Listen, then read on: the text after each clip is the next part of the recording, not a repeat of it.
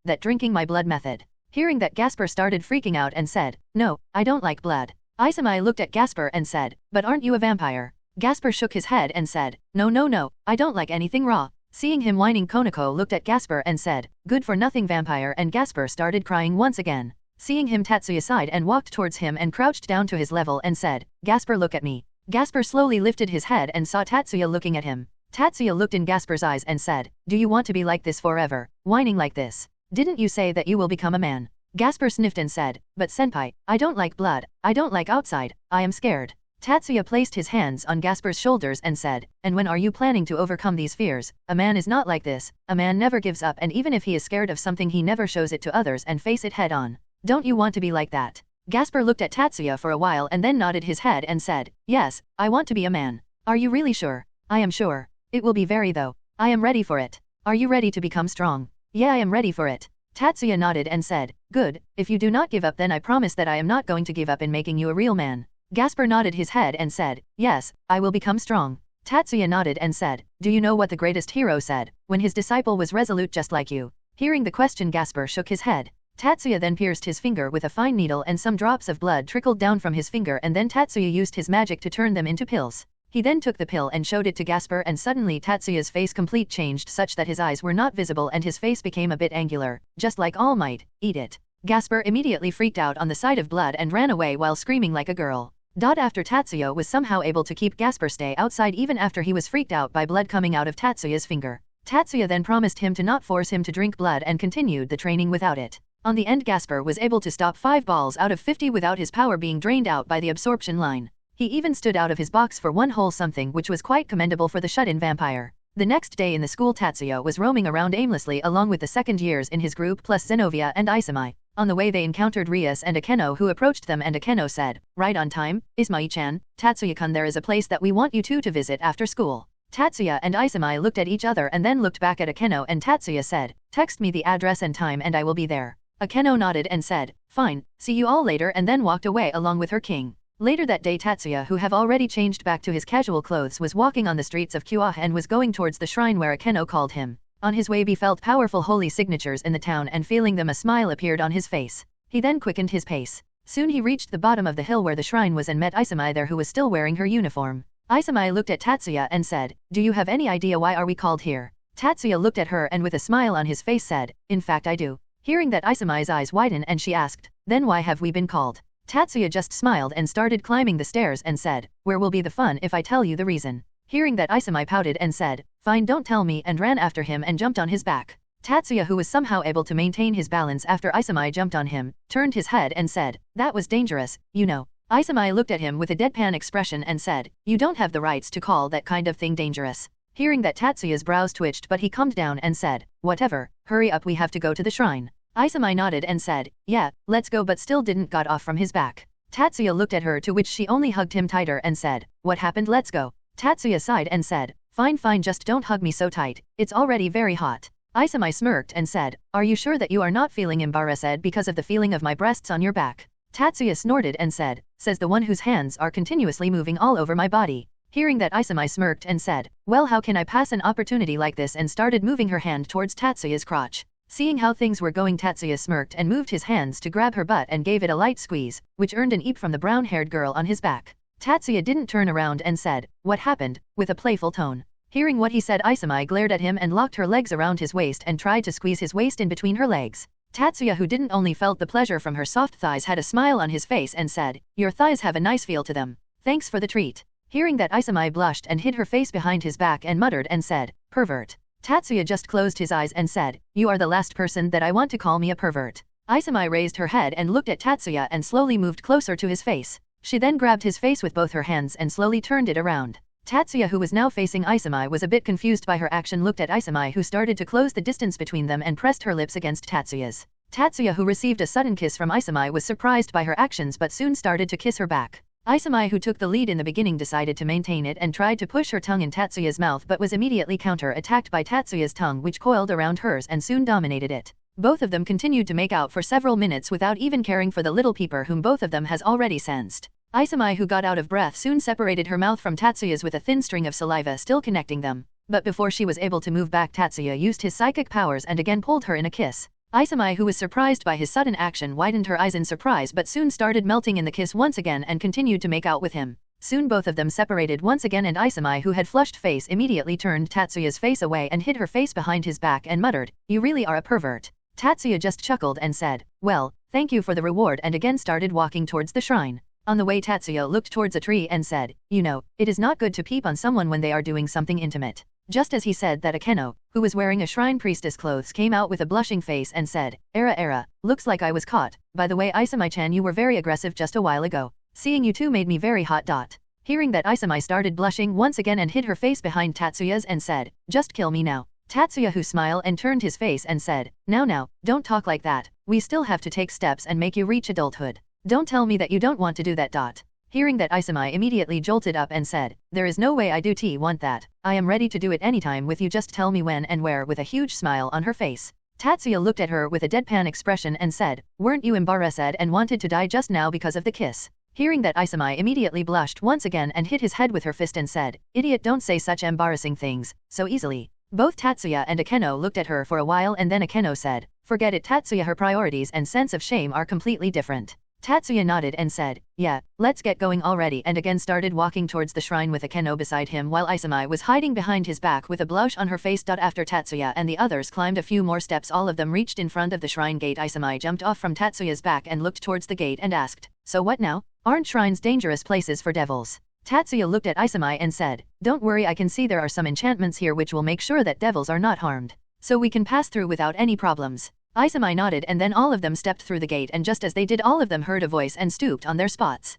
So this must be the current Red Dragon Empress, and a very bright light appeared in front of them. Soon the light started dying down and two figures appeared from the light. Isami stared at the two figures and said, golden wings. In front of them were two people, one male and the other female, both with blonde hair. The male looked at Isami and said, she is the Red Dragon Empress, and the other saying that he turned his head and saw Tatsuya, and immediately he stopped speaking and his mouth remained open. Seeing him like that, all the females turned their heads and looked at Tatsuya, and immediately the blonde-haired woman's eyes widened. Tatsuya looked at her and with a smile at his face said, to Gabriel, long time no see. Gabriel smiled brightly and was about to reply to him, but the blonde man interrupted everyone and said, Saitama-sensei. Long time no see? Do you remember me? I am your big fan. We met in Vatican, and immediately appeared in front of Tatsuya and started shaking his hand.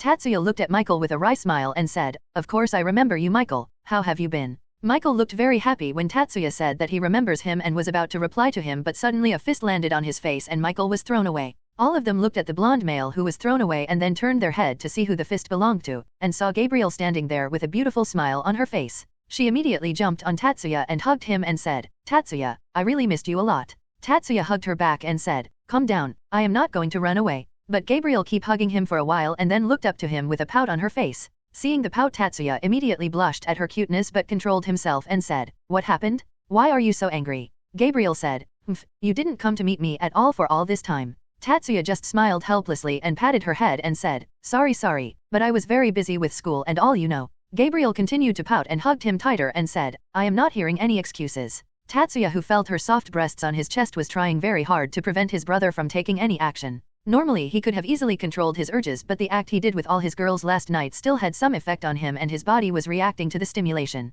Tatsuya looked at Gabriel and said, then what should I do for you so that you will forgive me? Gabriel, who heard him, looked up with a smile on her face and said, then let's go and show me around the town just like how we did back then. Tatsuya nodded and said with a smile on his face, fine, let's go together, once the work here is done. Gabriel smiled brightly and snuggled to him once again. This action made Tatsuya holding back his brother more difficult. Suddenly his savior came and pulled Gabriel back, much to Tatsuya's relief. Tatsuya looked towards his savior and saw Michael reprimanding Gabriel for her actions. Tatsuya walked forward and hugged Michael, much to everyone's surprise, and said, in future whenever I will publish a new volume I will send it to you before everyone else. Hearing that, Michael's eyes widened and he hugged Tatsuya back and said, thanks a lot, sensei. This is the greatest gift that I can ask for. Tatsuya then separated himself from Michael and turned serious and asked, so what is the reason for you to come to this town along with Gabriel, no less? Hearing that, all of them turned serious as well, and Michael asked, we have something to discuss with the Red Dragon Empress here.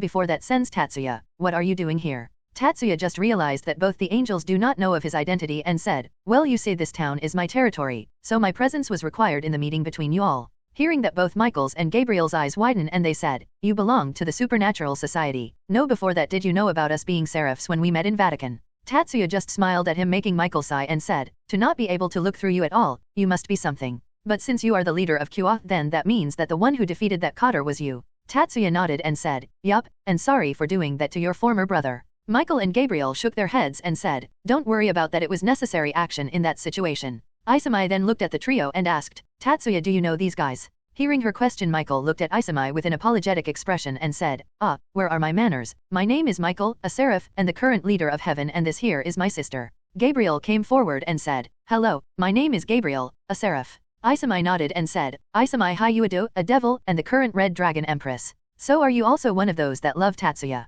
Hearing that, both Michael and Tatsuya immediately looked at Isami, while Akeno just chuckled. Gabriel showed a bright smile on her face and said, yes, I love Tatsuya a lot, which made both Michael and Tatsuya shocked and looked at her. Gabriel then continued and said, I love Asia as well, all three of us were friends you know, and then both Michael and Tatsuya gave a sigh, though both of them were disappointed a bit. Michael for her sister to realize her feelings, while Tatsuya for Michael's sister for not realizing his feelings. Both of them then thought at the same time, when will she realize? Both of them looked at each other and showed a helpless smile. Tatsuya then said, let's first get inside and then discuss further. Michael nodded and said, let's do that. Tatsuya and the others went inside the shrine and sat down with Isami and Michael sitting in front of each other, while the other three were sitting a bit away from them, with Tatsuya sitting in between Akeno and Gabriel. Isami, who saw the serious expression on Michael's face, was a bit tensed, and seeing that Tatsuya said, you don't have to be so tensed Isami, Michael is a good guy. Hearing that, Isami looked at Tatsuya, and after seeing the smile on his face she released a tired sigh. Michael then gave a fake cough to gain Isami's attention and said, Isami Hyuata, the current Red Dragon Empress, we from the Heaven faction wish for you to accept this small gift from us and hope to form a good relation between us, and we can be allies, even though we are both from different factions and races. And suddenly an European sword with 4 golden dragon claws as a hilt appeared out of nowhere and hovered in the middle of the room. Michael then said, this here is the holy sword Ascalon, a dragon slayer. We wish for you to wield it, Red Dragon Empress. Seeing the sword and feeling the aura it was emitting, Isami gulped her saliva and asked, can I really wield it? It is both holy and dragon slaying in nature. It can be said that this sword is my natural enemy. Just as she said that, Drake's gauntlet materialized on her arm and the jewel started glowing. As long as the Sacred Gear's host has a proper will towards something, then nothing is impossible. Just grab the sword and focus your aura at it. Isami nodded and held the hilt of the sword and felt small jolts of current pass through her body. She then narrowed her eyes and thought, I can do this. No, I have to do this. An opportunity to gain power like this is hard to come by, and I am not going to let it go. I have to get stronger, strong enough to stand by the others in Tatsuya's group. Even though I know that they will never abandon me, I still can let the things go as they are. I have to catch up to them. Suddenly the sword started to glow brighter and started releasing its draconic aura, making Michael, Gabriel, and Akeno widen their eyes in surprise, while a small grin appeared on Tatsuya's face. The sword's shape started to change as well, and it started to get longer, while the hilt and handle of the sword started shrinking. The light intensified once again, and slowly the light started changing its color to red, and once it did, it started to get dimmer till it finally died down. When the light died down, it revealed the gauntlet to be attached to the blade of the sword, but the thing that was different was, instead of the sword having a silver and purple blade, it was red and purple, seeing which Tatsuya raised his eyebrows. Suddenly the gem on the gauntlet started glowing brighter and brighter. Ah!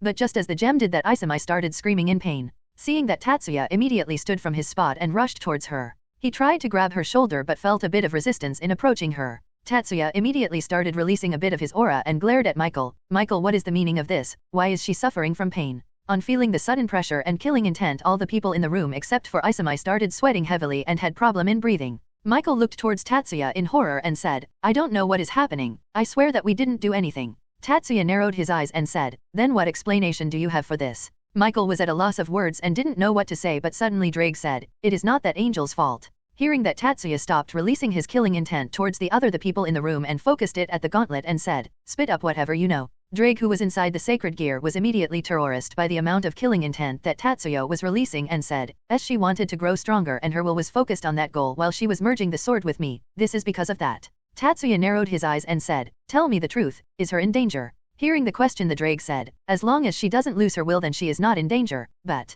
Hearing that, Tatsuya immediately dispelled the barrier which was causing a resistance to him before, and just as he did, a huge burst of energy escaped from her body and pushed the others a bit. Feeling the energy that just came from the burst, the Seraphis and Tatsuya's eyes immediately widened and all of them thought, it is the dragon-slaying energy. Tatsuya immediately hugged her body and started taking the extra energy to pass through his body to reduce her pain a bit. Feeling the someone hugging her body, Isami opened her eyes a bit while she was still screaming and saw Tatsuya hugging her while bullets of sweat were formed on his forehead and had a pained expression on his face. She immediately widened her eyes and said, what are you doing? Get away, you are hurting yourself. Tatsuya, who heard her voice, felt a bit relief and looked at her and said, if you have the energy and focus to reprimand me, then focus on what you are doing. I am not leaving you till you are done. Isami looked at Tatsuya with a glare and said, are you an idiot? Just go away. Tatsuya, who heard that, felt a bit irritated, moved his head away a bit and then with all the momentum he could gather headbutted her and said, you are the idiot here. Who told you, a demonic dragon, to try to take in the powers of a dragon slayer, a holy one at that? Isami, who received the headbutt, felt a lot of pain and said, Fuyuyakke. That hurts, you idiot. Is that how you treat your lover? Tatsuya headbutted her once again and said, no, this is how I treat idiots? And currently you are being one. Just get this over with, for God's sake. Just as he said that, both Akeno and Isami felt a headache and Isami said, you fucker? Don't say that word in front of a devil. Hearing that, Tatsuya said, just get this over with for fuck's sake, and started to channel more energy through his body which started to cause intense pain to Tatsuya. Shit, this is the first time that I am suffering from this amount of pain. Seriously, how strong is her resolve? I am glad that I didn't choose to be a dragon or devil at the time of reincarnation. Feeling that he was getting hurt by the energy he was channeling, he activated his healing magic and regeneration to the max, and immediately he started to feel relaxed. He even tried to send the healing magic to Isami's body, but in the current state her body was rejecting it, and he didn't want to find out what forceful sending it could do. Isami, who felt her pain being lessened because of Tatsuya absorbing more amount of energy, looked towards Tatsuya and said, "By the way, will you listen to my one request if this get over without any problems?" Tatsuya looked at her and said, "I will, so just finish this."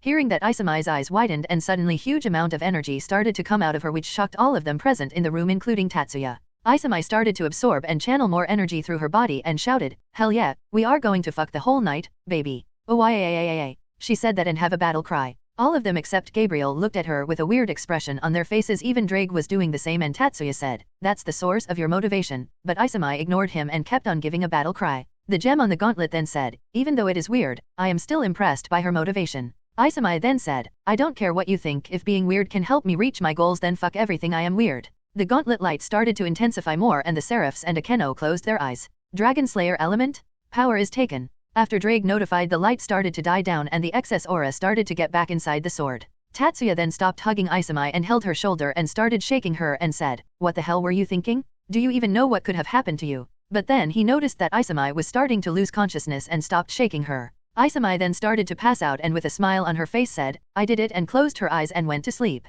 Tatsuya sighed and placed her head on his lap and started stroking her head. Seriously, she is a huge idiot. He then looked at the gauntlet and said, "Now Drake, tell me what the hell just happened." The gauntlet started blinking and Drake said, "Her will to become strong and stand beside your group in the future was so strong that while she was merging the sacred gear and the sword, she unconsciously triggered something inside her body and started absorbing the Dragon Slayer element from the sword." Hearing that, Tatsuya started massaging his temples and said, "What am I going to do with her? So what all did she gained?" The gem once again blinked and Drake said, "She gained the ability to use Dragon Slayer magic of her element, which in her case is fire." Tatsuya nodded his head, but then Michael interrupted them and said, "Then does that mean that Ascalon I just a simple holy sword now?" Tatsuya looked at Michael and said, "Sorry for threatening you earlier," and bowed his head. Michael waved his hands and said, "You don't need to apologize. I would have done something similar if someone close to me would have happened to go through something similar." Tatsuya nodded with a smile and said, "Thank you for understanding. Now Drake, speak." The gem started glowing and Drake said, "No, only some part of the Dragon Slayer element was absorbed by her and in return the sword got some of my power. It is much more durable now." Michael nodded and said, "Thank God. I don't know what the others in the heaven would have done if they knew that someone messed with Ascalon like that." He then looked at Tatsuya and said, "Well then, my work here is done. I shall go back now." Tatsuya silently placed Isami's head on a pillow and then stood up and said, "Bye then, it was nice meeting you after a long time," and moved his hand forward. Michael grabbed Tatsuya's hand and shook it and said, "It was a pleasure." He then turned around and said, "Gabriel, let's go." Gabriel looked at Tatsuya and said, "Bye Tatsuya, don't forget the promise, we will go together after the meeting." Tatsuya nodded and said, "Yeah, we will." Gabriel smiled and then stood beside Michael and teleported away with a magic circle. After both the angels were gone, Akeno, who saw Isami sleeping, looked at Tatsuya and said, "Tatsuya-kun, yo dash." Before she was able to finish, Tatsuya raised his hand to stop her and said, "If it's about you being a half-fallen, then I already know. I have already met you, masochist of a father. And yet, I don't have any problem with you being a fallen." Akeno, who heard him, blinked her eyes in surprise and asked, "How did you know that I wanted to talk about this?" Tatsuya shrugged his shoulders and said, "Shuri told me that you were fussing about this, so just a hunch of mine that you wanted to talk to me about this." Akeno nodded and then hesitatingly said, "Do you really do not hate me having this mixed blood inside me?" Tatsuya shook his head and said, "Compared to devils, I think that fallen angels are more awesome. Sure, they can't grow stronger at the pace of devils, who grow stronger by making contracts, having affinity to light which can seriously damage the devils, while having cool black wings. What else is there do you want?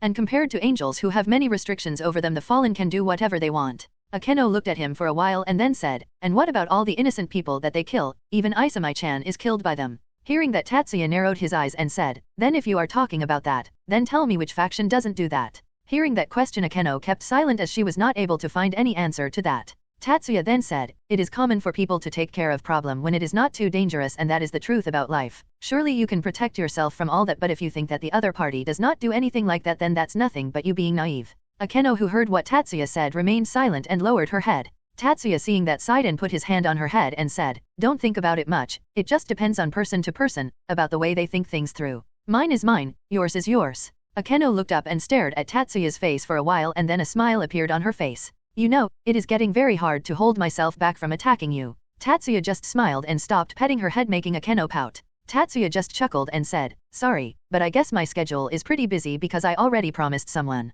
Isn't that right, Isami? Isami, who had woken up a bit earlier, freaked out a bit when she heard Tatsuya calling her. She then sat up and started rubbing the back of her head with a wry smile on her face. Seeing that, Tatsuya shook his head and said, let's get going, already. We don't have anything to do here left, right? And turned her head towards Akeno. Akeno just smiled mischievously and said, just one last thing left, and immediately moved closer to him and placed her lips on Tatsuya's, making Tatsuya a bit surprised, while Isami was blushing on seeing Akeno act aggressively. Akeno didn't wait and started to move her tongue towards Tatsuya's mouth, wanting to dominate him, but Tatsuya immediately blocked her and started to push her tongue back and started dominating her instead. Akeno, who suddenly felt being dominated, blushed a bit because of the pleasure and soon started to melt in the kiss. After making out for a while, Tatsuya and Akeno separated from each other with both of them panting a bit for air. Akeno placed a hand on her cheek and said, that felt amazing, wanna have a go at it again and maybe who knows a bit further as well. Hearing that, Isami immediately wrapped her hand around Tatsuya and said, sorry Akeno-san, but tonight Tatsuya is mine. Akeno looked at Isami with a smile and said, Isami-chan is very aggressive today, now why don't you let me join as well, who knows that you might enjoy it more.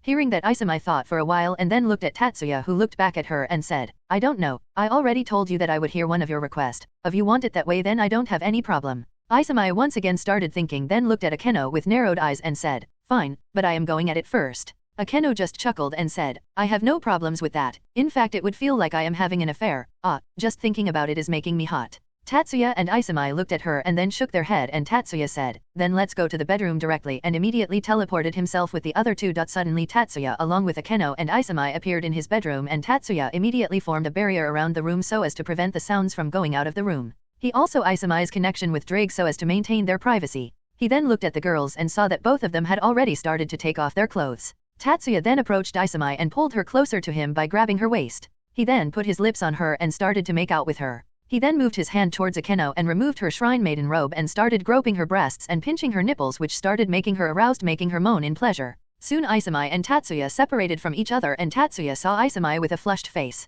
Seeing the opportunity, Akeno didn't waste any time and immediately pushed Tatsuya on the bed while she started her own makeout session with him. Isami, who was now out of her daze, looked at the couple making out together, but soon her gaze shifted towards the bulge in Tatsuya's pants and she immediately gulped her saliva. Looks like it is the time to use my vast knowledge about sex. Isami thought that and moved towards the bed and slowly started to take off Tatsuya pants. When she saw that only the boxers that Tatsuya was wearing was left, she took in a deep breath and then looked back at the bulge. She then moved her hand towards the boxers and took them off, which revealed Tatsuya's member standing high and mighty. Seeing it, Isami became breathless and said, it looks like something straight out of a porno. She then moved her hand towards his dick and started to give him a hand job while slowly started to increase her pace. Akeno, who noticed the muffled moans that Tatsuya was giving out because of the pleasure, separated herself from him and turned around to face Tatsuya's member, which was in Isami's hands. Akeno blushed on seeing the size of Tatsuya's dick and said, I didn't thought that you were packing something like this inside those pants. She then moved her finger on the outline of his dick and slowly started to rub it around the tip, making Tatsuya feeling a jolt of pleasure through his body. Akeno then looked at Isami and said, Isami-chan want to help him together.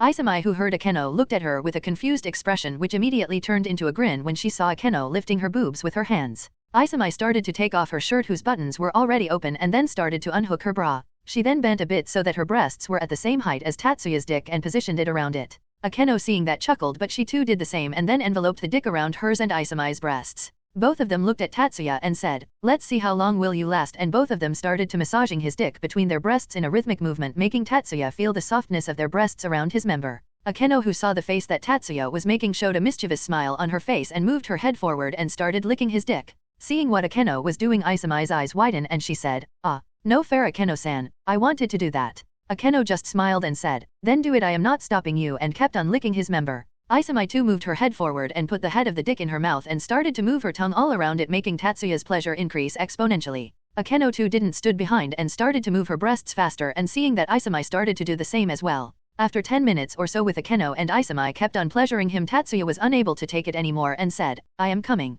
Suddenly Tatsuya's dick, which was covered between Isami's and Akeno's breasts, ejaculated, and large amount of his semen came splurt out of his dick and covered the girls' faces and breasts, making them stop. Akeno wiped a bit of the sperm sticking to her face with her finger and said, I didn't expect that you had this much stored inside you, and licked her finger. Isami too did the same and then wiped her face and breasts and said, now let's start the main Eve dash. Before she was able to finish, Tatsuya stood up and pushed her on the bed and lied on top of him. He then moved his face towards Isami's and started giving her kisses all over her face and neck. He then moved his mouth towards her ear and whispered, "Now let's start with pleasuring you," and nibbled on her ear for a bit before moving her face and started biting her right nipple while he stared, massaging her other breasts, which started making her wet and giving out moans of pleasure. He then moved his other hand towards her pussy and slowly took off her panties and started rubbing her clit, making her moans louder. Akeno, who was getting hot seeing those two, started to rub herself on her own. Tatsuya then stopped biting her nipple and then looked at her and said, "Shall we start now? You are wet enough, I guess." Isami, whose face was completely flushed and was breathing heavily, gave a weak nod, seeing which Tatsuya grinned and placed his dick in front of her entrance. He rubbed it against her pussy for a while and then inserted it inside her and penetrated her in one thrust, making her scream from the pain. Tatsuya immediately started kissing her so as to stop her screams and also to divert her focus from the pain. Soon Isami stopped screaming, seeing which Tatsuya stopped kissing her and looked at her. Isami, who saw Tatsuya looking at her, gave a nod indicating that he can move now, and he did once he saw her giving a nod. He started moving a bit slower at the beginning so as to make her get accustomed to it and slowly started to increase the speed of his thrusts, making Isami's moans getting louder and louder with the speed of his thrusts. He then flipped her around, making Isami on top of him and started to thrust faster. Isami, who saw that she was now on top of him, started to move her hips on her own, which made both her ass and boobs jump up and down with each time she moved, much Tatsuya's appreciation. Tatsuya then moved his hands towards her breasts and started fondling them while occasionally giving her nipples a slight tease or a pinch, which made her moans intensify at that time. Soon Tatsuya sat up and hugged Isami and started to thrust on his own as Isami was getting a bit slower, and Isami hugged him back and placed her head on his shoulder while her nails pierced in Tatsuya's back, though he didn't feel any pain from them. Isami, who was now panting heavily, moved her face a bit and whispered in Tatsuya's ear, "Tatsuya, I am close to my limit." Hearing that, Tatsuya moved his face away and looked directly at her face and said, "Then let's do it together," and pushed her back on the bed and started to piston thrusting, making Isami moan like crazy. Soon Isami was unable to hold on and tightened her grip around Tatsuya, which he could have sworn could have broken the bones of many mid-high class level people. Tatsuya too didn't stop and did a deep penetration, making Isami roll her eyes back while her tongue came out of her mouth, and she cummed along with Tatsuya, who ejaculated inside her after making sure that she would not get pregnant. He then looked at Isami, whose body was currently twitching, and asked, "So how was it?" Isami looked at Tatsuya and said, "Great," and smiled at him. Tatsuya then felt a pair of hands wrapping around him while he felt a soft sensation on his back. Akeno moved her head close to Tatsuya's ear and said, "Looks like it's my turn now," and bit his earlobe and started nobbling it while also started to rub his member with her hands to make it come back to its mightiest position, which did not take more than a few seconds. Tatsuya nodded and turned around and saw Akeno lying on the bed. He then moved forward and spread her legs and said, "Looks like we don't need any foreplay here," and pinched her clitoris, making her give out a loud moan. Seeing he moaned, Tatsuya smirked and turned her body around and said, "Lift your ass," and Akeno did it, knowing what Tatsuya was thinking.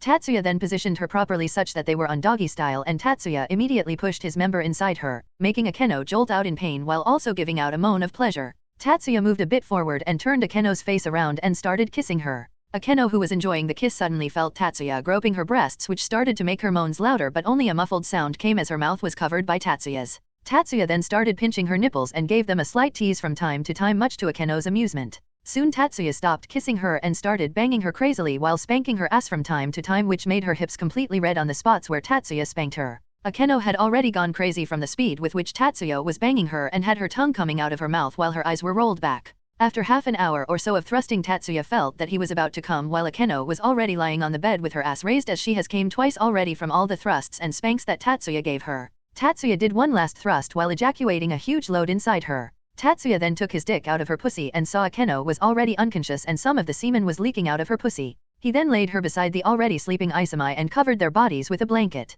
He then noticed that he was still hard and decided to take a cold bath to calm himself and his member down. He then entered the bathroom and stood under a shower of cold water, which started to calm him down, but soon he noticed two magic circles appear near him. He then turned around to see who it was and was completely shocked on seeing who came inside the bathroom. In front of him were two girls, one with red hair and the other with black, and Tatsuya was not bothered by the red-haired lady to be naked, but the thing that shocked him to the core was that the other lady, who definitely looked like Aloy, was naked as well. Tatsuya looked at the black-haired girl and asked, "What happened, Afaiz? Do you want something from me?" Afaiz just nodded her head with an expressionless face and said, "That," and pointed towards Tatsuya's dick, which was already erect, seeing those two naked. Hearing what Afaiz just said left Tatsuya completely speechless, and he didn't know how to respond to this situation. He then looked at Ruya with narrowed eyes, thinking that she was the one who told her to do that. Ruya, seeing Tatsuya's gaze, shook her head and said, "I didn't do anything. We just felt you fucking the two girls on, and she herself said that she wanted to do it with you. Honestly, you should have placed a stronger barrier, but oh well, I cannot complain here, can I?" and looked towards his dick. Afaiz, who saw that Tatsuya didn't answer her, looked at him and said, "I can't," with a bit disappointment in her voice, though her face was still expressionless. Seeing her like that, Tatsuya was tempted to push her immediately but stopped himself. thinking that her small body might get hurt because of that. Ruya, who felt the hesitation in Tatsuya's emotions, looked towards Afaiz and said, "He doesn't mind, but you have to turn your body in a mature form first." Afaiz looked at Ruya and asked, "Why? Is this body not good?" Ruya just smiled and said, "No, this Lilicon definitely prefers your current cute body, but if you don't turn to a mature form you might get hurt while doing sex with him, and Tatsuya don't want that." Afaiz then looked at Tatsuya, who only looked back at her with a helpless smile. Afaiz nodded and then changed her body to her adult form and said, "Good." Tatsuya didn't said anything and just pulled her and Ruya towards him. The next morning when Tatsuya woke up, he felt his body a bit heavier and saw 4 naked girls lying over him. He sighed and then got up without waking the other 4 and went downstairs after wearing his clothes. While walking downstairs, he took out his phone and saw a lot of messages and calls from Aazelle, Sana, and Sirafal. He looked at his phone with a confused expression and opened one of the message, and after reading it he kept his phone back and called the rest of his team downstairs. When all of them came down, he noticed all of them looking intently at him while Shuri was chuckling.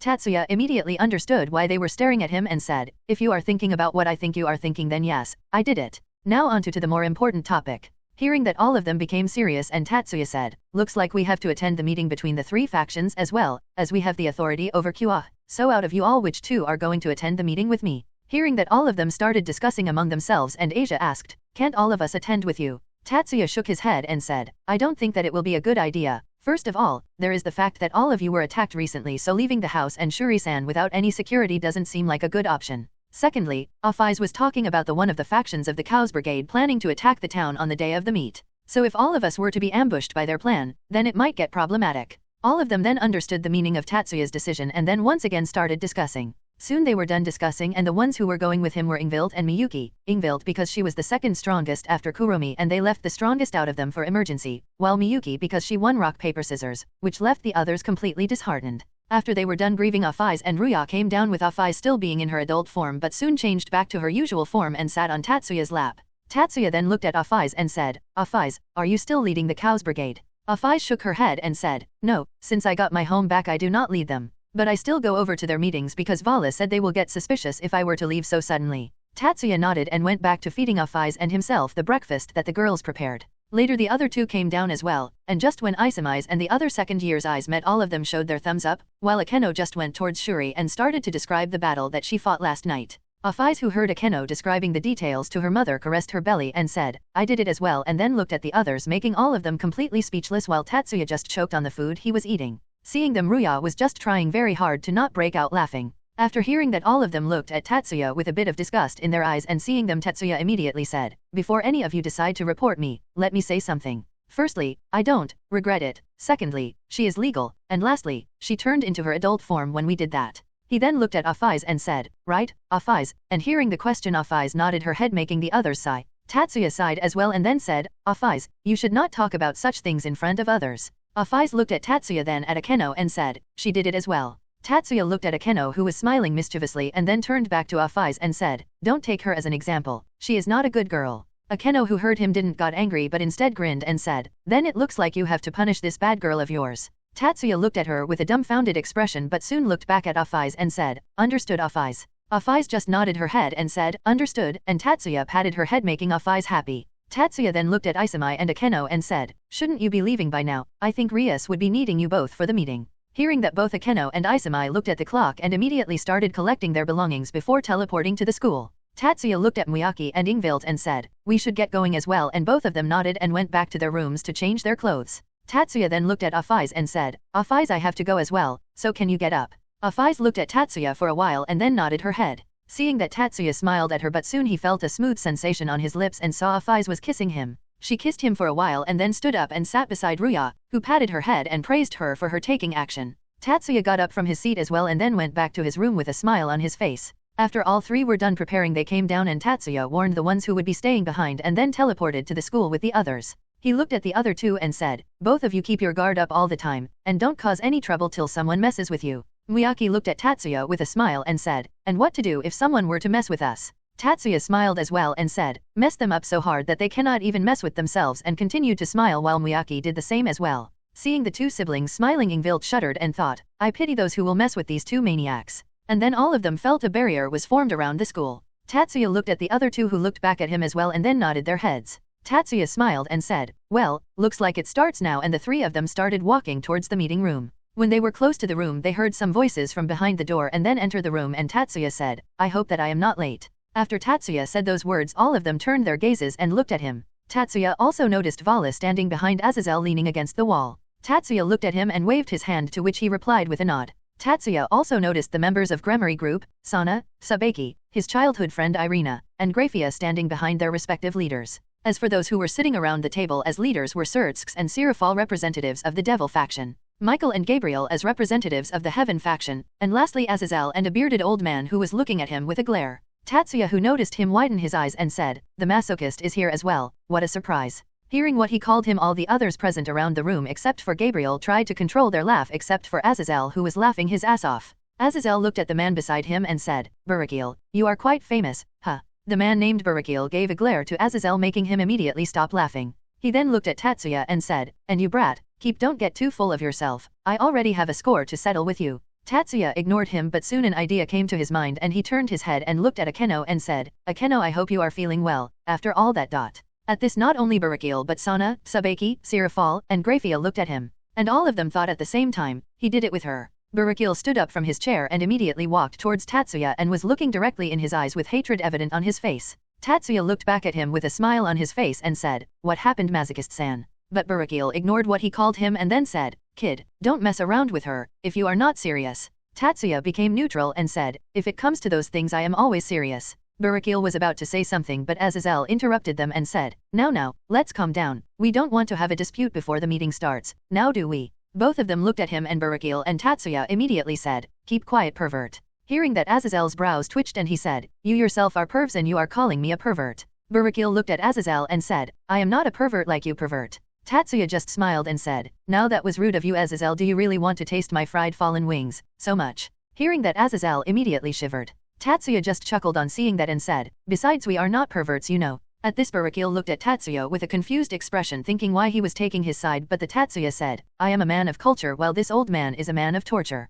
Hearing that, the whole meeting hall fell silent and they didn't know how to react to that. Tatsuya then looked at Barakil with a serious expression and then said, "We will talk later, I think it's getting late for the discussion." Barakil wanted to retort, but knowing what Tatsuya was saying was true, he backed down and sat on his seat. Tatsuya also walked towards his seat, which was between Sirafal and Gabriel, and then sat down, while Miyaki and Ingvilt just stood behind him. Seeing that everyone was seated, Sirzex gave a fake cough and then said, "Since all of us have now gathered, let us begin this meeting." At this all of them nodded. Sirzex nodded as well and then said, "A few days ago Kakabile attacked the sisters of two of them, as with my sister being one of them, and both the Satrai peerage along with my sister's peerage played a big role in that incident." Sirzex then turned around and said, "Rias, of you may give us the report on that incident." Rias, who heard Sirzex, said, "Sorry Lord Lucifer, but during most part of the battle I was unconscious, so I think that I might not be the right choice for this job." Hearing that, Sirzex was surprised, but he didn't show it on his face. At this, Sirafal looked at Sana and said, "Then Sana-chan, would you be able to enlighten us on that incident?" with a smile on her face. Sana nodded her head and then started telling them about the incident that happened.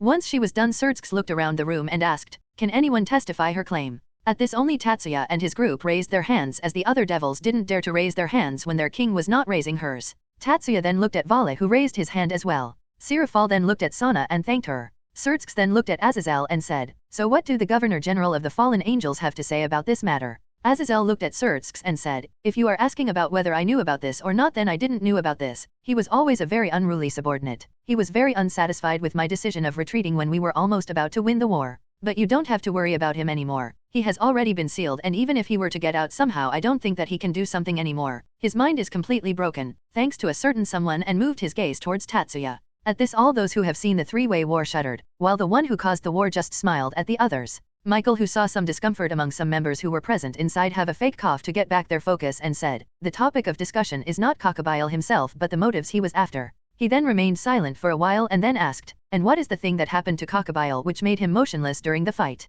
Lady Sana said earlier that during the battle Kakabile got motionless all of a sudden, and when he woke up he lost all his will to fight. What is the thing that happened to him? Can anyone of you explain that to me? Hearing that, the other people who were sitting on the chairs and didn't knew about the war became curious as well, while those who knew about it just felt a shiver run down their spine. Aazelle looked towards Michael and said, "Michael, take this advice from your former brother. You are better off not knowing about it. You can immediately fall if you know what exactly happened, which made the other leaders more curious." Sirzex looked at Aazelle and said, if we are here to discuss, then let's discuss on these important matters, but he then felt a shaking hand on holding his knee and saw Sirafal holding him, and she said, Sirzex-chan, believe me, you don't want to know what happened. I have seen it with my own eyes and I have still not been able to forget such a gruesome sight. I cannot believe that a magical girl can be like that, and her voice kept on getting colder and colder. Seeing her like that, the rest of ignorant ones thought, what the hell actually happened to make this hyperactive devil like that? Tatsuya, who saw that the leader were still curious about it, raised his hand, said, then how about a test drive? Hearing him, all of them looked at him while the experienced ones thought, now who is going to fall in abyss? What test drive? Asked Sirzex. Tatsuya looked at him and said, I will show one of you what happened to him. Sirzex looked at him with a confused expression and asked, and after that? Tatsuya just smiled and said, oh, you will see after that? He then looked at Barakil and asked, want to volunteer, old man, or you chickening out? Aazelle immediately placed his hand on Barakil's shoulder and said, no Barakil, you can receive a huge brain damage. But Barakil smacked his hand away and said, ha, I am not weak-willed like you, Brad, I am ready. Tatsuya nodded and then a smile appeared on his face and he said, good. For showing such bravery I will award you with a special prize. I will let you see what happened to Cockabile from his point of view. And just as he said that, the experienced one's face started to get pale and the two heavenly dragons thought, this fallen got himself into some deep shit. Tatsuya's eyes then changed for a bit and immediately Barakil's head smacked on the table. Seeing his friend's sacrifice, Aazelle closed his eyes and thought, I will always remember you, my friend. But soon his eyes opened wide when he heard Tatsuya saying, Aazelle, can you please check something for me? I think that he is blushing. Aazelle blinked his eyes in surprise and then looked at his friend, who definitely had a blush on his face while a foolish grin appeared on his face.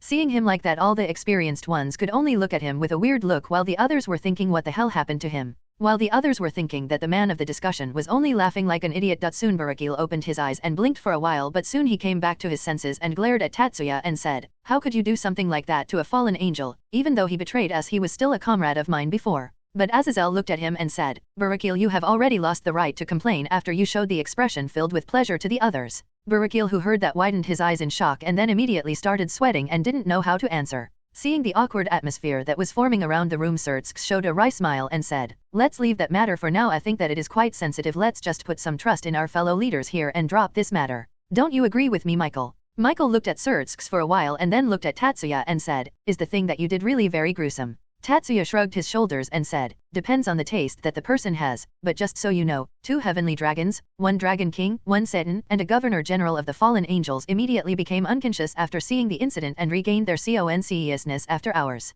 Hearing that, all the innocents widened their eyes while the experienced ones just sighed. The innocents looked at Barakil and Michael said, you must really be a brave soul, former brother Barakil, to not even flinch after seeing such a scene, and the other innocents nodded as well. Seeing the appreciative look in their eyes, Barakil felt guilty while the experienced ones were trying very hard to not laugh out loud. Tatsuya, who somehow controlled himself, looked at the other leaders and said, now let's continue the discussion, we have already wasted a lot of time. Hearing that, the other leaders became serious as well and started looking at each other waiting for someone to speak up. Seeing that nobody was willing to speak, Aazelle raised his hand and said, let's cut down the chase and talk peace, what do you say? And looked at the other leaders, who became surprised on seeing him talk so openly about it. While Tatsuya just thought, now the main event begins. Aazelle then looked at the devils and said, weren't you planning was the same thing for a long time, or am I wrong? Sirzex and Sirafal looked at him with a serious expression for a while, but soon Sirzex nodded his head. He then looked at Aazelle and said, we already had a guess that you would be proposing something like this, so we discussed it with the others beforehand. The devil faction is willing to sign the peace treaty. Michael nodded as well and said, heaven is also willing to sign the peace treaty. Aazelle nodded with a smile on his face. He then looked around with his carefree attitude and said, now since that is out of our way, we have some equally strong if not stronger individuals compared to our factions inside the room. The White Dragon Emperor, the Red Dragon Empress, and last but not the least, Tatsuya and his group. So what are your views about this treaty? Hearing that, everyone looked at the 3 individuals and then concentrated on Vale, and Aazelle said, Vale. Vale, who was leaning back against the wall, opened his eyes and said, I only want to fight with strong opponents. Tatsuya then smirked and said, and look at good butts, which made Vale glare at him. Aazelle coughed to get everyone's attention and then said, but you can do that when there is peace as well, right? Vale just shrugged his shoulders and said, that I can. All of them then looked at Isami, making her flinch a bit, but she calmed herself down. Aazelle then asked, and what about you, Red Dragon Empress? Isami looked towards Aazelle and then said, as long as I get to be with Tatsuya and my friends, then I don't care. Hearing that, all of them were surprised, while Tatsuya, Irina, Miyuki, Ingvilt, and the fellow students of the QA High just smiled at her. Aazelle chuckled and said, a devil giving less priority for her faction, now that's a new. Hearing that, Sirzex just made a wry smile and said, yeah, that's definitely new. He then looked at Isami and said, if it were to be heard by some other devils who are in power, you could be severely punished, you know. Tatsuya just smiled and looked at Sirzex and said, everybody have their priorities Sirzex. Don't tell me you will not choose your family over the devils.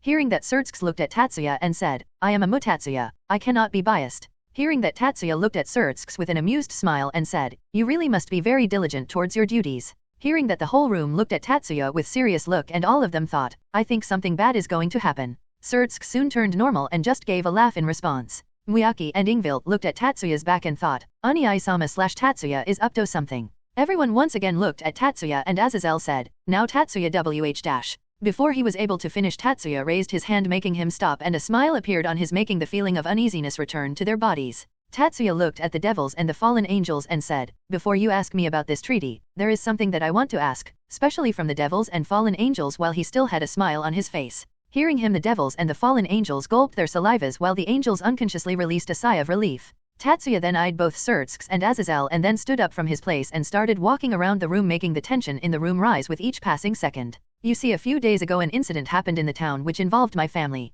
The incident was simply an assassination attempt on them while I was not around them and they were not in the house as well. Hearing that, the other four gulped their salivas once again. Tatsuya then stopped at a place near the table and looked at the leaders with his smile and said, and you know what the funny part is, the ones who tried to attack were devils and fallen angels. He then looked at the leaders and said, now I truly want to believe that you people must not be the ones who were involved in this, but you should understand where I am coming from, so I just wanted to ask you. His expression suddenly turned cold and his killing intent spread across the room, making all the people present in the room shiver in fear. You really don't have any hand in this, right? In a cold tone. The devils and fallen angels leaders, except Sirzex, who were experiencing more amount of killing intent than others, were feeling it very difficult to open their mouths. Seeing their condition, the rest of the people in the room, except for his girls, wanted to protest, but they too were feeling some amount of killing intent which made them unable to speak up. Seeing that no one was able to speak, Tatsuya lowered his killing intent a bit and said, now speak. The leaders who were still feeling the pressure looked at Tatsuya and Aazelle said, I, the Governor General of Fallen Angels, swear on my life that I have taken no part in this incident.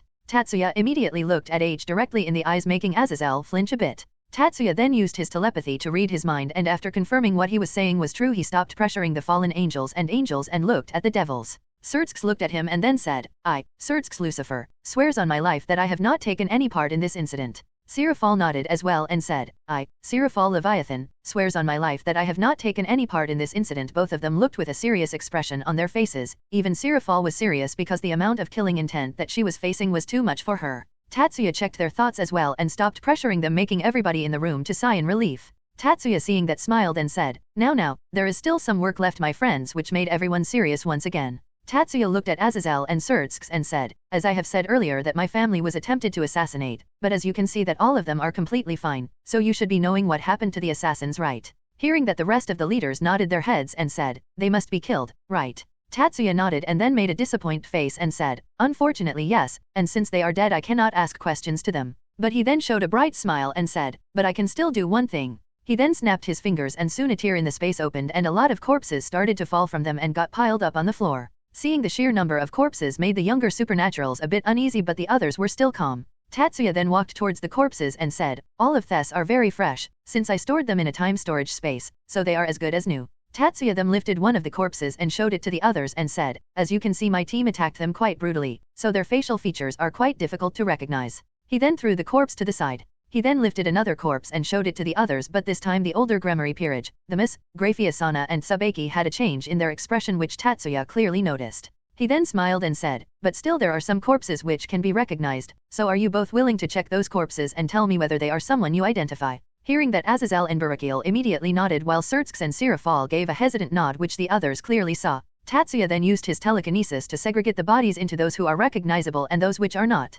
He then took out a silver gun and pointed at the heap of unrecognizable bunch and pulled the trigger, and immediately the heap of bodies got destroyed immediately in front of the very eyes of the others, which made all of them tensed. Tatsuya then put his gun back and said, now don't be shy, inspect to your heart's content, and sat back on his seat and looked at the others check the bodies. Sirzex, who was looking at the bodies, was sweating bullets and he thought, most of them are from father's peerage. Shit, what have I got myself into? Sirzex looked at Sirzex and thought, these are Zoticus's peerage members. We really are in deep trouble if Tatsuya decides to take actions. I can tell that he already knows whose doings it was, but he waiting for something. Tatsuya then stood up from his chair and said, well, have you guys checked? Hearing him, Aazelle and Barakil nodded their heads and Aazelle said, yes, none of them are from the Grigori, all of them are strays. We can even show the records on the date they became a stray and the reason for that as well. he said and put a file that he had in his hand in front of Tatsuya. Tatsuya went through the file and nodded his head and said, "Thanks for the cooperation," and returned the file back to Aazelle. Aazelle took the file in his hand and released a tired sigh and said, "You scared the shit out of me, kid. Never ever in my life I am going to mess with you." Tatsuya just chuckled and then looked at Devils and Sirzex said, "None of them are known. They must be strays or someone I don't know." Tatsuya just smiled and said, "You really are an unbiased which made Sirzex flinch while Sirafal started sweating. Tatsuya just smiled and said, "Well, since they were strays then nothing can be done about that, but if these devils work under someone belonging to the faction then..." And the devils immediately stiffened up, except for those who didn't knew about them, which was not missed by the other factions present in the room. Tatsuya then focused on Sirzex and said, "Do you really not know any of them?" Seeing Tatsuya's gaze at him, Sirzex gulped his saliva but still nodded his head. Tatsuya looked at him for a while and then stood up and started walking towards him, which made him flinch. Tatsuya then stood beside him and placed his hand on his shoulder and said, "If I find out that someone from the faction was behind this and you are defending him, you should know what might happen, right?" Sirzex released his aura, noticing which the other leader frowned and got ready for attacking. Sirzex then said, "And what might happen?" Tatsuya just smiled and said, "Well, my hand might slip, but the question here is how many might slip off from existence because of that," and immediately flared up his aura, which made Sirzex immediately kneel down on the floor, shocking the others. Aazelle and Michael immediately stood up from their places and said, "Tatsuya, please, we are here for peace, just calm down a bit." Tatsuya looked back at them for a while and then stopped releasing his aura, making the others sigh. Tatsuya then offered his hand to Sirzex to stand up and said in a low voice, "You know, Sirzex, you are similar to me, you like your family a lot and I really admire that about you." Sirzex then stood up from the ground, but Tatsuya then pulled him towards himself and whispered in his ear and said, "But you should know that I will not tolerate something like this." He then let him go and said, "As a capable you should be know what you will have to do, right?" Sirzex looked at Tatsuya for a while and simply nodded his head and said, "I will help you in the matter that we talked about earlier." Tatsuya just smiled and said, "You catch on fast, good, you give me the information on the council and I promise that I will not kill that someone who tried this assassination just this time." Both of them then stopped whispering and then shake their hands and went back to their seats. After Tatsuya and Sirzex had their talk, both of them sat back on their seats, but there was still an air of awkwardness in the room. Tatsuya looked at Aazelle and smiled at him. Aazelle, who saw his smile, gave a fake cough and said, "Okay, let's continue from where we left off. So Tatsuya, what is your say about this treaty?" Tatsuya placed his elbows on the table and then rested his head on his hands and said, "I have always been neutral towards all and have only taken some action when the other party showed some hostile actions and am thinking of doing the same in the future." Aazelle was then about to say something, but suddenly the surroundings started changing and most of the people in the room stopped moving. Tatsuya looked around with his neutral expression and then Aazelle said, "Looks like some stopped the time, though we are safe because of our immense power." Vala then opened his eyes and looked at Isami and said, "And we have our heavenly dragons. And looks like they all are saved because of their holy swords," he said while looking at Isami, Kiba, Zenovia, and Irina. Aazelle then looked at Miyaki and Ingvilt and said, "Looks like your group is really not someone to be underestimated." Tatsuya just smiled and said, "Well, what should I say, I am very proud of them." Both of them smiled, but suddenly the building shook, which alerted every moving member in the room. Tatsuya just smiled and said, "We have some company." Everyone then went towards the window to look at the enemy and saw some weird robe-clad people flying upside down in the air. Gabriel then said, "Magicians?" Bearing that, Sirafal pouted and said, "Hey, I am the magical girl here." Seeing her, Tatsuya patted her head and said, Now, you should not be mad, don't forget there is an even stronger magical girl than you." Sirafal, who was blissfully smiling on being patted, immediately widened her eyes and said, "Who dare to take that spot from me?" Tatsuya just smiled and said, "Oh, don't you remember, the one who fought the three-way war?" And immediately Sirafal's face paled. Seeing that, Tatsuya just chuckled and hugged her and said, "What happened?" Sirafal started hitting her chest and said, "That was no magical girl, I cannot accept it." Seeing her throwing a tantrum, Tatsuya just chuckled and hugged her tighter and started consoling her. Soon Sirafal stopped and was just smiling while being hugged by Tatsuya. But soon the room started to get colder and by reflex the members of the Kyoa High School, Vala, and Irina looked at Miyuki but were surprised to see that she was not the one who was releasing the aura. Suddenly a hand landed on Sirafal's shoulder, making her freaked out, which made all of them to look at her. As soon as they turned their head, they saw a silver-haired maid standing behind Sirafal. "Leviathan-sama, it is not the time to play around. Stop taking advantage of him." Sirafal, who understood the actual meaning of Graphia's words, just smiled and said, "What is wrong with this, Graphia? My future husband is consoling me while I am scared. I don't think there is any problem with that," and started releasing her own cold aura, which made the area around them start to freeze up. The other people in the room just stood at a side and Aazelle whispered to Sirzex, "Hey, shouldn't you ask them to stop? You are a Morite." Sirzex looked at Aazelle and said, "If you have the wish of getting your balls packed up in a nice and cold layer of ice, you are more than welcome to try that." Hearing that, Aazelle remained silent for a while but then turned his head and said, "Hey Barakil, interested in getting your balls get iced up?" To which Barakil looked at him with a glare and then thought, "That does sound tempting, but no, I have to maintain my image in front of my daughter." Suddenly he felt someone place their hand on his shoulder and he turned his head to see Michael looking at him and then said, Barakil, you should stop drooling, it's starting to get frozen. Hearing which Barakil immediately wiped his mouth and found some frozen drool in his hand. PFF. He then turned his head to see the other people trying very hard to hold back their laugh. His gaze then fell on those people who are frozen and he thought, Akeno is not able to move. So should I try to stop them? Tatsuya, whose body has also started to get frozen a bit, raised his aura a bit, which alerted the two girls, and both of them looked at Tatsuya, who was smiling at them. Tatsuya then said, I think that we should stop here, don't you think? Hearing which Sirafal sighed and said, fine, but I will come later to your house. She then looked at Grafia and said, to play some games of course, and separated from Tatsuya. Grafia looked back at Sirafal with a glare but then felt a hand on her head and saw Tatsuya patting her. Tatsuya then said, you have not been visiting lately. He then lowered his voice and said, is he still troubling you? Grafia, who heard the question, nodded her head and said, I have been busy with my duties lately. She too then lowered her voice and then said, he was doing so, but after coming back to the underworld after the open house he is avoiding contact from me, or rather all the females he comes close to. She then widened her eyes and said, did you? Tatsuya just placed his finger on her lips and said, just consider it my parting gift to him since he was so nice to me when he visited my house, and then started walking towards the others. Grafia, who saw his back, smiled for a bit but soon returned her cold expression and followed behind him. Tatsuya, who approached them, saw Barakil fuming with rage while the others were trying hard not to laugh. He ignored them and said, so, how many are out there? Sirzex soon calmed down and said, we don't know as their numbers are still increasing, but the problem is that they are in possession of Gasper, and if his power kept on growing then even we might stop moving. As he said that, one of the barrier magic circle got destroyed and Aazelle said, anyway we have to do something about the half-vampire.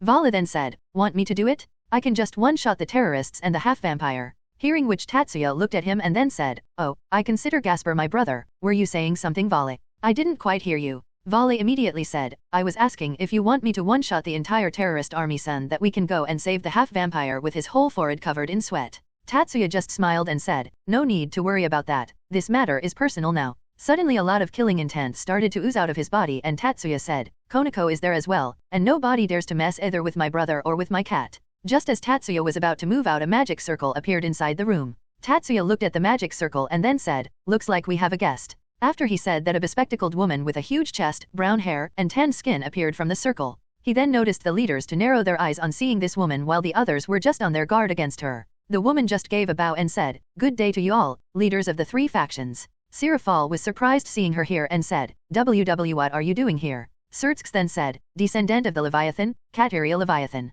The lady or Katya Leviathan just grinned and raised her staff and a magic orb started to form over it. Seeing that it could explode anytime, Tatsuya took his gun out and just fired at the orb, making it disappear, much to the surprise of Katya. Don't you think that this room is a little bit conjusted for such an attack? And smiled at her. Katya glared at Tatsuya and said, who the hell are you, human? How dare you stand in my way? Tatsuya bowed a little and said, I am Tatsuya, just a friendly human and a man of culture. After he said that, the whole room fell silent, but soon as Aazelle burst out laughing.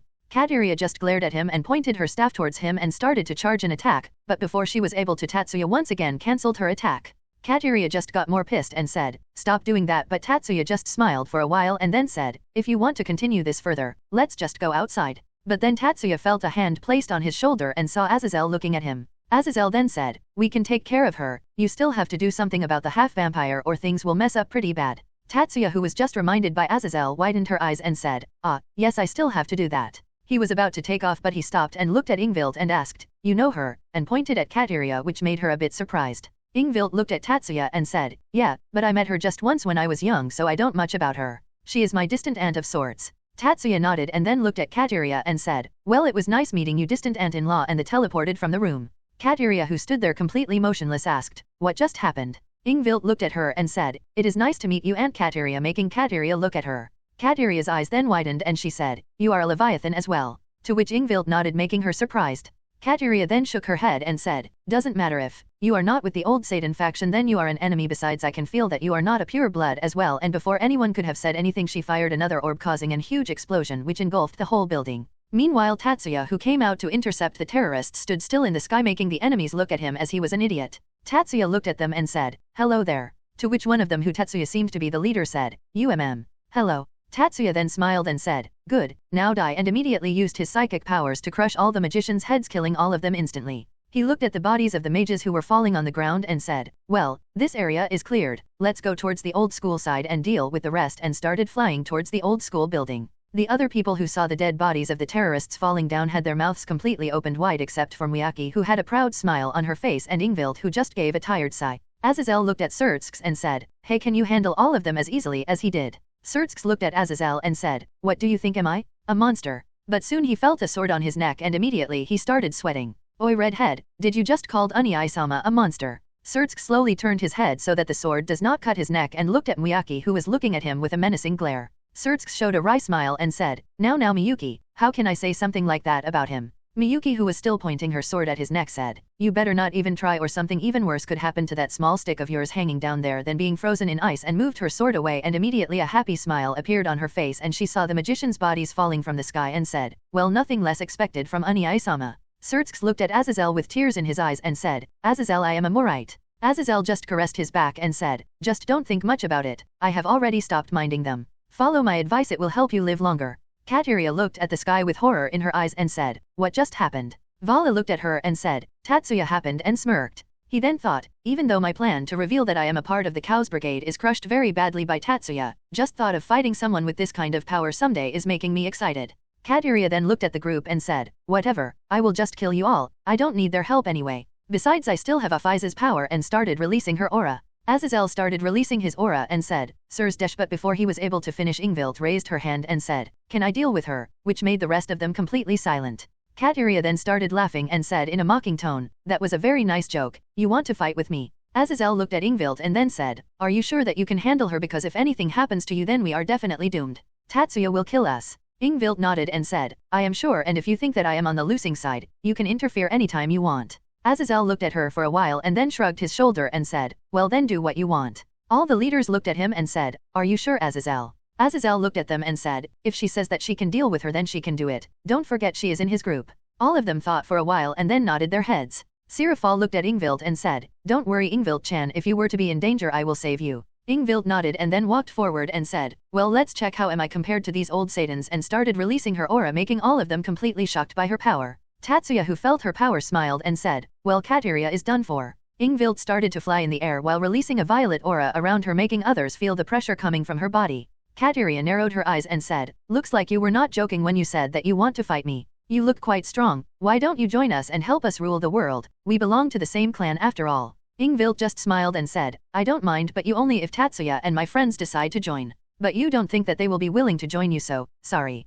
Katya just shrugged and said, "Your loss, I gave you a chance, but oh well, whatever, now die," and fired a lot of magic beams towards Ingvilt. Seeing the beams coming towards her, Ingvilt made a defensive magic circle and blocked her attacks and immediately fired a lot of magic orbs towards Katya, who started flying around to dodge them. Seeing that Katya was distracted by the orbs, Ingvilt prepared another magic circle and various huge dragon-like creatures made of water were launched towards Katya, making not only her but also the others who were watching the battle, except Miyuki and Isami, completely surprised by her power. Aazelle just smiled and said, "Looks like she has inherited a lot of the original Leviathan's power, to be able to make those creatures in such a short time. What to say, she will be able to kick the butts of us leaders soon enough," hearing which the other leaders nodded as well. While Miyaki thought, she hasn't even revealed her true power yet, though.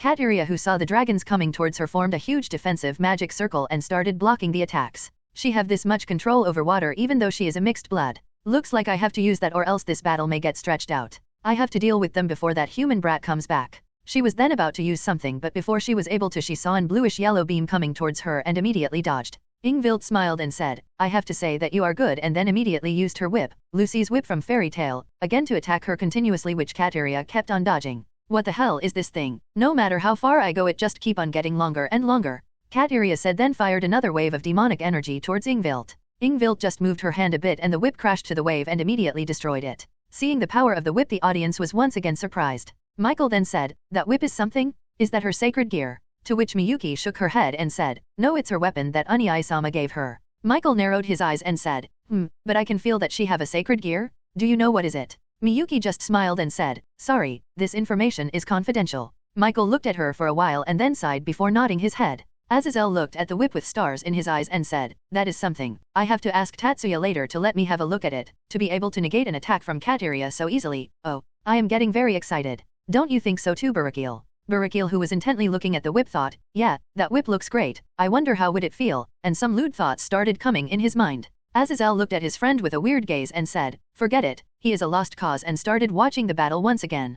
Katya, seeing her attack getting completely destroyed by the whip, narrowed her eyes and said, "Looks like I have to get serious. You should be ready to die, brat." And then a small magic circle appeared in her hands and a slot of snakes made of energy came out of it and surrounded her body, and then her body went purple for a while before coming back to normal while still being covered in snakes. Seeing that, Aazelle, Vale, Miyuki, and Ingvilt narrowed their eyes.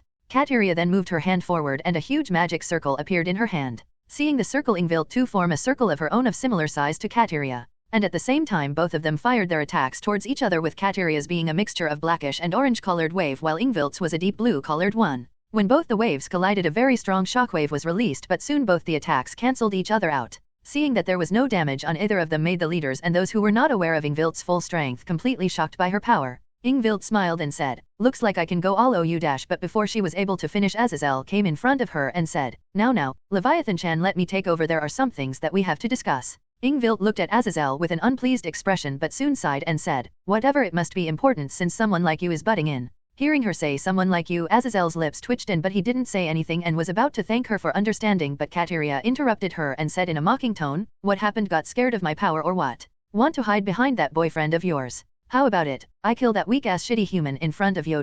But before she was able to finish, the atmosphere around them started to get tense and huge amount of energy started to come out from two people. Aazelle, who was blown away by the sudden burst of power, was completely stupefied but soon calmed himself down and looked towards the sky and saw Miyuki and Ingvilt standing side by side with a huge amount of aura surrounding them. Both of them looked at Katya with a cold glare and Miyuki said simultaneously, Oi, hag, looks like you have lived enough." Ingvilt then said, "Looks like it is time for the extinction of the pure-blood Leviathans." Seeing the two of them, the others only gulped their saliva. Most of them thought, of all people she could have thought to kill, why should she say the name of the one person who cannot be killed? Well, we pity you, Katya. While a certain fallen angel's thoughts, "This pressure, I am feeling so blissful." Currently Tatsuya was flying towards the old school building and soon he noticed some magicians who were surrounding something which looked like a magic circle, but Gasper and Konako were stuck to it. Tatsuya immediately landed in front of them, making the magicians alerted and point their knives at Konako and Gasper. One of the magicians looked at Tatsuya with a glare and said, "How is he here? We made sure to cut off all the teleportation circles formations." Another one of the magicians then said, "Take one more step and we will might hurt them." Tatsuya looked at Gasper and Konako and saw Konako, who was stuck upside down and had a few cuts and scratches over her body. Konako, who saw him looking at her, blushed and thought that Tatsuya was looking at her panties, which were clearly visible because of her skirt being flipped. She then said, "Senpai, don't look at my panties." Gasper then said, "Tatsuya-senpai, it hurts a lot." Tatsuya's brows twitched and he said, "You naughty kitty, I was looking at your injuries and you." Gasper stopped speaking like a girl. Hearing that, Konako blushed from embarrassment while some tears came out of Gasper's eyes. He then looked at Gasper and said, "Gasper, how can you cry? Are you not a man?" Gasper looked at Tatsuya and said, "But I don't want all this, I don't want to hurt my friends at all." Hearing that, Tatsuya narrowed his eyes and said, "If you don't want your friends to suffer because of you, then you have to become strong and control your power. You told me that you want to become strong, was that a joke?" Hearing his strict tone, Gasper flinched but still shook his head and said, "No, I want to get strong, but I am scared." Tatsuya glared at him and said, "What did I told you that you have to do when you asked me to become strong?" Gasper's face immediately became angular and his eyes immediately became narrowed and he said, "Eat this," with an all-might expression.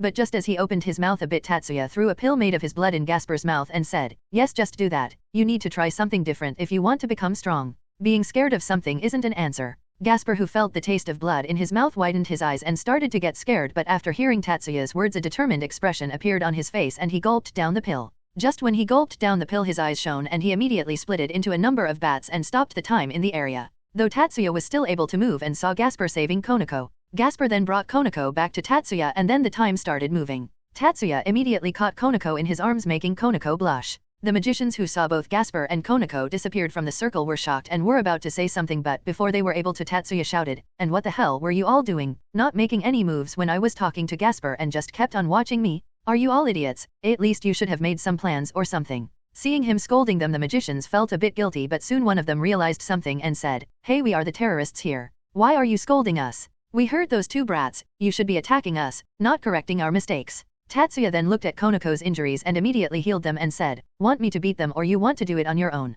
Konako shook her head and jumped down from Tatsuya's hands and said, "I and Gyakun can handle them, right Gyakun?" The bats who were hovering behind Tatsuya had a gleam in their eyes and they said, "Of course I am a man after all," and immediately all the magicians were stopped by Gasper.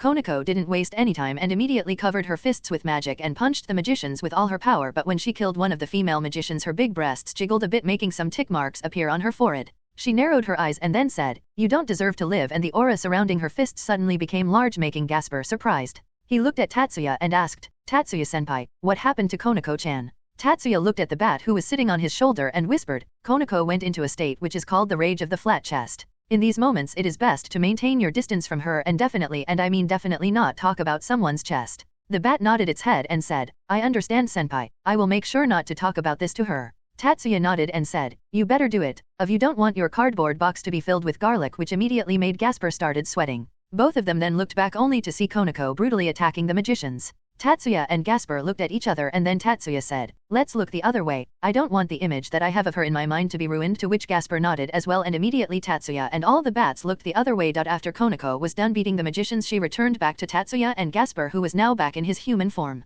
Both Tatsuya and Gasper then looked at the magicians' bodies and felt a bit troubled on seeing that how badly they were beaten. Not wanting the image that Konako had in his mind, Tatsuya took out his gun and disintegrated the bodies immediately. Suddenly all three of them felt a sudden rise in power, which made Konako and Gasper started sweating, while Tatsuya thought, what the hell are they planning to do? Destroy the whole town or what? What pissed Ingvilt and Miyuki so much? He then looked at the other two and said, let's go back before they decide to destroy the whole town, and immediately teleported along with Gasper and Konako. At the same moment all three of them appeared near the leaders, making all the leaders turn around and look at them, and when they saw him all of them gave a sigh of relief. Tatsuya looked at them with a confused expression and then asked, what the hell happened that they decided to crush Katya? Grafia looked at him and simply said, Katya threatened to kill you, so they decided to kill her. Tatsuya looked at her for a while and then formed a strong barrier around the whole school and said, kick her ass, don't let even a single cell of her body remain present on the surface of Earth. Hearing that, both of them looked at Tatsuya and soon a small smile appeared on their faces, and then they looked at Katya and said, now not even luck is on your side, and then started to raise their power levels to the maximum. Seeing that they can still get more powerful, all of them except for Isami and Tatsuya were completely speechless. Sirzex looked at Sirafal and she looked back at him, and then Sirzex said, both of them are already as strong as you and even me in my this form. Sirafal simply nodded her head and then looked at Tatsuya and asked, Tatsuya-chan, does Ingvilt-chan want to take the seat of Leviathan from me? Tatsuya looked at her and just shrugged her shoulders and said, who knows, if she wants, then I am not going to stop her. It's her decision after all. Sirafal thought for a while and then nodded her head and said, well, I don't mind, it will only help me get more free time. Aazelle looked at Tatsuya and asked, hey, why are you asking them to go all out? Tatsuya smirked and said, to show the ones who are hiding from our sights that we are no pushovers. After all, they are watching us, so we should not hold back and put up a great show. He then moved his hand through the ore and caught something in his hand and said, isn't that right, members of the Cow's Brigade, and showed a bird-like creature which was invisible from everyone's sight before Tatsuya caught it. The leader's eyes immediately widened, and then Aazelle said, so they have been spying on us for all this time. And how do you know about the terrorist organization Cow's Brigade? Tatsuya just smiled and said, well, you can say that I have had quite a lot of lovely meetings with their members in the past. In fact, I met Ingvilt because of them. He said that and then crushed the bird-like creature in his hands. He then looked back up and saw Ingvilt and Miyuki brutally attacking Katya, who was trying her best to run away, but because of teleportation circles being obstructed by Tatsuya, she was not able to do so. Ingvilt then formed another huge magic circle while Miyuki did the same as well, and soon a huge dragon made of ice was launched at Katya, who was already sweating seeing the sheer size of the dragon. The dragon then crashed into the ground and then opened its mouth to trap Katya inside of it. Miyuki and Ingvilt then used their magic to fill the hole inside of the dragon with water, making it impossible for Katya to breathe. Miyuki then smiled and then immediately made countless printed sharp spikes inside the dragon, which pierced Katya's wild body. Ingvilt then moved towards the dragon and said, well, let's get you out of this misery, and moved the handle of the whip near the mouth of the dragon and then activated it so that a huge amount of current passed through the water and shocked Katya's body and immediately killing her, if she was not already dead from fear and suffocation, and being pierced by the spikes all over her body. Seeing how brutally she was killed, even the leaders were a bit scared by that, and then Aazelle said, I don't know who is the real devil now. Tatsuya looked at Burakil and then asked, yo, brave soul, want to try this special treatment? Burakil looked at Tatsuya and said, even though I am brave, I am not an idiot who is going lay down his life for pleasure, cough cough asterisk, showing their bravery. Tatsuya then dispelled the barrier, and just as he did that he saw a lot of magicians coming towards them, and he then said, looks like it is their second unit. Well, what are you guys waiting for? Start attacking them. At this, all the younger devils along with Irina nodded their heads and then went to the battle. He then looked at Vale and used his telepathy on him and said, go and make your epic resignation to the Grigori. Hearing that, Vale nodded and then went balance breaker and along with Isami and started destroying the magicians. After that, the girls came back to Tatsuya, and after he was done praising them, he sat down on chairs that Tatsuya formed with his magic, along with the other leaders who watched the others fight with the magicians while eating popcorn and cheering the younger people. Seeing how the leaders and Tatsuya group were simply watching them and cheering them instead of helping made a lot of them pissed, but they still decided to end it. After all the magicians were dead, Vale attacked Isami, who easily dodged his attack, and then Vale revealed him being a part of the Cow's Brigade and a descendant of the original Lucifer. He then asked for a fight with Isami, which ended up in a draw because of Isami being proficient in fighting plus her Ascalon, which was able to do a lot of damage to volley. Soon Bai Cao came in the school after breaking the barrier and greeted Tatsuya, who greeted him back and went back with Vala telling him about some fight with the gods. After they left, the three factions started to maintain the whole school building while the others once again started discussing. Tatsuya came towards the leaders and said, "Hey Michael, I think you should check the officials of the church every once in a while. I heard from Zenovia that they are brainwashing humans to the point they are not able to experience joy in anything." Hearing that, both Michael and Gabriel were completely shocked and they immediately apologized to Zenovia, making her flustered. Tatsuya chuckled at that and then said, "Also, can you do something so that she can pray to God?" and pointed at Zenovia. Michael looked a bit surprised and then asked Zenovia whether she still believed in God, to which she replied, making both Michael and Gabriel happy. Zenovia then looked at Tatsuya and said, "Thank you for all that and placing the matter of the wrong ways of the church in front of them." Tatsuya just patted her head and said, "No problem," and started walking away with his team, leaving behind the others. He then realized something and turned around and said, "Oh yeah, I will not be joining the alliance but will still be neutral." Ciao, and teleported away with his team, leaving behind everyone completely speechless, while Aazelle just laughed it off. A few days have passed since the meeting between the three factions, and there was quite an uproar among the devils of the Kua High School regarding Tatsuya and his group not being in the alliance. Aazelle also became the new advisor of the orc and a teacher in the school, and Tatsuya had to admit that it was good decision, as hanging out with Gasper and Aazelle while skipping classes was something that he enjoyed a lot. Though he and the other two were constantly reprimanded by Sana, but Tatsuya easily got out of the situation by making Sana flustered or threatening her with some magical girl Sotan photos. Currently Tatsuya and his group, along with Gremory and Satrai group, who all decide to stay together, were in a train compartment heading towards the underworld. Tatsuya was playing a game of chess with Sana while the others were enjoying themselves. Rias came towards them and asked, "Hey Tatsuya, can you tell me why did you not join the alliance?" Tatsuya didn't even look at her and said, "Because I didn't want to." Hearing that, Rias's brows twitched while Sana just sighed and said, "Leave it Rias, he is not going to change his decision, but still it was shocking when you said that you are not going to join the alliance." Tatsuya just stood up from his seat and said, "If you think that it was shocking, then you all have a lot to learn. First rule of every leader should be to not take any rash moves and take everything into consideration, and by the way, checkmate," and walked away, leaving the two RSEs confused. He then sat beside Aazelle, who was at the bar, and took a drink for himself. Aazelle looked at him and asked, "Drinking this early?" Tatsuya looked at him and said, "Like you are one to talk. Anyway, how is the alliance coming along?" Aazelle took a sip of his drink and said, "Well, it is going well, it's just that my schedule got very hectic. I have already sent some invitations to some mythologies who I think might cooperate with us." Tatsuya just nodded and then said, "And how are you going to rule out the spies and traitors?" Aazelle just sighed and said, "Well, we can just pray to God and hope that nothing goes wrong. After all, it is impossible for us to find who is a spy or who is not if we don't have any evidence, and just pointing someone out without evidence will only make the relations with the other factions worse." Tatsuya nodded and then said, "By the way, I hope that you don't use God when you are with devils. Your impressions in front of them, which is already bad, will worsen further," and looked at the devils who were clutching their heads because of the pain. Aazelle just smiled wryly and apologized for his mistake. Rias then looked at him and said, "It's fine. By the way, Aazelle, can you tell us why the guy sitting beside you didn't join the alliance? I am getting curious because of it. I just went through the documents and didn't find anything that may cause any harm to him." Aazelle took his glass and gulped the remaining drink down and said, "Yeah, there is nothing there in the clause related to his group, and that is the reason." Hearing that, the rest of the people except for Tatsuya's group got confused, but some people who were on the smarter side realized what was the reason. Tatsuya looked at Sana, who had widened eyes, and said with a smile, "It looks like you realized it, Sotan." Sana looked at him with a serious expression and said, "There is indeed nothing there in the documents that will be bad for your group, but the fact that there is nothing that is beneficial for you made you reject the alliance, right?" Tatsuya just nodded and said, "Indeed, it is just like a contract which say that we will provide you protection when you are in danger, but in return you have to work for the alliance. I mean, which idiot will even agree to such an agreement? Besides, it will be mostly you, the alliance, who will be in need of protection, rather than us. So it is totally one-sided crap. There are clauses that are helpful for the three factions, like Azazelle's research on sacred gears, Devil's peerage technology information, and even Heaven's support, which is beneficial for devils as they are weak against holy element. I have no use of any of these benefits that the alliance is giving, so simply not joining it is something that I would do." Hearing that, most of the people who were not aware of Tatsuya's group full might thought that he was arrogant, and Rias said, "You mean to say that you have no need for protection against enemies? Don't you think that you are getting too arrogant? No matter how strong you are, you cannot be stronger than the three factions." Hearing that, Tatsuya was about to say something, but Aazelle interrupted him and then said, "Don't underestimate them, Gremory Eris. His whole group, even without him participating, can easily crush both Grigori and Devil faction, with ease." Rias looked surprised from Azazelle's words, and she was not alone. Sana's peerage, except for Sana, Sabeki, and Sajji, had the same thought as well.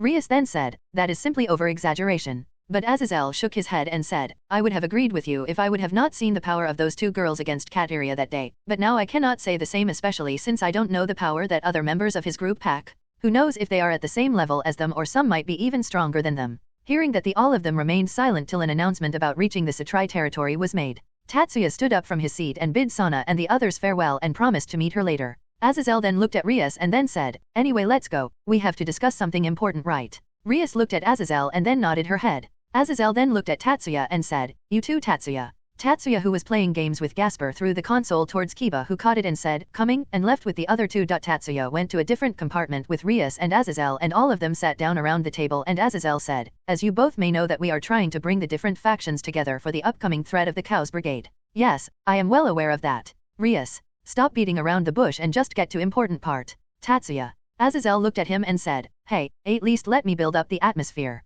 He then sighed and said, "We have invited the Norse mythology to sign the peace treaty here in the underworld, so please make sure that your groups don't cause any problems in the time we are here. It will leave a bad impression on them." Tatsuya just shrugged his shoulders and said, "I have already made it clear, as long as you don't mess up too bad, we will not do anything." His voice then turned cold and he said, "But just cross the line even a bit." Both Aazelle and Rias tensed up on seeing his expression and hearing his voice, and both of them nodded their heads. Tatsuya looked at them, then his expression eased up and in his normal tone he said, "So you want to just tell that, or is there something else?" Aazelle and Rias looked at each other and then with a depressed tone Rias said, "Isami has arranged someone to test my peerage, so we ask you and your group to not interfere with that." "Sai, why do he have to arrange something like this?" Tatsuya and Aazelle looked at her and then both of them thought, "Obviously to let you all know your place and not get ahead of yourself." Both of them then looked at each other and then gave an understanding nod. Seeing them doing that, Rias narrowed her eyes and thought, "Why do I have a feeling that both of you just thought something rude?" Aazelle looked at her and said, "Of course not," and gave a laugh. Tatsuya smiled and said, "'Cause I did."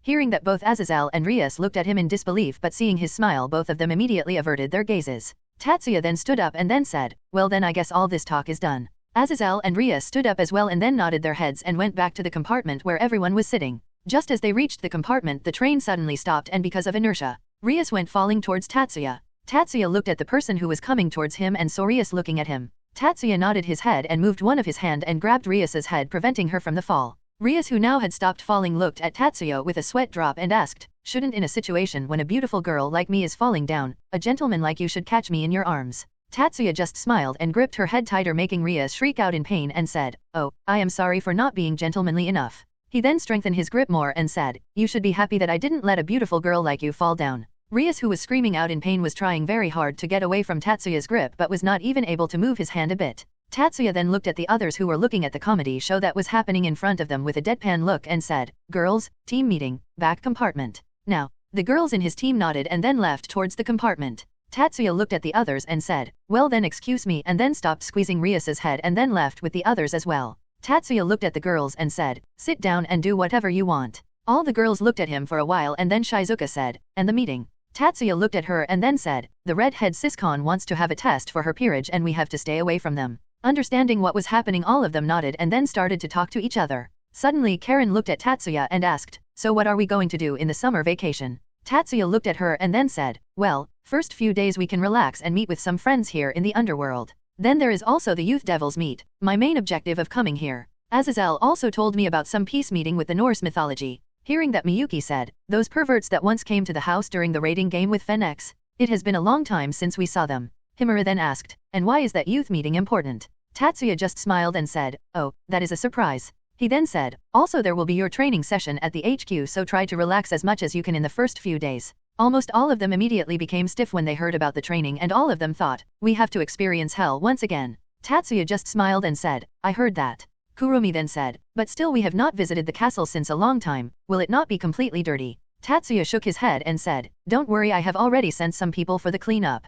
All of them got confused by that and asked, "Who?" "Ruya and Tiamat." Tiamat wanted to check out the castle and look for the treasures there, whereas Ruya can just clean up the entire thing in a blink of an eye, so she is enjoying at the various facilities that I have put in the same dimension as the Hanging Garden of Babylon. Hearing that, Kagura asked, "What all have you put there?" Tatsuya thought for a while and then said, "A racecourse, a game center, a training area, theater, amusement park, and there are a lot more things. Basically you can call it the perfect place for relaxation. Oh, there is also an artificial beach there." All of them looked at him with a dumbfounded look and then asked, "What the heck have you done to the dimension in the time we didn't go there?" Tatsuya shrugged his shoulders and said, "Well, the dimension was pretty much empty, so I decided to fill it up. Don't you think that it will be a good place to relax, a place where no one other than is can enter? You can call it as a private island, it's just that the island is in a whole separate dimension." All of them thought for a while and then nodded their heads. They too think that it will be a good place for relaxation. Sinan then asked, "Oh yeah, where is Afaiz at the moment?" Tatsuya looked at her and said, she said, that she was going to be with Kurika and Ellie Fei for some time. Apparently there is some meeting between the members of the Cows Brigade.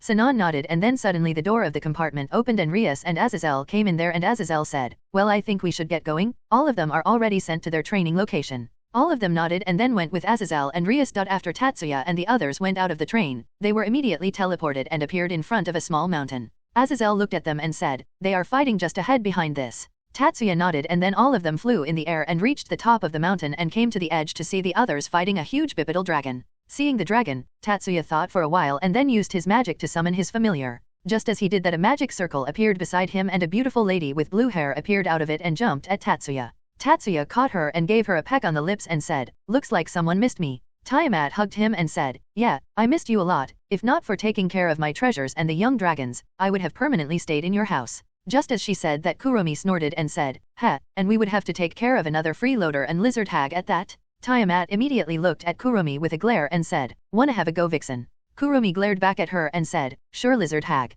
Both were about to release their power and clash with each other, but before they were able to, Tatsuya gave a chop on both of their heads and said, "Behave." Both of them looked at Tatsuya with a hateful look, to which Tatsuya replied with a smile on his face. He then said, "Anyway, Tia." Tiamat, who heard him calling her name, became alerted and looked at him. Tatsuya pointed towards the bipedal dragon and then asked, "How strong is he compared to you?" Tiamat looked at the dragon which Tatsuya pointed to and said, "If I get serious, I can defeat him easily, but still it will be a tough fight. After all, Tannen is a former dragon king." Tatsuya thought for a while and then asked, "And what do you think, Isami?" Tiamat then looked at a red armored figure flying in the sky with a sword attached to her gauntlet and fighting with Tannen. She looked at her for a while and then said, "She has improved a lot since the first time I met her in the forest when you all came to get your familiars. I guess she have progressed quite a lot." Tatsuya then narrowed his eyes and then asked, "So how do you evaluate her compared to the previous red dragon hosts?" Tiamat immediately widened her eyes and said, "She seems better than average. To which the others looked at her with a surprise. Tatsuya was about to say something, but suddenly Arias interrupted her and said, "Nothing less expected from my servant."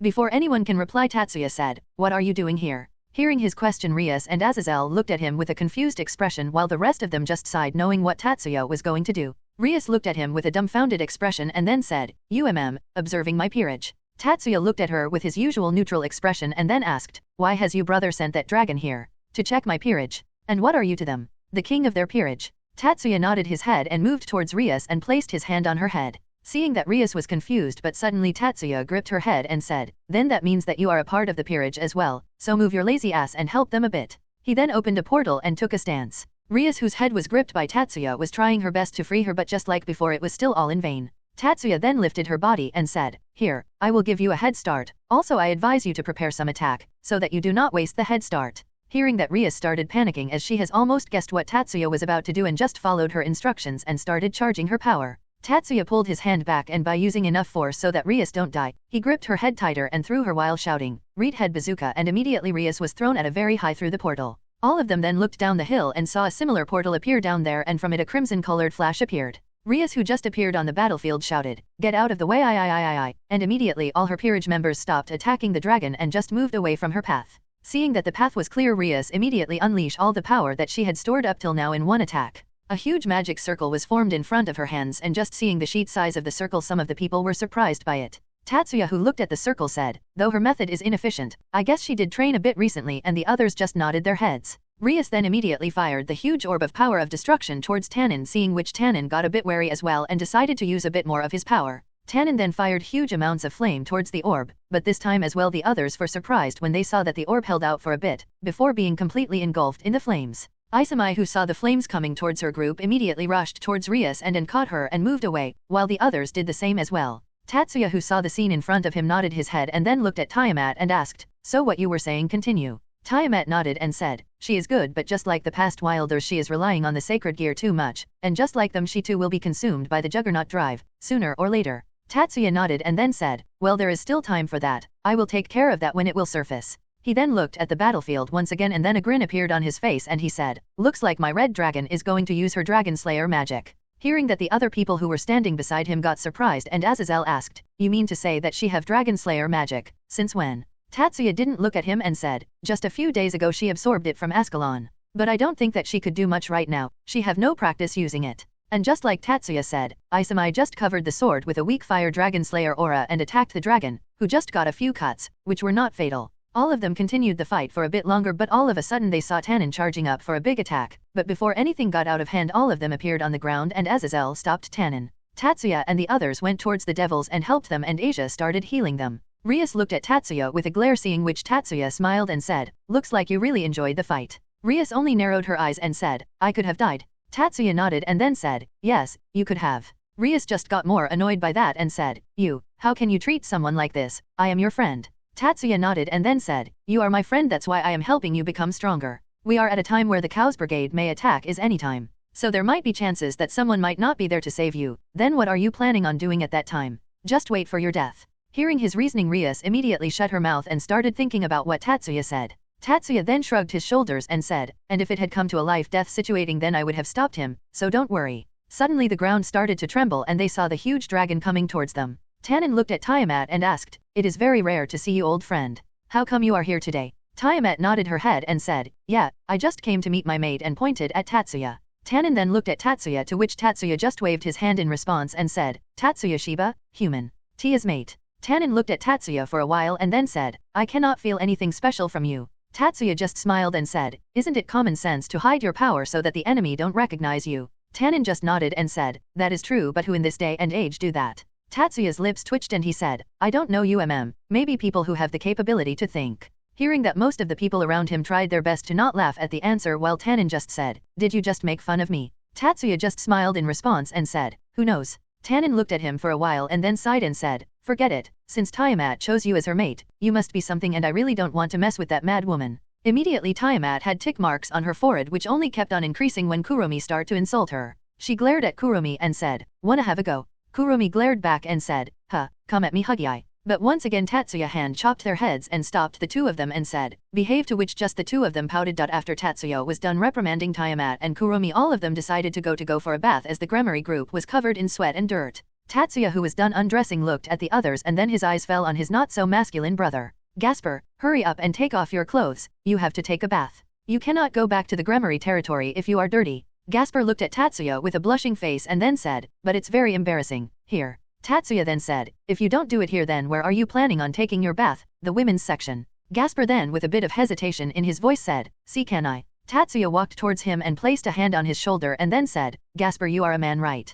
Gasper looked at him and nodded his head. Seeing that Tatsuya nodded and then said, "Then as a proud man you shouldn't be embarrassed to take off your clothes in front of other men. Be confident in yourself. Besides." Tatsuya then placed his other hand on his shoulder and said, "Do you really think that I will let any other man see my girls while bathing? Looks like you are in for some punishment." Gasper-kun and smiled. Seeing his smile, Gasper shuddered and tried to run away and even used his sacred gear unconsciously, but it didn't affect Tatsuya and he used his telekinesis to stop Gasper and then undressed him and took him to the hot spring. Gasper, who was just covered in a towel and that to up to his waist, was very embarrassed and some tears were formed in his eyes. Seeing that, Tatsuya sighed and hugged Gasper and consoled himself and then slowly descended in the hot water with Gasper in his embrace. Once Gasper calmed down, Tatsuya made him sit beside him and told him relax properly like a man, and himself sat back in a relaxing position. Tatsuya could hear the girls asking him to come up to their side, but he just ignored them and relaxed with the Kiba and Gasper while he just gave a bottle of sake to Aazelle, who minded his own business after that. Soon Tatsuya sat up and started chatting with Kiba and Gasper, making Gasper more open to the rest of them, while the girls who had finally given up on calling Tatsuya simply chatted with each other.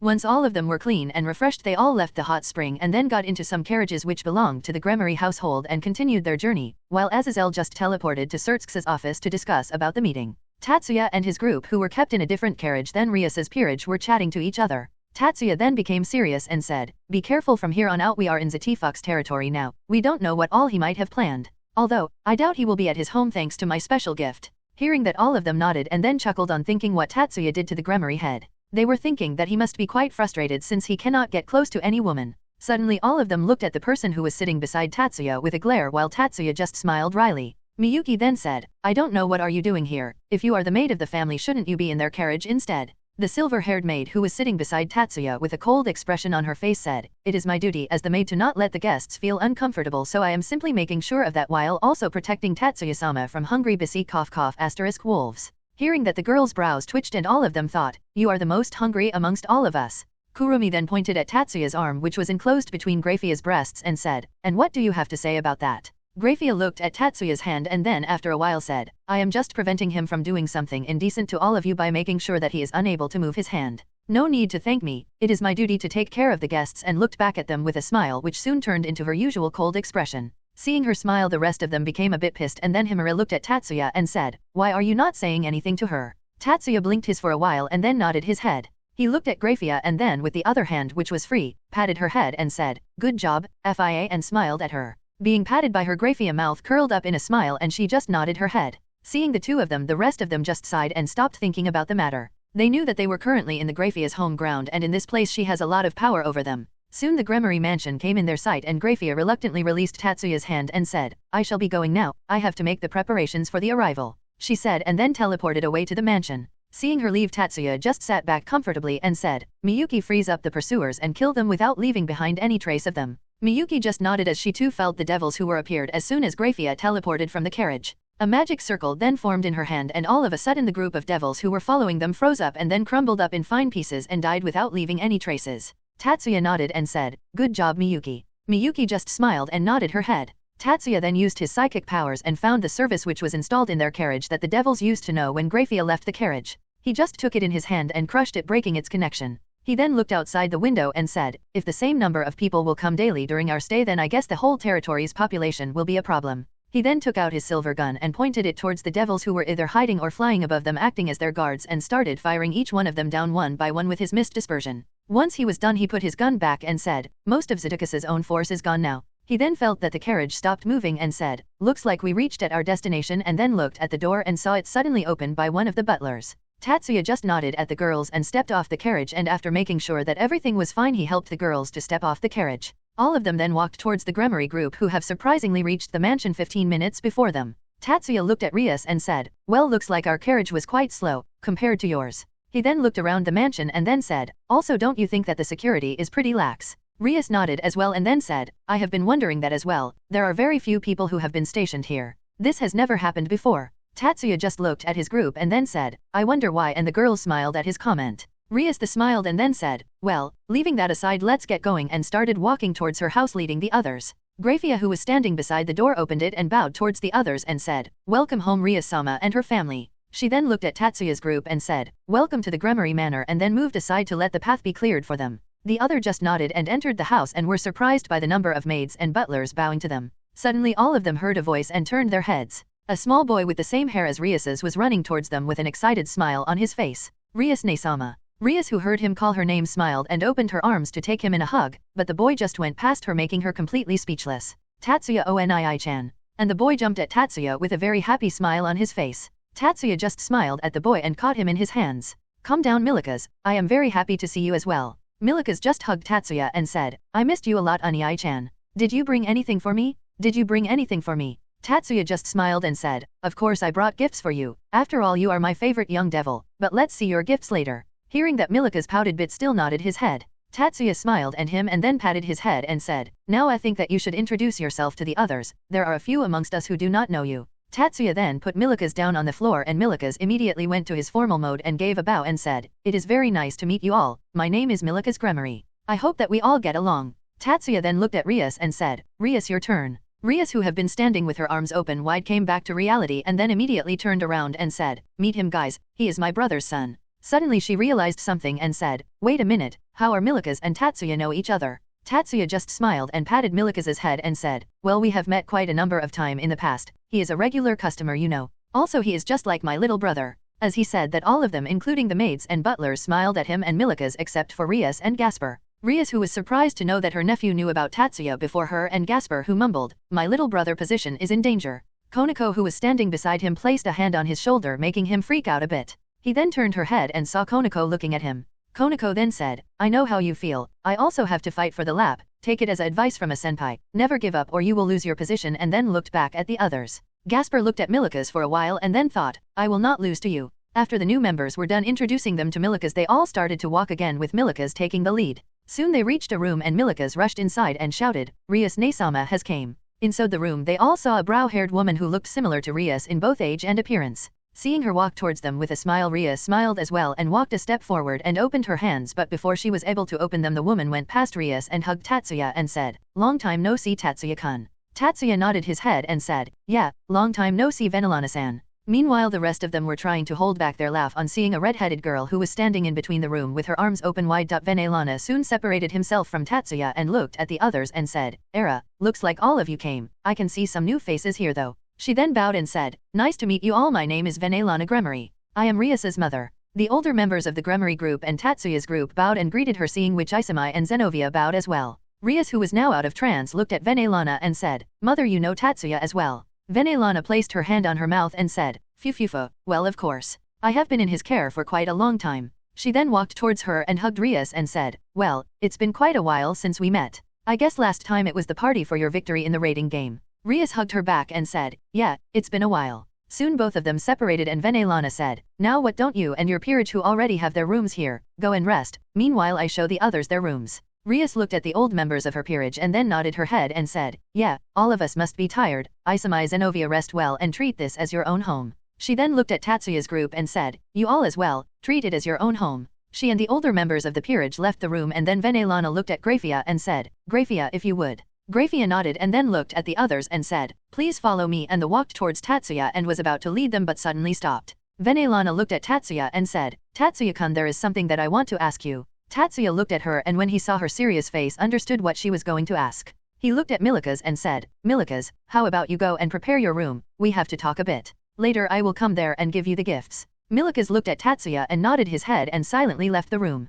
Even though he understood that something serious was going to happen, he didn't know what, but thinking that it must be something that he should not hear about, he left the room. Tatsuya then looked at Venelana and said, I guess I know what you want to ask, and please Grafia ask the other maids and butlers to leave us for a while. Grafia nodded and then looked at the other maids and butlers, who seeing her gaze bowed and left the room. Tatsuya looked at Zenovia and then said, Zenovia, if you are going to stay here then pledge on the name of your god that you will not speak about this to anyone. If not, please, leave. Zenovia looked at him for a while and then with a determined expression on her face nodded her head. Tatsuya nodded and then asked, this is about Zoticus, right? Hearing his name, Venelana frowned a bit but immediately became normal and nodded her head. Tatsuya nodded as well and then started telling her about what happened when he came to the open house, his threats, and the attacks that he did to his group, and how on the way they would have been attacked after Grafia left. Hearing all that, Zenovia, Isami, Venelana, and Grafia were surprised. Venelana and Grafia immediately bowed and Venelana said, I am sorry for all this, I didn't know that he has been doing all this behind our backs. Grafia then said, I apologize as well, we really didn't know that all this has been happening, I will surely talk about this to Sirzex-sama.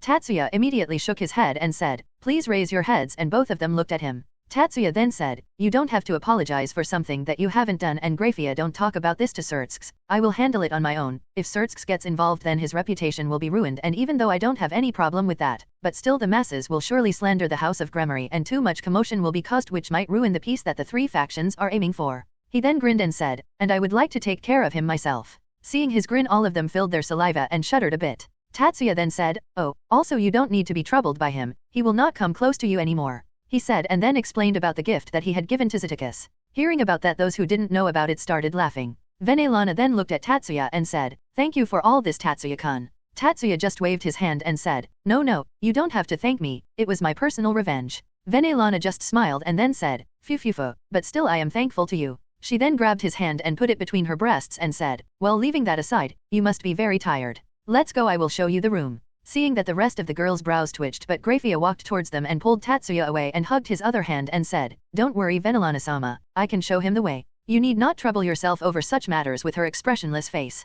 Venelana looked at Grafia with a smile on her face and said, Era Grafia, you have yet to show others their rooms, I will show him, you still have a lot of work to do, don't you, and pulled Tatsuya towards her. Grafia still looked at her with an expressionless face and said, you don't have to worry about that, it is my duty to take care of guests, and pulled Tatsuya. Seeing the two bicker, Isami and Zenovia looked at them with a sweat drop while the rest of the girls just sighed. Zenovia then asked, what is happening here? Kurumis looked at the scene in front of her and said, battle for the Iron Throne. Hearing her, Zenovia and Isami looked at her and Zenovia asked, what is that? All of the girls looked at her with a speechless expression and then Isami said, they are hungry. But still Zenovia looked at her with a confused expression on her face. Karen then said, they want the D. But still Zenovia was confused. She then looked at the two and said, they want to make babies. And all of the girls nodded their heads on hearing her answer. Kurumi then said, now let's see who will win. Sinan then asked, but why is he not saying anything? Kurumi looked at her and said, he is not even thinking about them, his mind is somewhere else. Hearing that, all of them looked at Tatsuya, whose eyes were closed and had a serious expression on his face. Seeing that, Sinon immediately used her link and asked, "What are you doing?" Tatsuya, who heard the telepathic message, opened his eyes and looked at her and said telepathically, "Searching for all the traps that he has set up in this house for us and defusing them." He then noticed his arms covered in something soft and looked at the two women. He then asked, "What is happening here?" Hearing which the whole room fell silent, but suddenly the door opened and Milikas came in the room and said, "Tatsuya Unii-chan, when are you planning to come?" Tatsuya freed his arms and walked towards Milikas and apologized to him. Milikas then immediately grabbed Tatsuya's hand and dragged him towards his room. After the two were gone, Kurumi said, "Looks like Milikas wins the war." Later that day, when Tatsuya was done playing with Milikas for a while, both of them slept in his room as Milikas requested. Already slept while playing, and Tatsuya also thought that Milikas's room would be much more safer than any other room in the mansion. In the evening he felt someone shaking him and reluctantly opened his eyes to see Grafia shaking him. Once she saw that he was awake, she stood straight and said, "I am sorry for disturbing your sleep, but dinner is ready." Tatsuya nodded and then lifted the boy who was lying on top of him and said, "Milikas, wake up. Milikas, Milikas, Milikas." Milikas then slowly opened his eyes and rubbed them. Tatsuya then informed him about what Grafia told him and he was then wide awake. Milikas then stared at Tatsuya's face and said, "Unii-sama, there is something on your face." Tatsuya got confused by that and then took out a mirror and saw many red marks on his face. Seeing them, his gaze immediately shifted towards Grafia, who had a small smile on her face. Tatsuya then thought, "I certainly felt someone touching my face, but I just let that be, but to think that she took advantage of it and kiss all over my face." He smiled as well and looked at Milikas and said, "You go ahead, I will come after washing my face." Milikas nodded and then left the room. Once Tatsuya saw that the door was shut, he immediately pulled Grafia and pushed her on the bed and got on top of her. He then said, "I didn't know that the maids of the Gremory family are so naughty." Hearing that, Grafia just smiled at him. Seeing her smile, Tatsuya grinned and said, not refuting the claim, "Looks like you indeed are the culprit. Now, this calls for punishment." He then placed his hand on her chest and pinched her left nipple over her clothes.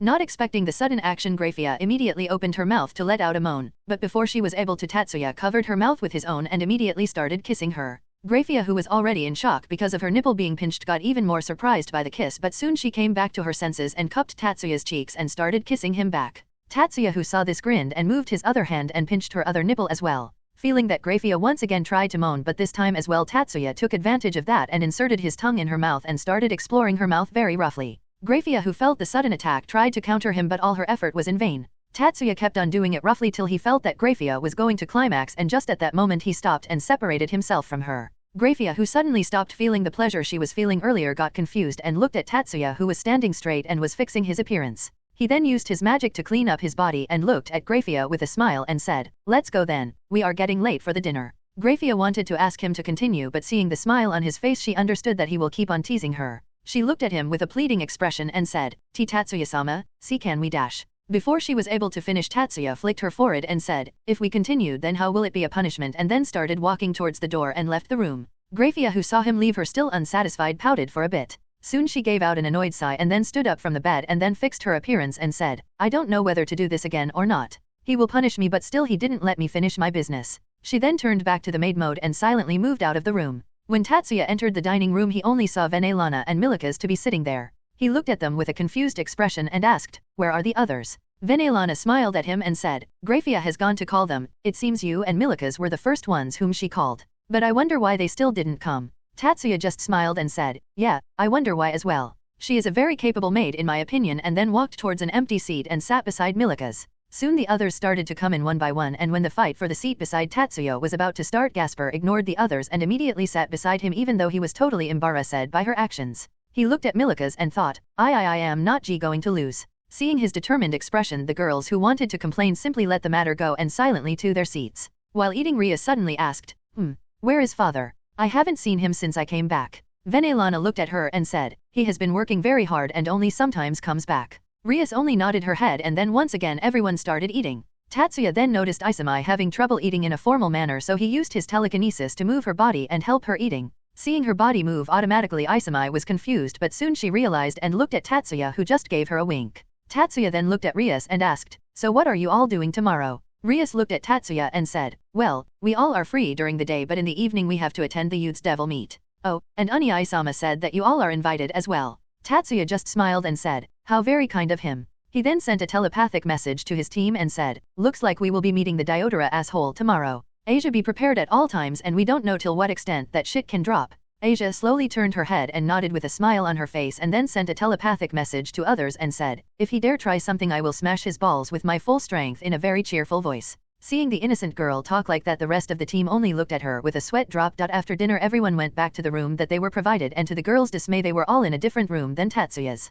Though Tatsuya too didn't stay in his room, as Milika's made him play with him till late at night, and afterwards both of them slept in his room. And because of this a certain maid who was waiting for her punishment was disappointed. The next day the whole mansion was in uproar as the staff were working for the preparations for the youth devil meet. All the maids and butlers were moving from here and there, teleporting various stuff that was been kept in their residence to the place where the function was to be held. Tatsuya and Milika's, who were watching the whole scene from the side, were amazed from the tension that was present among the staff, and then Tatsuya asked, "How many people are actually there that work in the house?" Milika's looked at Tatsuya and said, "Enough to have a different maid attend you daily for an year. Maybe a few more." Tatsuya looked at him for a while, and seeing his expression, Milika's said, "I tried counting how many were there but stopped after a while. Their numbers keep on increasing. It got very annoying." Tatsuya patted his head and said, "So is there anyone you like among them?" Milika's then looked at him with a normal expression and then said, "Due to a different maid coming at the call every time, I don't feel attraction towards a specific one." Tatsuya nodded and then said, "You have it rough, huh? Well, if you ever find someone you like, feel free to ask me for help."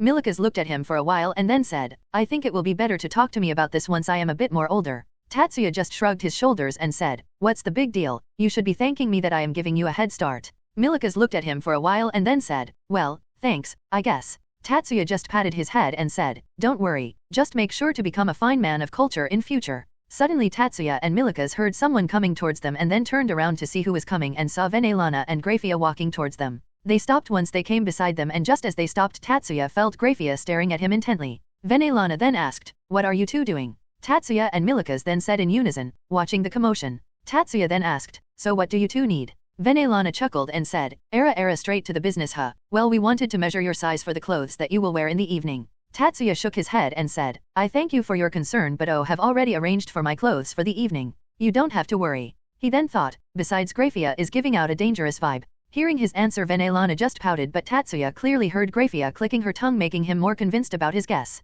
Later in the evening, Tatsuya and his group were waiting in the hall of the Gremory mansion for one of the star of the event to come along with her peerage. Miyuki looked at the gate and said, "They sure are taking their time." Tatsuya, who was still in his casual clothes, then said, "Well, she has to stand out a bit than the others for the event." Miyuki then looked at Tatsuya and said, "Anyway, who are you going to escort for the event?" Hearing her question, all the girls who were sitting perked up and looked at Tatsuya and were looking at him with an expression which said, "Of course it would be me." Tatsuya then looked at all of them who were wearing their dresses and he only said, "You all are looking fabulous, so I am unable to decide." Hearing his praise, the girls just smiled at him, but then Tatsuya said, "Why not decide it with rock, paper, scissors?" All of them then nodded and then gathered in a circle and started the game, and in the end only Asia was left standing. Asia jumped in joy and said, "Yeah." She then looked at the others and with a bright smile on her face said, "In your face, losers." Hearing those words with such a cheerful voice and expression made all of them sweat drop, but soon the door was opened and the Gremory group came inside. Seeing that all of them were there, Tatsuya snapped his fingers and then his clothes immediately changed to a black tuxedo and pants with a dark grey shirt underneath the coat.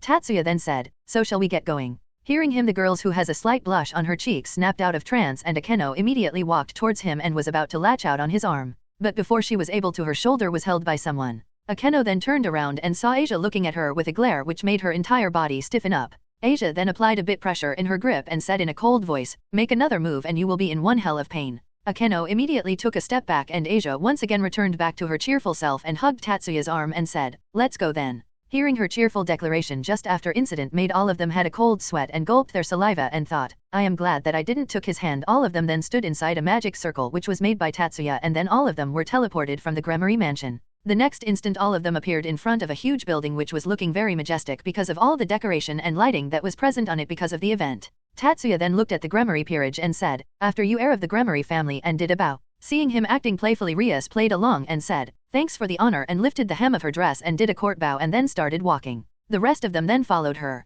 Rias then took a side glance at the people walking behind her and then said, "Make sure to not stir up trouble here." Tatsuya looked at his group and said, "If anyone tries to trouble you, just ignore them." Rias nodded and then said, "And if they are picking a fight, don't act rashly and take the best action possible." Tatsuya then said, "If they are picking up a fight, just ignore them, they are not worth your time." Rias nodded, once again satisfied with Tatsuya's answer. She then said, "You should be polite while answering someone who is a higher ranking than you." Tatsuya looked at his group with a smile and then said, "If anyone tries to act superior to you and try to order you around, just release enough power to stir up the whole building and make them piss themselves off. If it still not works, just attack them with an attack which destroys the whole building or the air around the building completely to dust, and if you are still not satisfied by that, I will surely revert the area back to normal, and then we can do that again till you are satisfied." Hearing his answer, all of them looked at Tatsuya with a sweat drop while Miyuki just smiled and nodded her head and said, yes, I will freeze this entire territory over and over again if some bitch tries to get close to Ani-sama, and a cold aura surrounded her. Seeing that the rest of the group just sighed while Tatsuya just patted her head and then said, if that bothers you then I don't mind, but just don't take this overboard and kill everyone who tries to eye me.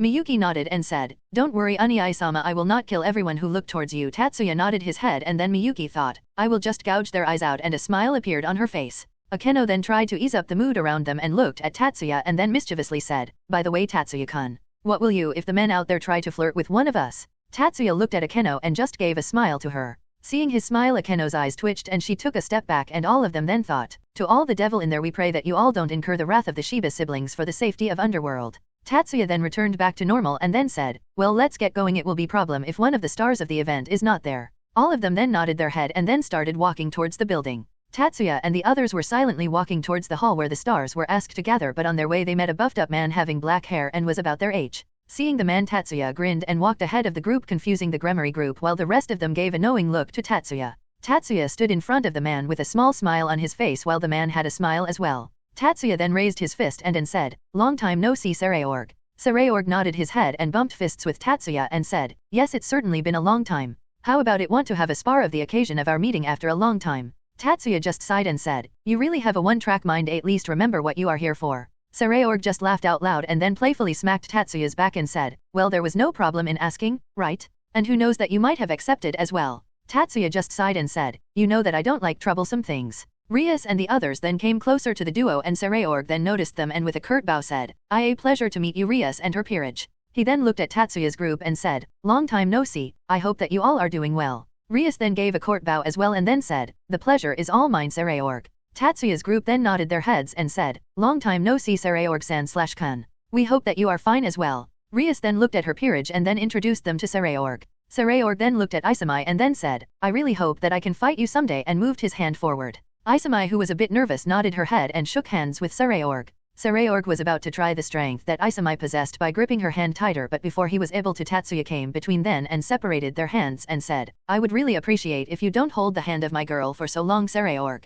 Sirzex then just gave a wry smile and said, now, I don't have such intentions, I just wanted to test her strength. Tatsuya just smiled and said, want me to take her place instead? I can help you with the grip test if you want. Sirzex immediately had cold sweat and he said, I don't want to have a completely crumbled hand just before the meet. Rias and the other devils who were looking at the friends who were talking to each other looked at Tatsuya's group and asked, so how do you all know them? They looked at them and just told the story about their meeting, although hiding some sensitive parts. Tatsuya then asked, so what are you doing out here and where is your peerage? Sirzex made an annoyed face and said, well, the Agars and the Astaroth heir arrive after me, and though the situation was still peaceful there, but when the heir of the Glacial Abelas arrived the situation turned very idiotic, and even though I tried to control the situation, so I left and came out to have some fresh air. Tatsuya nodded and said, let me guess, the delinquent and Ira-chan must be arguing. Sirzex sighed and said, you really know them well. Tatsuya nodded and said, well then let's go and meet up with them, and started walking with Sirzex towards the hall, with the rest of them silently following them and devils asking the questions to the Tatsuya group. Soon they reached the room and Sirzex opened the door, and the scene that welcomed them were two groups of people standing in front of each other ready to fight any moment. Tatsuya saw them and then his gaze fell upon a green-haired girl whose arms were folded under her breasts, glaring angrily towards a rowdy-looking man. Tatsuya sighed and said, you two really get along, right, Ira-chan, delinquent-kun? Hearing those nicknames, both of the man's and the girl's bodies flinched, and then the green-haired girl said, this nickname. The other male then continued, only means one thing. Both of them then turned their head and looked at Tatsuya with a surprised expression on their faces, while Tatsuya just waved his hand and said, the man of culture Tatsuya at your service. Just as Tatsuya's presence was noticed by the two groups, the men who were looking like some delinquents got on their knees and lowered their heads and shouted at the same time, good evening Aniki. We are honored to have you here. The people behind Sikvera bowed as well and said, good evening Tatsuya-sama. Seeing the show of respect, the Gremory group and one other devil who was standing in the corner of the room were surprised, while the kings of the peerages just sighed. Sirzex looked at the scene in front of him with satisfaction and said with a nod, as expected, you still have their respect. Tatsuya then waved his hand and said, now, you all don't need to go that far. I am happy to see you all, but please raise your heads. As he said that, all the devils who were either bowing or were on their knees stood up and looked at Tatsuya with a smile on their faces. Tatsuya then inspected each one of them and said, looks like you all have got considerably stronger, especially you Ira-chan. The aura around you have changed considerably. Speaking of aura, Sikvera then shifted her glasses and a small smile appeared on her face on being praised. Tatsuya then turned his head towards Zephyrdoll and said, you seem to have gotten rowdier than before, right delinquent-kun? Hearing that, Zephyrdal got a bit pissed and said, "Bastard, you, why have you come here?" Tatsuya then walked towards Zephyrdal and smacked his head lightly and said, "Is that how I taught you to talk to your superiors?" Zephyrdal, who was holding his head, looked at Tatsuya with a glare and then said to his peerage, "What are you bastards looking at? Deal with him." But his peerage looked at him and with a wry smile on their faces said, Now boss, don't be like that with Aniki, you should be glad that he is not kicking your ass like the last time." Just as he said that, a chuckle was heard by everyone and Zephyrdal immediately turned his head to see who was making fun of him and saw Sikvera covering her mouth with her hand. He glared at her and said, "Bitch, you have some guts to mock me. Do you want your virgin self to be harassed that badly?" But just as he said that, Tatsuya said, "But aren't you a virgin too, Zefkan?" And just as he said that, Zephyrdal got embarrassed and looked at Tatsuya with a glare and said, "Oh, of course and not." Tatsuya then looked at him with an amused expression and said, "Heh, then when was the time that you got the chance to swipe your V card? How long did you last? Who was the girl? Was it a girl or a boy? If it was a boy, who was on the top?" Hearing his question, all of them were left speechless and looked at Zephyrdal with a curious gaze. Seeing their gazes, Zephyrdal's body got stiff and he thought, "Fuck, why the hell are these bastards looking at me like that? Wait, why is my peerage moving away from me? Oi bastards, I am straight." Seeing that he was not answering, one of the members of his peerage said, "Boss, do you really swing that way?" and took a step back. Hearing that question, all of the men in the room took a step back and looked at Zephyrdal intently. Zephyrdal, who was now totally pissed, shouted, "Of course not. I am totally straight. Besides, I still have to do it, so stop looking at me like that, bastards." Hearing his answer, Tatsuya smiled and said, "See, you are still a virgin." Hearing that, Zephyrdal realized what he said and then clicked his tongue and stomped his feet on the ground.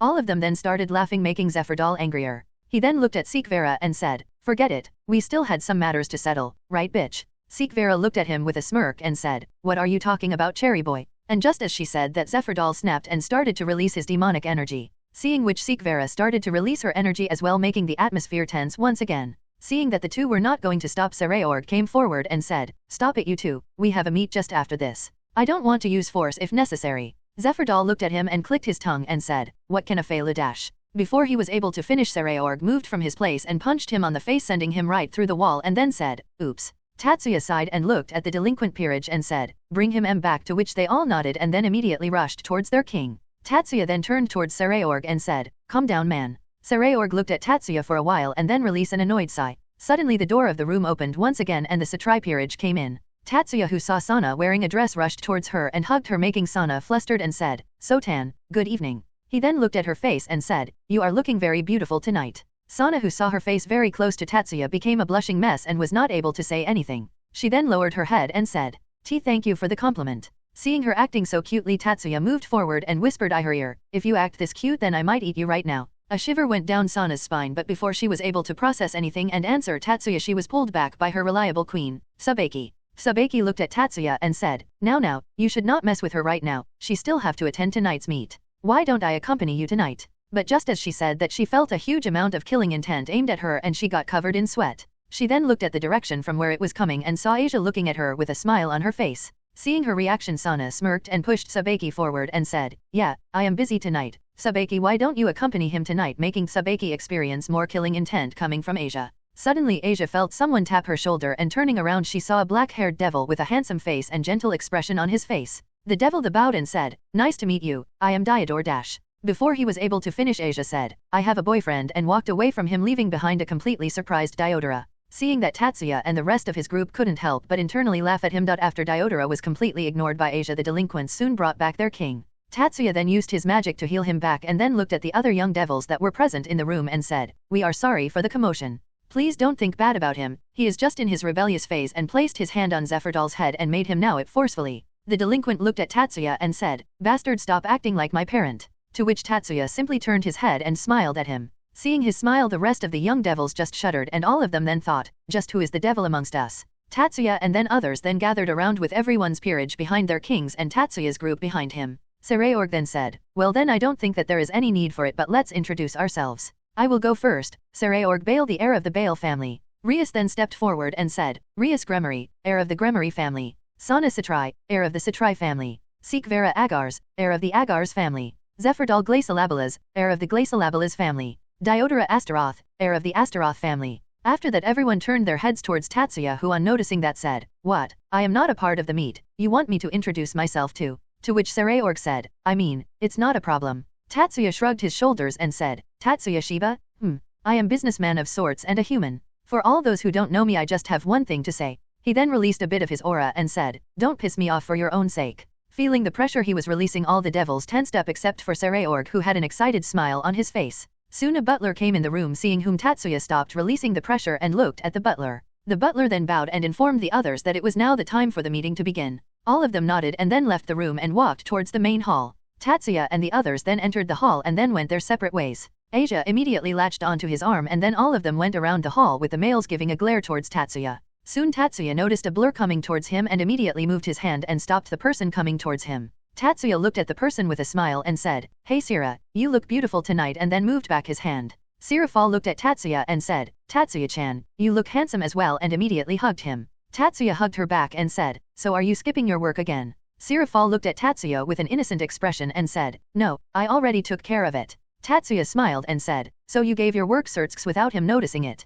Hearing which Serafal's brows twitched and she said, "Ugh, I don't like how you can easily read my mind." Suddenly all of them noticed and group of people coming towards them, seeing which Tatsuya raised his hand and said, "Yo, long time no see Riser." Riser raised his hand as well and said with a bow, "Yes, it certainly has been a long time. I hope that you are doing well, Tatsuya-san." Tatsuya nodded his head and then looked at the group of people behind Riser and said, "Hello all of you, I hope that Riser is not troubling you all." Riser's peerage shook their head and said, "Not at all, he takes good care of us." Then Ravel stepped forward and with lifted her dress a bit and gave a curt bow and said, "Nice to meet you Tatsuya-sama." Tatsuya just smiled and placed his hand on her head and patted her, making Ravel blush a bit. "Good to see you as well Ravel, but didn't I told you to call me just by my name?" Hearing that, Ravel looked up and said, "I cannot be disrespectful to you." Tatsuya gave a wry smile said, "Well, I don't particularly min dash." But before he was able to finish, Ravel shook her head and said, "No, not doing that." Tatsuya just sighed and said, "Well then, do as you please," and once again patted her head. Ravel, who was lightly blushing, suddenly felt some killing intent aimed at her and slowly turned her head and saw Konako glaring at her. Seeing that, Ravel showed a victorious smirk towards Konako, making Konako's brows to twitch. Isami and Zenovia, who were standing beside her, suddenly felt some black aura coming from Konako, and Zenovia asked, "K Konako-chan, want to eat something?" Konako didn't even turn her head and said, "Freshly cooked fried chicken," and started walking towards Tatsuya's group. Seeing her walking, Isami looked in the direction of her path and suddenly frowned on seeing Konako heading towards Ravel and immediately rushed behind her. Seeing her rushing, Zenovia got confused but still followed them as she thought there was some problem. Tatsuya and his group, who saw the three figures coming towards them, turned their heads and smiled. Tatsuya looked at Konako and said, "What happened Konako, missing me already?" Konako didn't say anything and stood beside Tatsuya and glared at Ravel. Seeing that, Tatsuya said, Now, don't fight here." But Konako then said, "Senpai, the chicken here is not good, you should stay away from it." Noticing the meaning behind her words, Ravel's smile twitched and she said, "Tatsuya-sama did not need the advice of someone who only likes stinky fishes." After which both the girls started glaring at each other and soon their aura unconsciously started to leak out. Tatsuya then immediately gave a hand chop to both of them and said, Now, we don't want to ruin the mood here, now do we?" Suddenly the lights dimmed down a bit, making everyone a bit curious, but soon they noticed a spotlight aimed towards the door of the hall. Sirafal then immediately panicked and said, "Crap, I have to leave now," and then teleported from the spot only to appear walking through the door with the rest of the Satans, with the other three glaring at her.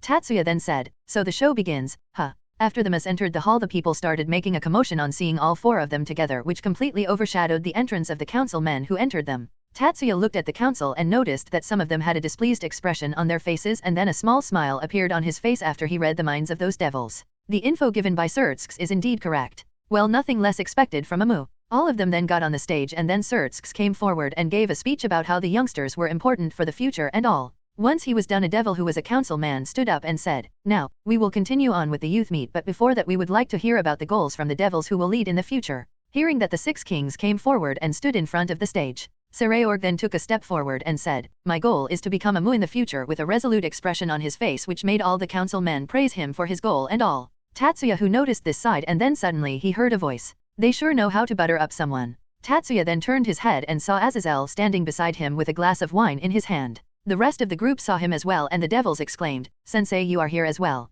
Aazelle looked at his students and just nodded his head. Tatsuya nodded his head as well and then said, "Well, what else can they do? Currently Sirzex is considered to be the strongest youth. They all are trying to make up a favorable relationship with him. They have to carry out their business in the future as well, right?" Hearing him, Aazelle looked at him for a while but soon shrugged it off. Tatsuya was the last person he wanted to piss off. He didn't want his wings to be torn off after all. While both of them were talking, the other young devils told about their dreams as well, and finally Sana's turn came, and Tatsuya then stopped and looked at Sana. Sana then came forward and said, "I want to open a school which expertises in preparing the students for the raiding game. After saying that, one of the councilman then said, but isn't such a facility already available? Sana nodded her head and said, yes, but that is only available for the noble and high-class devils. Another councilman then said, then does that mean that you want to open a school which the low-class devils can attend? To which Sana just nodded her head. The councilman just blinked his eyes for a while but soon burst out laughing, after which many people started laughing as well. In the end, only Tatsuya's group, Aazelle, Miss, Young Devils, and some of the councilmen were the ones left who were not laughing.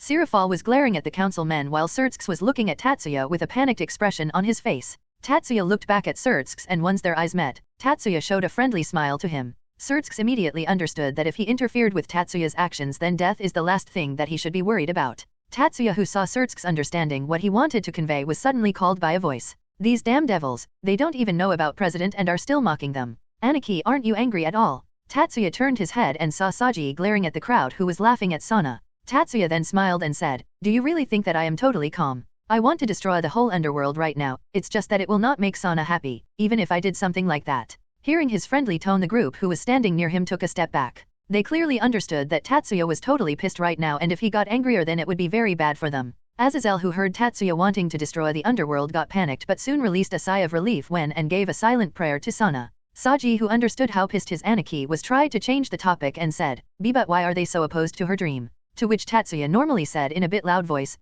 isn't that obvious? These devils are scared. And just as he said that, the whole room got silent and all of them looked in their direction. The gazes who saw Tatsuya were both filled with surprise and hate, and seeing that Sana couldn't help but get worried for him. Tatsuya, who saw that all the gazes were at him, looked back at all of them and said, what? Isn't that the reason? Why get silenced all of a sudden? To which the councilmen just glared at him, and the one who stared laughing pointed at him and said, who the hell are you and how dare you say something like that? Tatsuya looked at the devil and smirked, which made the devil get more pissed. Tatsuya then said, well, aren't you scared that your position that you got because of your lineage will be taken if what Sana said were to happen? Sajji, who was confused by what Tatsuya said, ignored the surrounding and asked, what do you mean by that, Aniki? Tatsuya looked at Sajji and said, well, just think about this. In the Devil Society, those who are born in the noble families are given the title of a high-class devils from their birth. Do you really think that they have the strength of a high class at that time? And then those high-class devils are given their peerage pieces at a certain age to form their own peerages. With these pieces they can even turn people from other races into devils. Sajji then thought for a while and then nodded his head, confirming that he understood till then.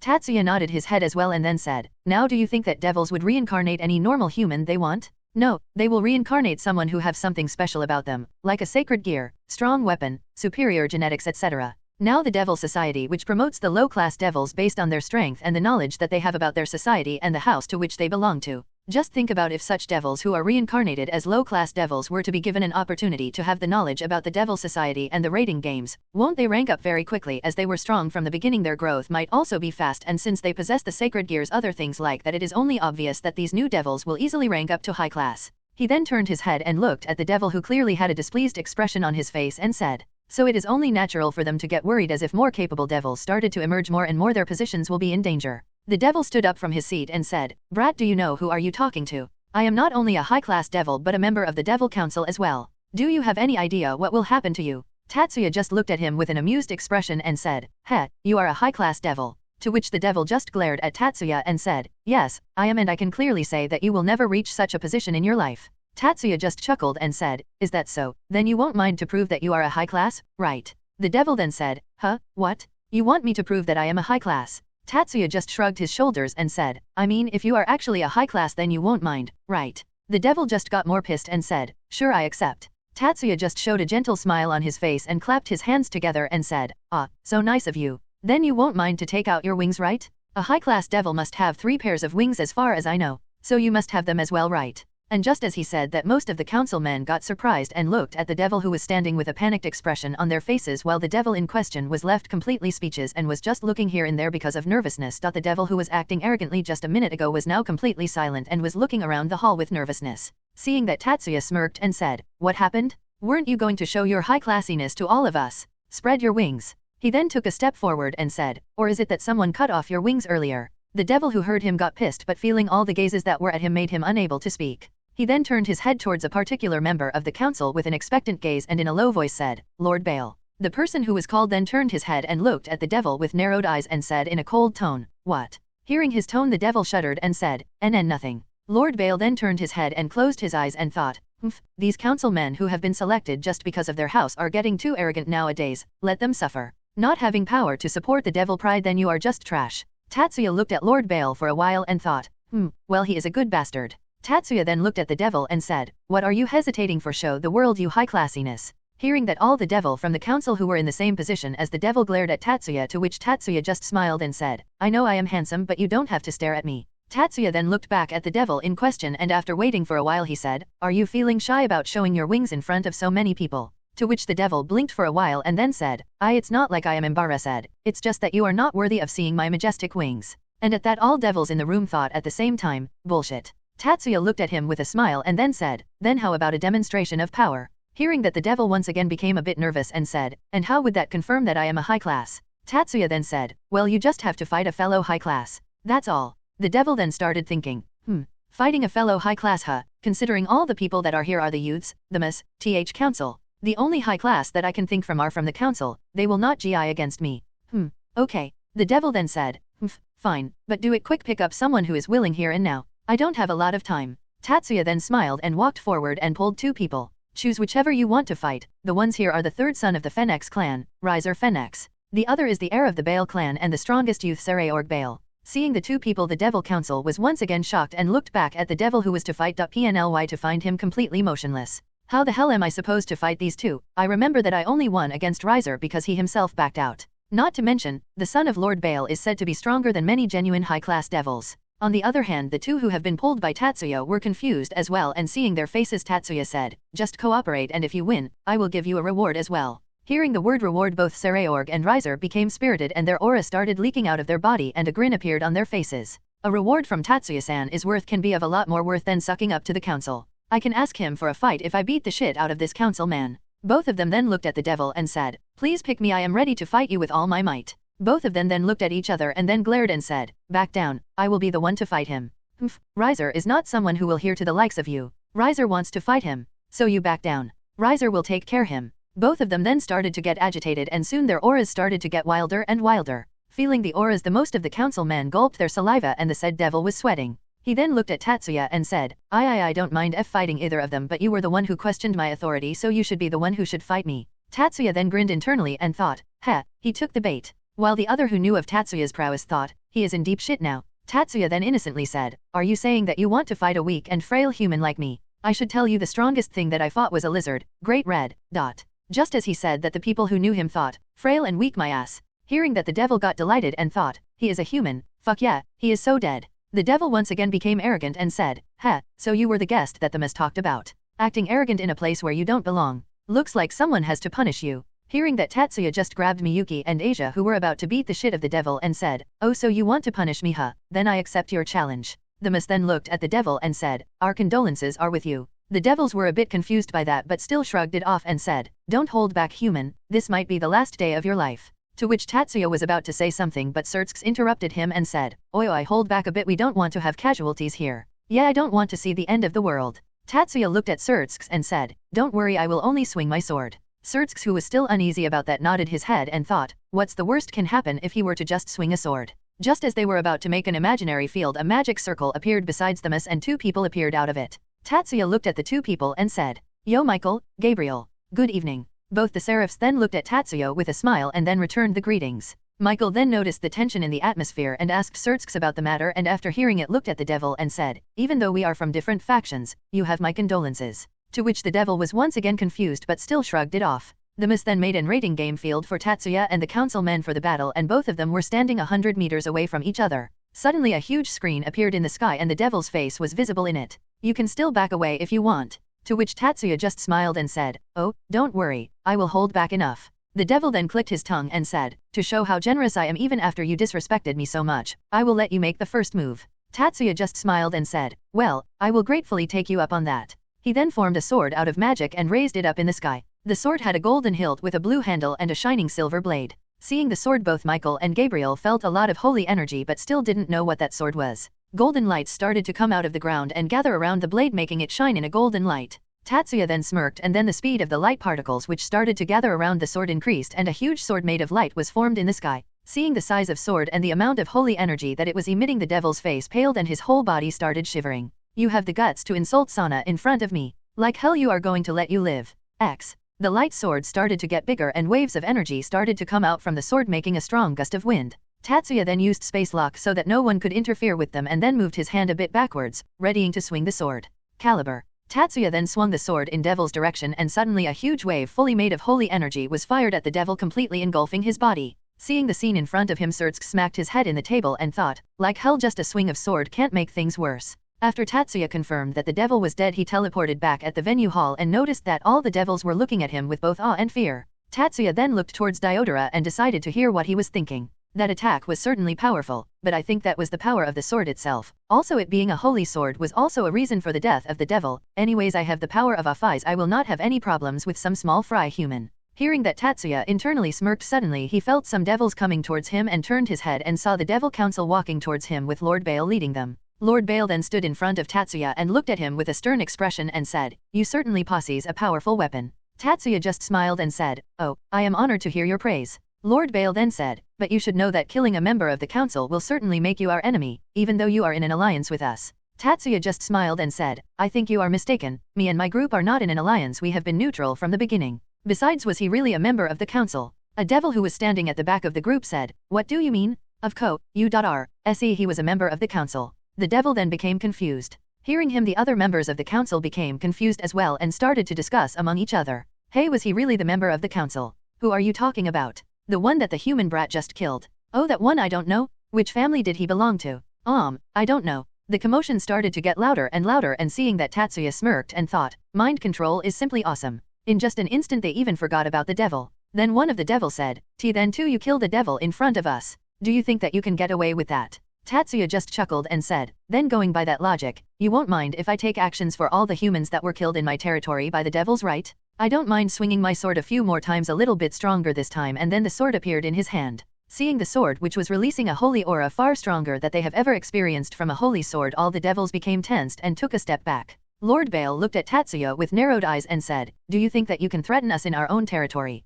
Tatsuya looked at him with a deadpan look and said, Hello, I am literally doing that." Lord Bale looked around, then noticed the devils around them and then snorted, seeing most of them getting scared. His gaze then fell on Sirzex, and once both of them looked into each other's eyes, Sirzex vigorously shook his head in denial. Seeing that, Lord Bale's eyes widened in surprise on seeing that even Sirzex didn't want to mess with Tatsuya. Tatsuya then put the sword back and said, "Relax, I am not going to fight here. I was just angry because he dared to berate Sana in front of me." Hearing that, the council's eyes widened while Sana blushed on hearing him. Lord Bale then asked, "And why would you be getting upset to that extent for Miss Satrai? Going that far for a free dash fiancé?" Lord Bale, who was about to continue, stopped and looked towards Tatsuya with an astonished expression and asked, "What do you mean by that?" Tatsuya just smiled and said, "I said that she is my fiancé, Sirafal as well." Lord Bale and most of the devils in the room got shocked and looked at the two sisters who were just mentioned. Both of them, who were now the center of attention, had different expressions. Sana got embarrassed and looked like she just wanted to hide somewhere, while Sirafal was puffing her chest proudly with an expression which said, "How about that?"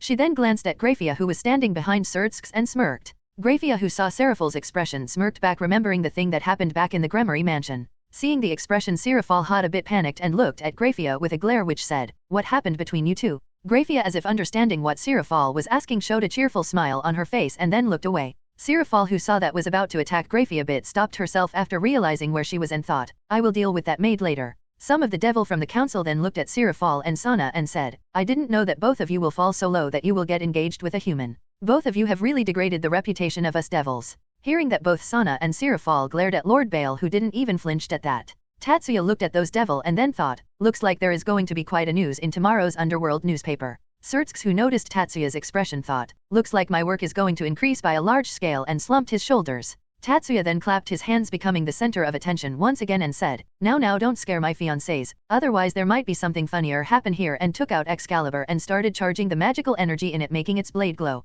The council men who were standing closest to Tatsuya took a few steps back, and then, except for the Bale, the rest of them started to flare out their auras. Tatsuya, who noticed the huge amount of aura that was coming out of them, yawned and passed more energy in the sword and moved his hand upwards, and once again a huge golden beam started forming above its blade, making all the devil, including the Maoist, panic at the amount of holy aura. Tatsuya then said, "I don't mind if you want to have a go with me, but do you have the guts?" Hearing him openly insult the council, the devil got shocked and looked towards the council. The councilmen themselves got angered by the insult that Tatsuya threw at them and glared at him. Some of the members were about to argue to him, but Lord Bale then raised his hand, making his fellow councilmen stop, and then said, "We should not let the matters escalate. We don't want the young devils to die this early." He then turned around and said, I will pretend that such a thing didn't happen here and I hope that we don't meet again. Tatsuya Shiba. Seeing him, the other council men also followed him while gritting their teeth. Tatsuya, who heard Bale's thoughts, muttered, he seriously is an interesting bastard. Just because most of the devils here were pure he left, he didn't even had an intention to back down from the fight. He truly possesses the pride of the devils. Tatsuya then put back his sword and said, I am going to the washroom, and then left the hall, leaving behind the people completely silent. The devil council who were walking back to were complaining to Lord Bale about Tatsuya. Bale, who was silently listening to their complaints, looked back at them and said, then do any of you have the strength to stand against his attack? Hearing the question, all of them got silent and lowered their heads. Lord Bale looked at them for a while and said, only speak about this when you have some kind of idea, and started walking again, seeing which the others started following soon. All of them then entered the room, but once the last member entered, the door got closed on its own and then disappeared from the devil's sight. Seeing that, the devils started panicking but stopped once they heard a voice. Good, now that you all are here, let's start the discussion. After Tatsuya left the hall, he silently walked towards the washroom. He then fixed his clothes and appearance, and once checking that everything was fine, he sighed and turned serious and said, let's start, and made some clones. The clones then looked at each other and nodded their heads, and once everyone did that except for the real one, the rest of them got equipped in the covert mobile suit, the suit that Tatsuya wore in the movie. Tatsuya looked at the now suited up clones and said, deal with them, and all of them nodded their heads and teleported from the spot. Tatsuya had a small grin on his face and then left the room, leaving the job to his clones and said, let's go back, Odin must be arriving soon, and then went back to the hall. Meanwhile, the rest of his clones scattered all around the underworld, taking their positions and doing the job that Tatsuya had given them, while one of them went to the room where the councilman would be arriving later and took a seat for himself and turned around so that he was not visible. Soon the members started entering the room, and once he confirmed that all of them were in the room, he made a replica of the room in his Kamui dimension and teleported himself and the other devils in there without letting them know of it. Good, now that you all are here, let's start the discussion. Hearing his voice, which was different from his original voice, the devils flinched and turned around towards the source of the voice. Tatsuya, clone, then turned around and said, now gentlemen and ladies, will you please take your seats? We have a lot to discuss, and opened his arms and took out a bunch of papers and a pen and placed them in front of each seat on the table. Seeing him, who was covered in a full body suit and had a mask as well, the devils got wary of him and started releasing their demonic power. Lord Bale them said, who are you and how dare you enter this room without our permission? Tatsuya looked up and said, if you have the time to bicker about this, it would be wise if you cooperate with me. I promise that it will help the devils as well. Hearing him, some of the council men got angry and fired their demonic energy at him. How dare you order us around? Know your place. But Tatsuya didn't flinch and just raised the pen that was placed on the table and simply swiped his hands towards the attacks coming towards him and said, full counter, and in an instant the volume and power of the attacks doubled and was reflected back at the devils, who seeing that immediately formed some barriers to protect themselves. Tatsuya simply put the pen back and said, I won't say this again. Take your seats, and raised a bit of his aura. Feeling the amount of pressure, the devils got surprised and then started sweating. All of them glared at the suited Tatsuya for a while and then turned their heads towards Lord Bale. Lord Bale looked at Tatsuya and said, is it really something that will benefit the devils? Hearing that, Tatsuya chuckled and said in a confident tone, believe me, after the discussion you will be thanking me for telling you about all this. Lord Bale looked at Tatsuya silently and then slowly pulled back a chair and took a seat. Seeing that the other devils were surprised, but once Lord Bale glared at them, they took a step back and then immediately pulled a seat as well and sat down.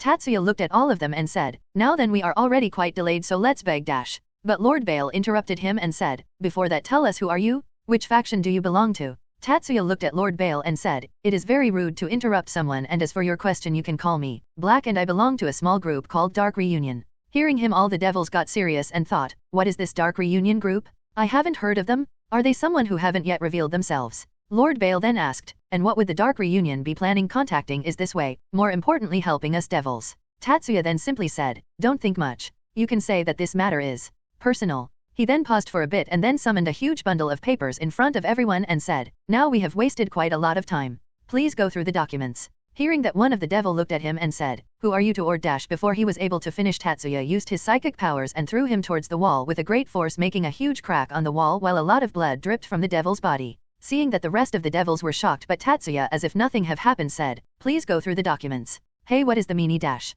Once again another devil tried to raise his voice, and this time Tatsuya used his psychic powers to make him crash in the ceiling, resulting him in getting hanged in the ceiling by his head. And once again, as if nothing have happened, Tatsuya said, please go through the documents. All the devils then gulped their saliva and then nodded their heads. They understood that they were not in a position where they can argue with him. The devils then took the papers in their hands and started going through them. The expression on their faces kept on changing from anger to fear. While this was happening, Tatsuya kept on looking at all of them while his telepathy was activated and was hearing their thoughts with a smile on his face. Tatsuya, who was looking at the panicked devils with a face of amusement behind his mask, turned his head and looked towards the person who had the highest authority among the council, Lord Bale. Lord Bale himself looked calm and composed, but once Tatsuya heard his thoughts he knew how angry he was at the moment. Tatsuya then looked at the other council members and said, "So, how do you think our information gathering is? Awesome, right?" Hearing his voice the other councilmen except for a few flinched and looked towards Tatsuya. What is this nonsense? Do you think that anyone will believe this? Tatsuya then calmly said, "Mister, your tone itself is telling that you are believing it. Besides there are your signatures or seals on those documents as well." Hearing that the devils wanted to retort but were not able to find anything to do so, Tatsuya then sighed and then picked up his bundle and said, "But seriously I have to say, you devils sure like this kind of stuff. Trafficking seems to be your favorite. Not to mention you are doing the same with the pure devils as well. I see that you don't discriminate others based on their class. Truly magnificent. I can surely say that you all are not racists, and here I was told that the devils look down on the other species and even the mixed blood among them. Seems like the information was wrong. You people are not like that at all. To sell people from the 72 pillars along with the other low-class and mixed-blood devils, man, that's some serious equality levels that you follow. My respect for you all have increased significantly," and gave out a hearty laugh. Hearing him laughing, the members whose deeds were now presented in front of the other councilmen were fuming with rage, while Lord Bale and the others who worked genuinely for the council were angry at their fellow councilmen. Tatsuya then flipped a few pages and then said, "Now coming to the other part of the reports, it seems like you all are performing a lot of experiments on humans that are not necessarily safe here in Underworld, and quite a number of them belongs to our territory as well. What do you have to say about that?" Lord Bale too glanced at the culprits and said, "I would also like to know about all this and the matter concerning the trafficking. You all surely using your rights as councilmen to the fullest, huh?" All of them then gave an audible gulp and started sweating after seeing the glaring Bale. The other righteous councilmen nodded as well and looked at their colleagues and waited for their answers. One of the culprit then raised his head and said, "Lord Bale, believe us, this bastard is just bluffing. There is no way that we the members of the council could do something that would tarnish about name. Yeah, we cannot do something like this. He is lying. Are you seriously going to believe someone whom you have met just once? Believe us, Lord Bale, we have never betrayed you." Seeing the devils starting to make commotion, Tatsuya raised his aura a bit, making all of them shut up, and them with a calm voice said, "Looks like all this information have made you accumulate quite a lot of stress and you all are not able to think properly. How about we all watch a video?" and then snapped his finger and immediately a holographic screen appeared in the air, making them a bit confused. Tatsuya then snapped his fingers once again and the past lights started to get dimmer. Tatsuya then said, "All of you should know beforehand that this video might be a horrifying experience for a few," and then the video started playing.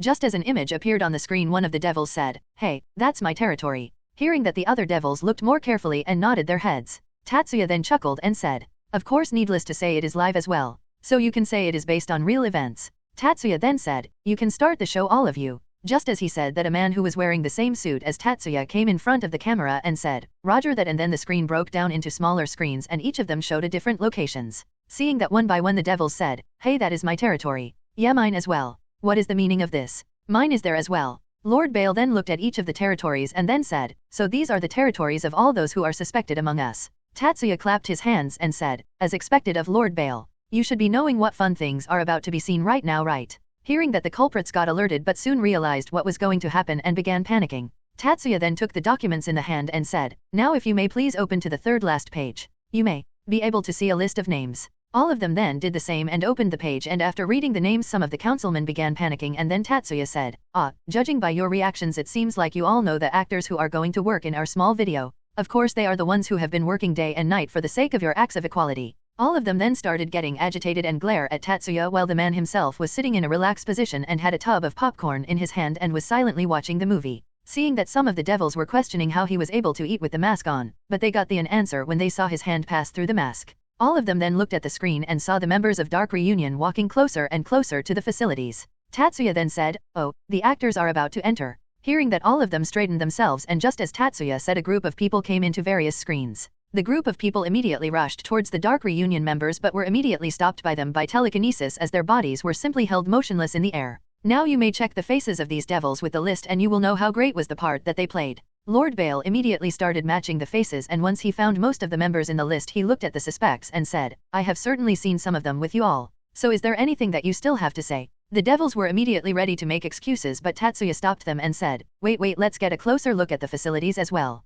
Some of you might say that it is all just made up and we invaded their homes." The video once again started, and the site of labs and the places where the goods were kept to be sold later were seen in the video. Seeing them, most of them were pale but still looked at it intently. The members of the Dark Reunion then freed the goods, and seeing that, some of them shouted, "Hey, what are you doing?" Tatsuya just smiled and didn't say anything but just pointed his finger towards something. Seeing that, the devils followed their gaze in the direction and noticed Lord Bale fuming with rage, with some of his power of destruction being released unconsciously because of anger. Lord Bale then said, "You lot have sure grown a lot, huh? Looks like you don't fear what we devils can do. Just because we are at peace doesn't mean that we have forgotten how to fight. You all were with us in the war as well and you all certainly know that how the numbers of the pure devils have diminished. But you all still have the nerve to sell out the members of the 72 pillars." Feeling the amount of aura that he was releasing, the members of the council were having trouble in breathing while Tatsuya was looking at them with an amused expression and thought, he certainly is a pure blood maniac. Lord Bale then glanced at Tatsuya and said, "I really thank you on the behalf of all the devils. We certainly will deal with these scum. But I would like to know what would the Dark Reunion want in return for such information.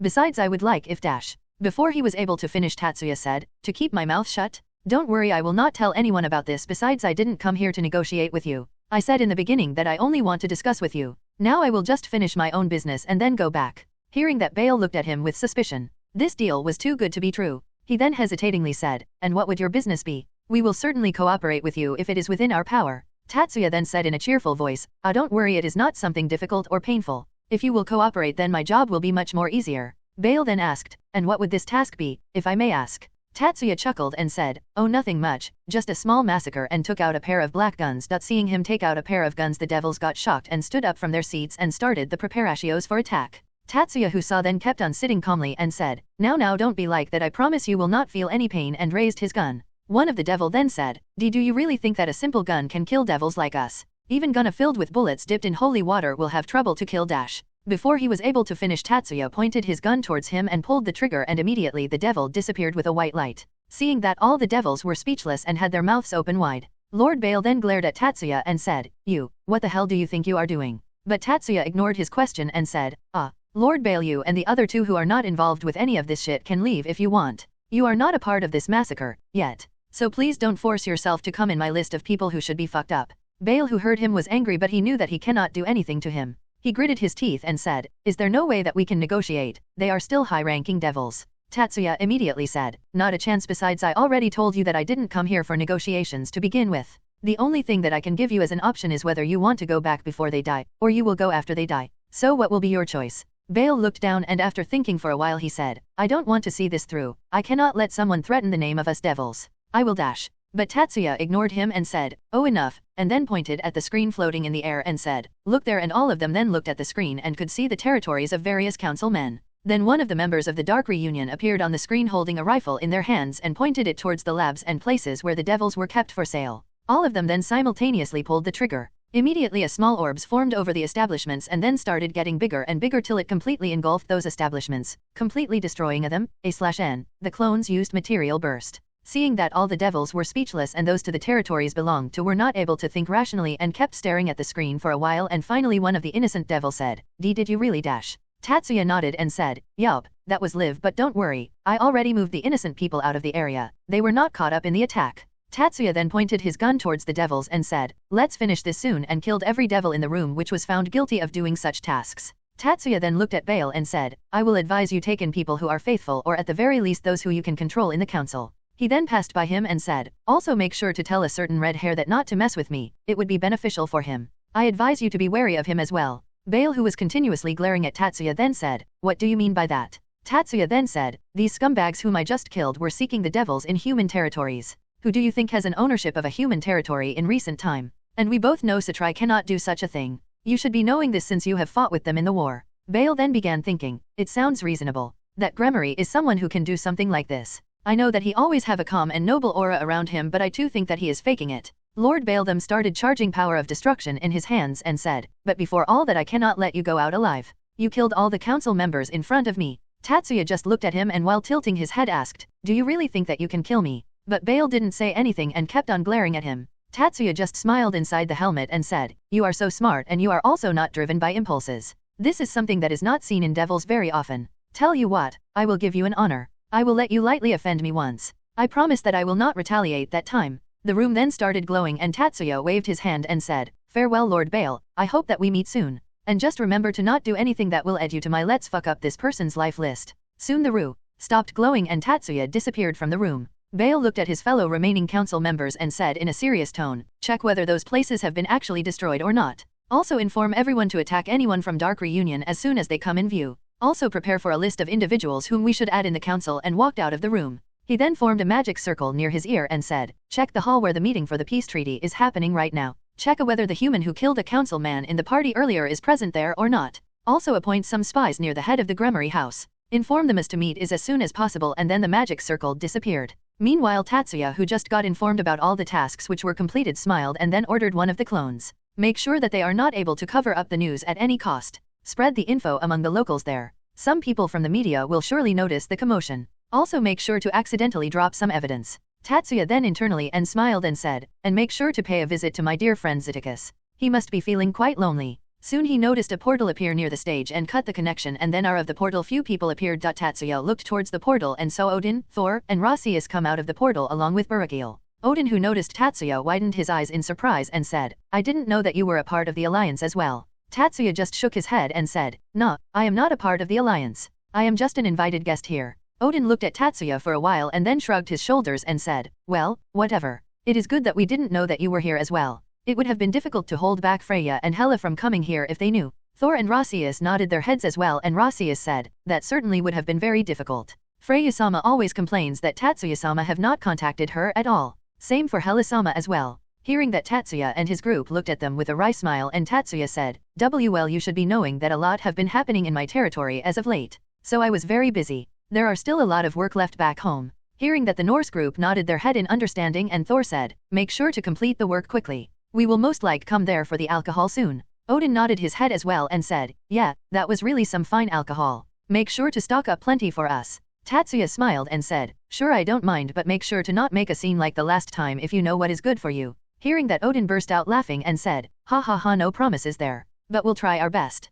Seeing him acting like that, Rasius said, Odin-sama, mind your behavior. What will others think of you? Odin then looked at Rasius with a frown and said, geez, Rasius. Uptight like always, loosen up a bit, will ya? Because of being like this is the reason that you are still single. Rasius immediately crouched down as black fumes started to come out of her body, and then some tears started to form in her eyes. It's not like I am yearning for a boyfriend. Sniff sniff asterisk, I don't want to stay single for the rest of my life. Uwa. Seeing her like that, Tatsuya said, she has it hard. Aazelle then came near them and said, yo, geezer from the north. Odin and Thor then turned their heads and looked at him and said, oh fallen brat, you were here as well. Tatsuya sighed and said, great, the perverts are together, and walked away. Odin then whispered to Aazelle and asked, hey brat, found some new those type of bars? Aazelle grinned and said, oh, don't worry, I never leave my research midway, and took out a notebook. AD showed it to Odin. Odin then immediately began flipping the pages and said, ho ho ho, gotta go to these research facilities and expand my horizon of knowledge. You coming with me, brat? Aazelle smiled and said, I am going. After all, both of them then shook their hands and said at the same time, research is important.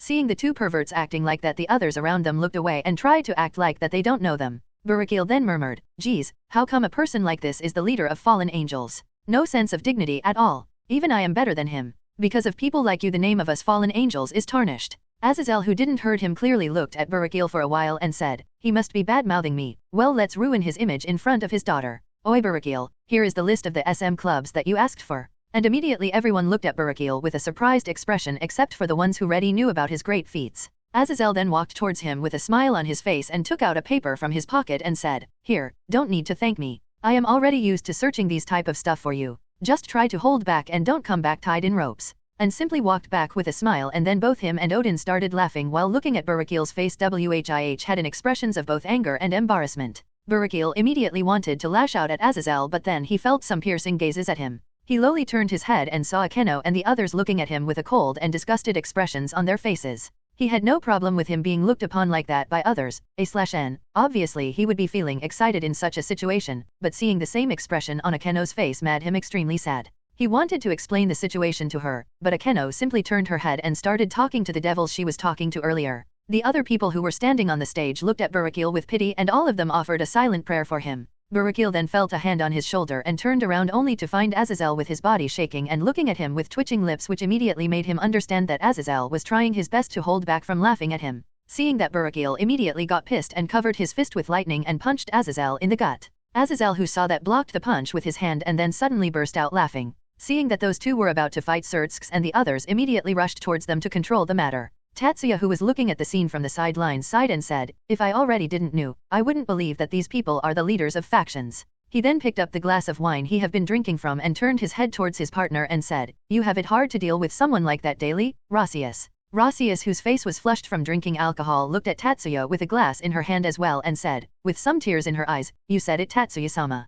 That old man is the worst. He keeps on working me to the bone and then insults Dottie for being uptight. The worst of all, he keeps on harassing me by saying that I am single. Oyaa." Tatsuya, who saw the girl beside him crying, looked around to ask one of his teammates to comfort her but found that they all were already gone and were talking with others. Seeing that, Tatsuya sighed and patted Rasius' back and said, "Don't worry, everything will be fine.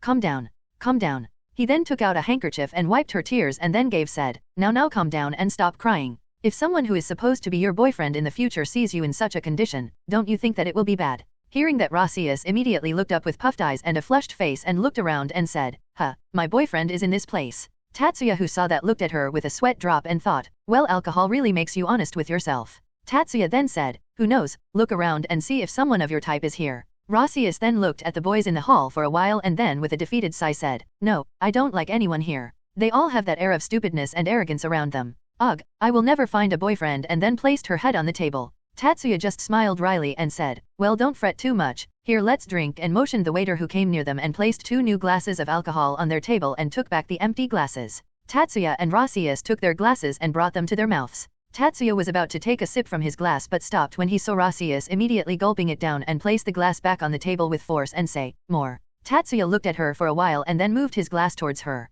Rasius, who saw the glass, immediately took it from him and again gulped it down in one go. Tatsuya then said, "If only you were this open normally, you would not have been single." Rasius immediately looked at Tatsuya with narrowed eyes but after looking at him for a while broke out crying and said, "Owa, now even you are saying that. I really am going to be single for the rest of my life." Tatsuya, who was surprised by Rasius' suddenly outburst, looked around and saw people looking at them, but when they all noticed Tatsuya's gaze, all of them immediately turned their heads and started to pretend that they didn't notice anything. Tatsuya looked back at the silver-haired girl sitting beside him, thought, she have had too much alcohol that her thought process is now completely disturbed. Tatsuya then tried to comfort her but seeing that normal talking was not working at all, he sighed and was about to make her unconscious, but before he was able to, he felt someone coming towards him and turned his head. Tatsuya then saw Akeno, who was wearing a black kimono, and smiled at her and then glanced at Rasius. Akeno looked a bit confused but glanced towards Rasius and understood that Tatsuya was asking for help. Akeno then walked near Rasius and asked the situation from Tatsuya. After listening to everything, Akeno chuckled, seeing which Tatsuya thought, she is clearly going to make me regret asking her for help.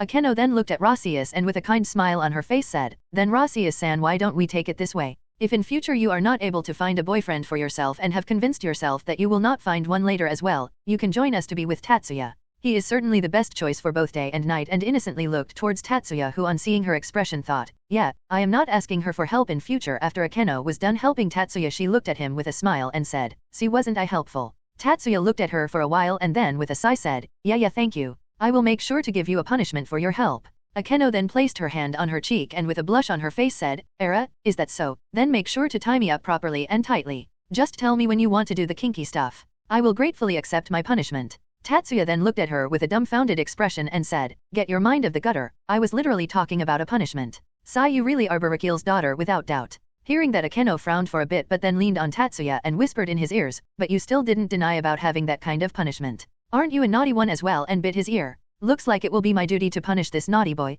Tatsuya then thought, so now sadist is coming out. Let's send it back. Tatsuya then turned his head a bit and said, "You really need to know who is going to punish who," and used his telekinesis to pull Akeno's nipples, making her immediately yelp in surprise, which soon turned into a feeling of pleasure. Tatsuya then took another glass of alcohol and gave one to Rasius as well, and once again both of them started drinking, ignoring Akeno, who took a seat beside him as her legs got a bit wobbly because of the pleasure. She then looked at Tatsuya, who was talking with Rasius, who kept on spouting something because of being drunk. She stared at the two of them for a while and then lowered her head. Tatsuya, who noticed that, slightly shifted his gaze and thought that she got a bit jealous on seeing him talking to someone else. He was about to console her but he heard her mumbling, "Teasing me when we are surrounded by all these people and now neglect play. I am getting hot." Tatsuya, who heard that, stopped his hand which was approaching her while his lips started twitching and he thought, just like her father. Meanwhile, at another location of the hall, the leaders who were somehow able to stop the conflict between Aazelle and Barakil were now discussing some matters in between them. Barakil, who was talking with Aazelle and Sirzex about the trading of Rias and her peerage, shifted his gaze to the surroundings and saw some of the people still glancing at him with disgust in their eyes.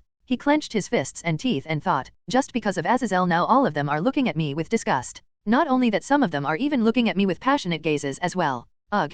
Control yourself, Barakil. You have to protect your image as a cotter, which have already been destroyed, in front of the others. You cannot be as shameless as Aazelle. Aazelle, who was standing beside him, suddenly glanced at Barakil and thought, he still have the guts to badmouth me. Sirzex looked at Barakil and said, so Barakil-sen, you don't have any problem in helping my sister's peerage training, right? Barakil immediately snapped out of his thoughts and looked at Sirzex with a serious expression and said, no problems from my end, my daughter is in her group as well. So then getting stronger will prevent my daughter from getting into dangers. So in a way you can say it is in my preference as well. After all, can spend some time with the devils. Yeah, it is important to get to know them better since we are having an alliance. Hearing that, suddenly Aazelle smirked and said, ho ho, so you have a thing for the young ones as well. He then nodded his head sagely and said, the older you are the kinkier you get. Barakil. Have some shame, my friend, your daughter will be in the group as well and pretend to look a bit sad. Barakil immediately widened his eyes and looked at Aazelle and said, hey, what are you spo dash? But before he can finish, a hand grabbed his shoulder with a bit of strength, making him turn his head in confusion.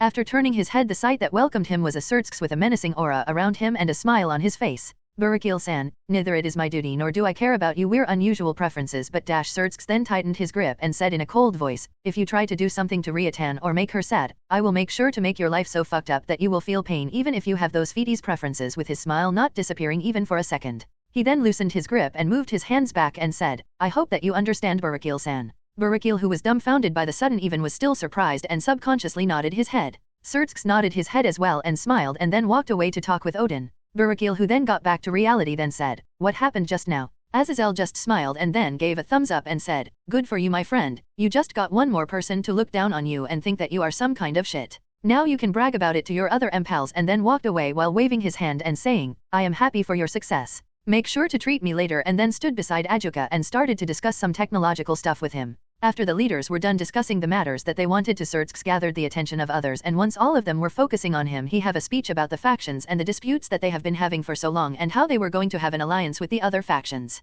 He then looked at Odin and said, Lord Odin, if you have no objections then please dash, and motioned towards a crystal monument. Odin looked around the hall and then his gaze fell on Rasius, who was talking and drinking along with Tatsuya and some other devils from Rias's and Sana's peerages, and then thought, looks like this won't be as bad as I thought. He then glanced at Aazelle and then thought, besides the fallen brat know much more research institutes than me. I can make full use of that knowledge, and gave a sagely nod. He then looked back at Sirzex and with a serious expression on his face said, very well, let's sign the alliance. Sirzex then smiled and then led him towards the monument. Odin then moved his hand towards a panel which was in front of the monument, but before he was able to place his hand, a voice was heard by everyone in the hall. I object. Odin stopped his hand and with an annoyed sigh said, so you finally decided to mess things up, huh? Odin turned around and suddenly a magic pattern appeared in the middle of the sky, and soon a man wearing white clothes with a pale skin and light blue hair appeared out of it and floated in the air with his hands crossed. The man then said, I am the evil god of trickery, Loki, and I have an objection with your decision, old man. Odin then said, brat, if you go back right now, I will forgive you.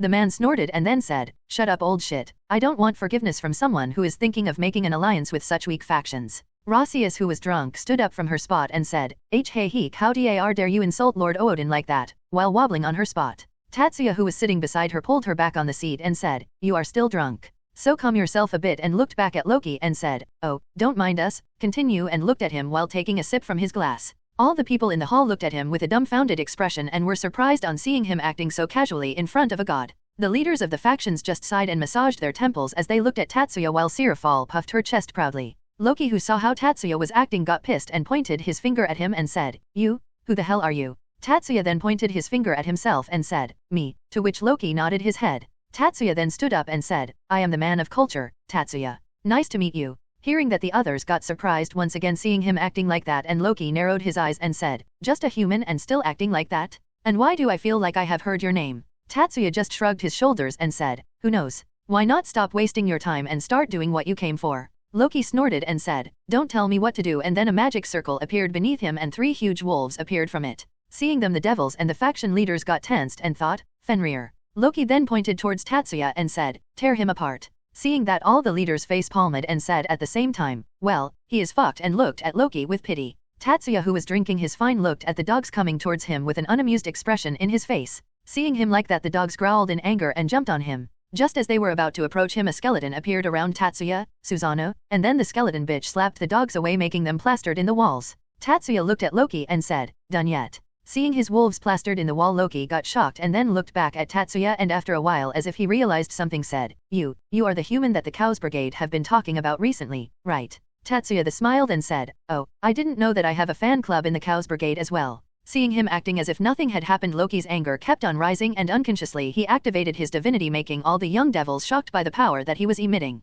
Loki then started charging his power for a big attack, seeing which Tatsuya said, I am not in the mood for that today, can we do your ass hooping at a later date? Besides, this place is too small for such an attack. Except for the ones at the stage, the rest of them might even die. Loki smirked and said, do you think that I care for such things? If they die, they die. If they don't die, then I will kill them. Tatsuya sighed and then said, you know people die if they are killed. Loki then nodded his head and said, wise words. Tatsuya looked at him with a dumbfounded expression and then said, so you are going to kill them all? Loki nodded his head and said, yeah, I won't stop even if you beg for mercy. Now, this is important for Ragnarok. Tatsuya nodded his head as well and then said, then will you start with that person, and pointed his finger towards a direction. Seeing that all of them were surprised, AD turned their heads where Tatsuya was pointing and only saw a wall there. Loki and the others then turned around and he then said, hey, there is nothing in that direct dash, but before he was able to finish, something hit his face and his body started to glow red. Seeing that, all were surprised as they saw a ball hit Loki's face. The top and bottom halves are divided by a horizontal black band. The top half of the ball is purple, with a white letter M on the front, with a pink circle on either side, while the bottom part was colored white with a button just below the M on the black band, basically, a master ball from Pokemon.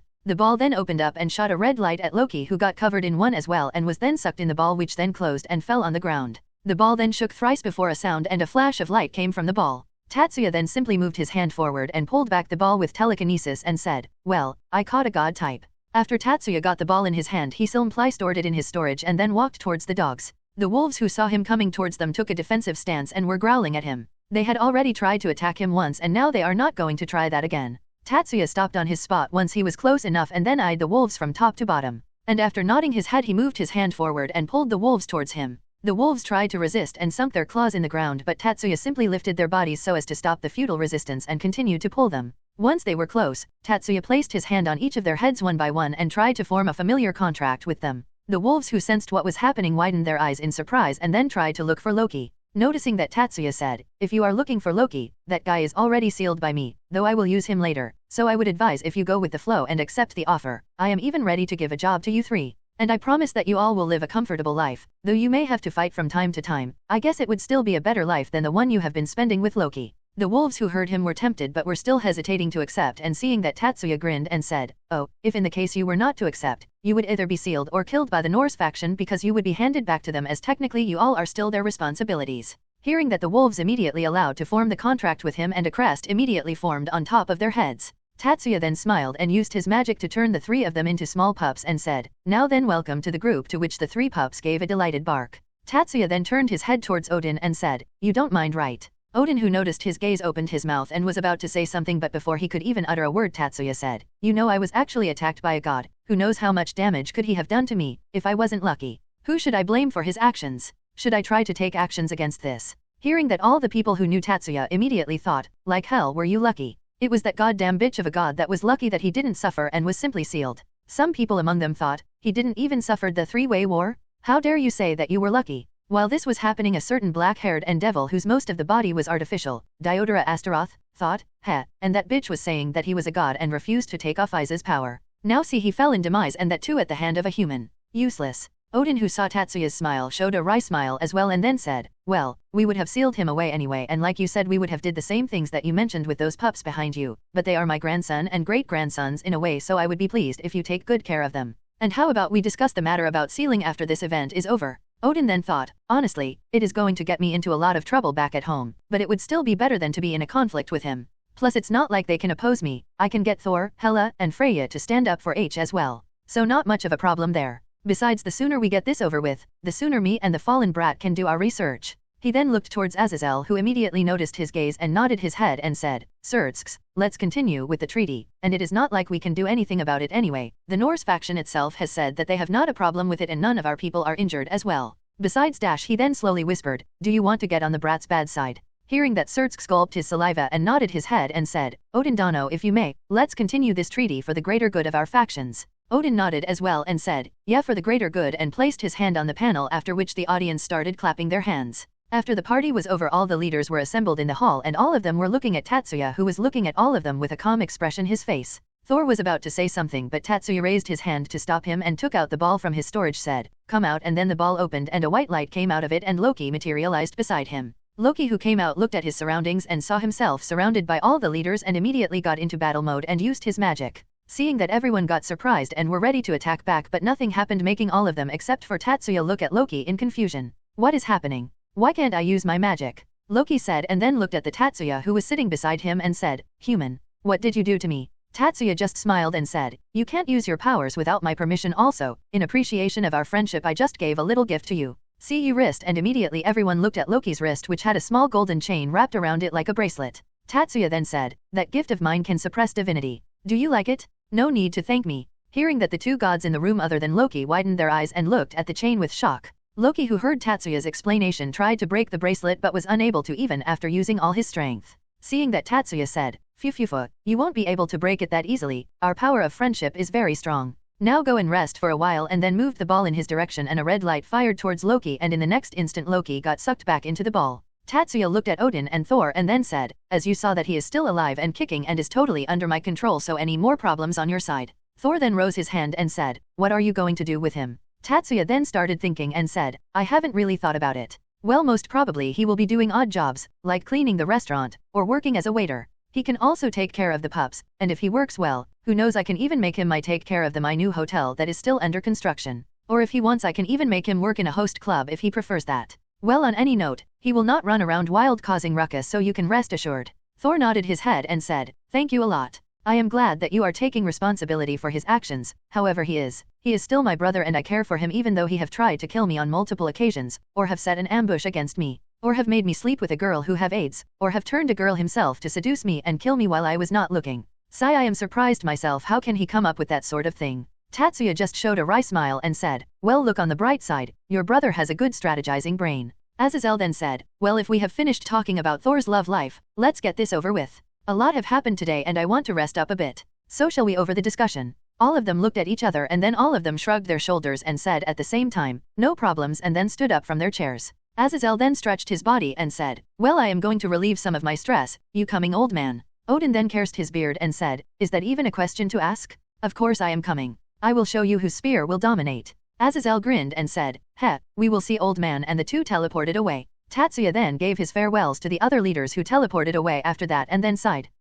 Let's go back, the others must be waiting for me. Oi, you three, let's go, while he called the puppies. Soon the three puppies came back, but on seeing them Tatsuya's eyes twitched. The three puppies who had the powers to kill gods came in the room while dragging the silver-haired bodyguard of Odin, who was completely wasted because of alcohol. After the youth devil meeting ended successfully, Tatsuya and the three pups along with another guest came back to the Gremory mansion. Tatsuya, who was simply carrying Rossius over his shoulder, went to the only room that he had been using and saw Milikas already sleeping in his bed. Tatsuya gave a yawn as well and then used his magic and placed another bed beside the one already present in the room and laid Rossius on it. He then used his magic to change her clothes to a comfortable white night robe. He looked at the puppies and made a small comfy bed for them and said, I don't think that I need to remind you, but don't dirty the room and keep watch. If you notice someone with hostile motives enter the room, then deal with them, but don't kill them. I would talk to them personally. The pups who heard Tatsuya's instructions gave a bark in approval, to which Tatsuya smiled and then bent down to pat their heads. He had to admit that even if they are god slayers, currently they looked very cute and were very fluffy. He patted them for a while having a smile on his face on seeing the puppies having a pleasant expression on their faces.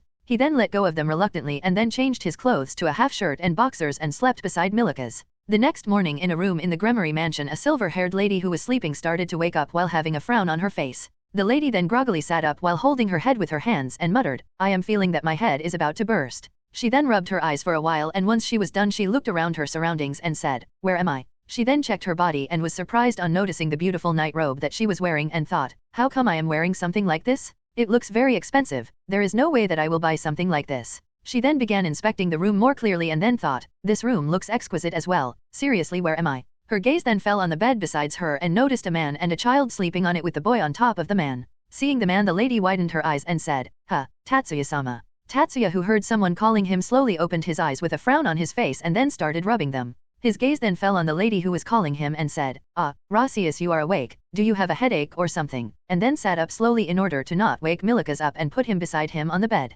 Rossius looked at him and then waved her hands and said, no, I am fine, just a small headache, that's all. And more importantly, where are we and why am I wearing something like this? And who changed my clothes? Tatsuya looked at the silver-haired Valkyrie, being uneasy because of the sudden change in her surroundings, and with a neutral expression on his face said, we are in underworld, last night the contract was signed and now here we are spending our first night together. You know you were crazy last night. I couldn't believe a calm and collected woman like you could act like that. Seriously, I am totally surprised. You kept on going for so long that I am completely speechless. Hearing that Rossius took some time to arrange the information that she just got, and immediately her face turned red and she said, what do you mean? Tatsuya crossed his arms and nodded his head and said, yeah, we kept on doing that and you were like more, you seriously were something. Rossius' eyes started to get cloudy as fumes started to come out of her head and she said, wait, wasn't this too soon to do that? And in the first place, why did you accepted the proposal so easily? Tatsuya calmly looked at her and then said, like I said, I was tricked into it by you, and not only that, in order to seal the deal you made me do it with you as well.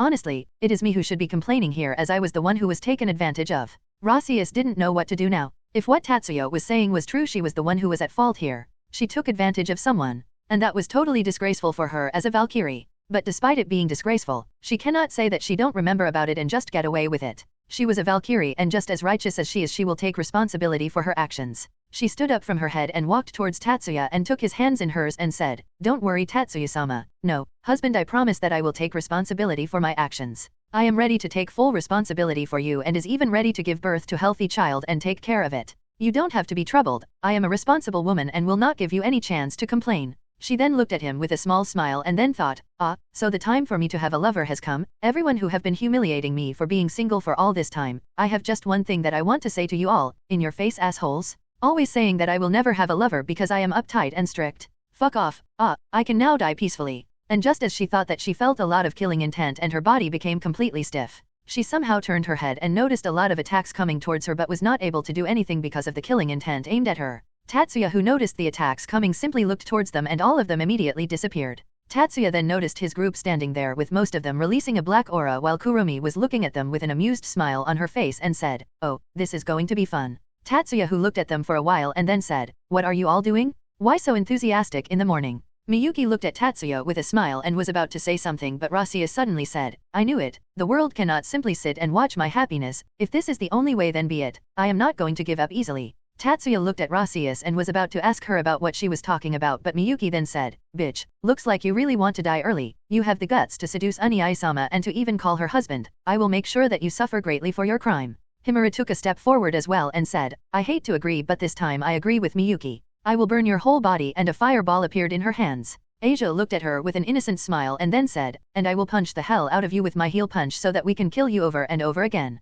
I will make you spill out your guts and then will dori you to swallow, then back to your body and repeat the process again. Oh, do tea worry, you will not die till I am satisfied. Tatsuya and everyone looked at Asia, who smiling innocently and thought at the same time, that's totally disturbing. How can you say got with such an innocent expression on your face? Tatsuya then clapped his hands and said, can you explain what is going in here? And Kurumi, I am sure that this is a misunderstanding and you know about it as well, so clear it right now. Kurumi chuckled and walked forward, earning a confused look from the others, and then sat in Tatsuya's lap and looked at Rossius and said, now, Ross-san, why did you call my Tatsuya husband? Rossius, who saw Kurumi sitting on Tatsuya's lap, narrowed her eyes, said, isn't it only natural to call someone whom you have copulated with as husband? To which Tatsuya looked at her and said, wait a minute, who said that I had sex with you? The whole room fell in silence and the only sound which was heard was coming from Kurumi, who was trying hard to not break out laughing. Rossius then said, what are you saying? Didn't you say that the contract was signed and we spent the first night? Tatsuya nodded and said, yeah, the contract for the alliance was signed yesterday and we spent the first night as members of the alliance.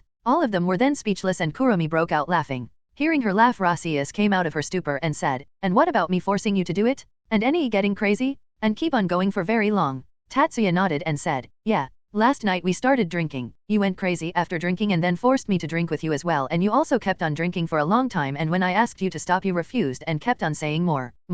Tatsuya then looked at each of them and noticed the other girls walk towards Rossius and then consoling her. Kurumi, who was sitting on Tatsuya's lap, leaned on him and asked, you were doing it on purpose, weren't you? Tatsuya hugged Kurumi back and said, as expected, you already know. Tatsuya then said, well, if she is already this shocked, she might not be that much surprised by the news that I am going to tell her next. Kurumi thought for a while and then said, about her being left behind by Odin. And immediately Rossius moved from her spot and grabbed Kurumi's shoulders and said, wait, you are telling me that Lord Odin left me behind?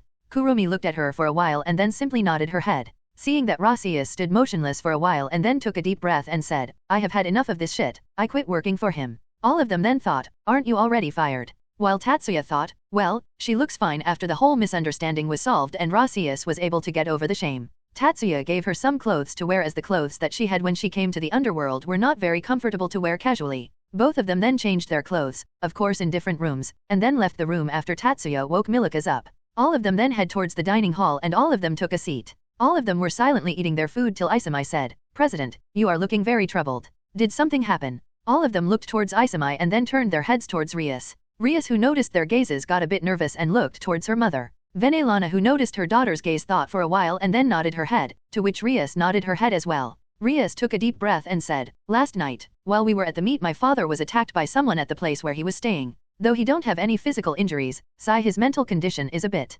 unstable." Hearing that, all of them got surprised, or at least pretended to act surprised. Tatsuya then asked, "Is he still same or?" Rias then waved her hands and said, No, he is not completely mad. He can still think properly, but still." Tatsuya looked a bit sad and said, "Sorry about that."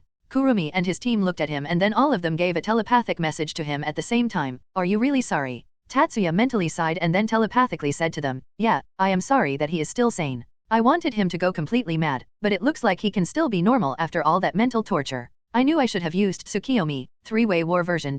Hearing him, all of them looked at him with a deadpan look and then Kurumi telepathically said, "But if he somehow was able to overcome even that and would have told others about that, then there was a chance that they might know that you were the Dark Reunion. Since only you have the guts to use something like that and act like nothing is going wrong." Tatsuya nodded his head as well and said, "I knew it, that's why I didn't do that, and I have promised Sirzex that I will not kill him this time, so let's just think that he is just lucky enough to survive." All of them just nodded their heads and decided to stop thinking about the topic. Tatsuya, who decided to change the topic, looked at the others and asked, "By the way, are you guys going to start training for your raiding games today?" Hearing that, all of them got a bit excited and Rias started to tell the others that she have already asked someone to guide them in the training. While Rias was explaining the others, Tatsuya looked at Rasius sitting beside him and asked, "And what have you decided to do? Take a vacation for a while?" Rasius looked towards Tatsuya with a surprised expression and then thought for a while and said, "Well, since I am now free from all my work, I think that a short vacation might be nice. After that I will search for a new job, I guess." Tatsuya nodded his head and said, "Well, good for you, and if you are unable to find a job then ask me, I might be able to help you get one."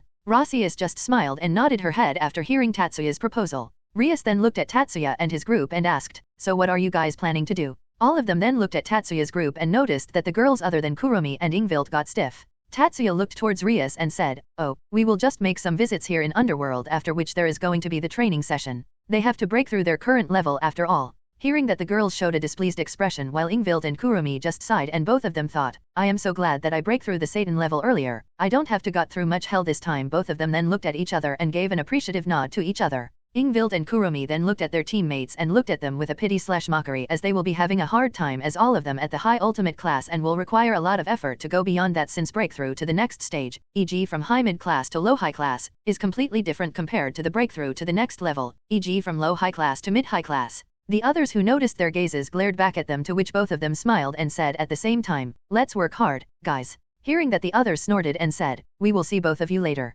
Don't get ahead, you two." Seeing the interaction between the group, the other people in the room were a bit confused and Akeno asked, "Why are you all freaking out so much? I mean, we will be training as well, right?" Hearing that, all the girls in Tatsuya's group glared at her, making her flinch a bit, and Himura said, "Don't speak if you don't know what kind of hell we are going to go through. Don't act so tough, since you were able to somehow manage to stay alive after the training that you went through before the game with Fennex. Your whole training was even easier than the warm-up that we will be having in our training camp." Seeing that the Gremory group, except for Zenovia, who don't know about the training that they went through before the game with Fennex, were a bit shocked, and Akeno said, Now, don't exaggerate so much." "No, it is not exaggeration." All of them turned towards the one who said that and saw Isami looking at them seriously and said, "I know that it is not an exaggeration. I have seen with my own eyes what kind of training they go through. So I know what will happen if he is going to dedicate himself in training them." She looked at the girls and said, "Just try to stay alive." The girls from Tatsuya's group, who saw their junior from the Gremory team encouraging them, felt a bit moved and smiled and nodded their heads. Tatsuya, who saw the interaction between them, nodded his head and said, Fine, Isami, you are going to be in the camp as well." Isami, who heard Tatsuya, felt like her whole world shattered and looked at the others with pleading eyes. She looked at Tatsuya and said, Now, I don't want to trouble you all while you are training them." Tatsuya, who heard that, just smiled at her and said, "Pack your things." Isami, who heard that, now knew that all the hope for her was gone and simply lowered her in disappointment. The girls from the group looked at Isami and said at the same time, "Just try to stay alive," to which Isami just twitched her lips. After all of them were prepared for their training, they went to a room and saw Aazelle sitting in the room. Aazelle, who saw Tatsuya, nodded his head, to which Tatsuya nodded his head as well and said, "So, you brought the things that I asked for?" Aazelle nodded and then said, yeah, I have them with me, just bring the boy here and I will install them in him. Tatsuya nodded and then took a seat. Aazelle then started to explain the training to the members of the Gremory group, and while he was doing that, Isami was looking at them with jealousy. Once they were done, Tatsuya said, "Oh, Konako will be coming with me. I have already contacted someone who will be able to help her with her senjutsu." Konako looked at Tatsuya, to which Tatsuya just winked at her, and she understood who will be the one training her and readily agreed with him. Once they were all done, Tatsuya stood up and gave a piece of paper to Rias, making her a bit confused. Seeing which, Tatsuya said, "There are some physical training methods written in it. It would be great if you could become a bit more durable. Focus more on it, as you should know that you are not the type who depends on strategy." Rias looked at Tatsuya with an offended look but still nodded her head in approval. She knew that what Tatsuya was saying was true, but accepting it was difficult. But still, she was not going to ignore what Tatsuya said because she had already done so in the previous training session and the results were not that good. Tatsuya then talked to the others for a while before all of them departed for their training. Tatsuya then teleported to the Satrai house and appeared in the room where Sana was talking with her peerage. All of them were shocked on seeing that someone appeared in the room and took a battle stance, but relaxed once they saw that Tatsuya was the one who came. Tatsuya then looked at the group and noticed Sajji and grabbed his shoulder and looked towards Sana and said, "I will be taking Sajji with me. Don't bother looking for him as he is going to be working under me. Bye. Love you," and teleported back. All of them blinked their eyes in surprise, and Sana looked at her peerage and asked, "Did he take my peerage member without my permission once again?" All of them looked at each other and just shrugged their shoulders.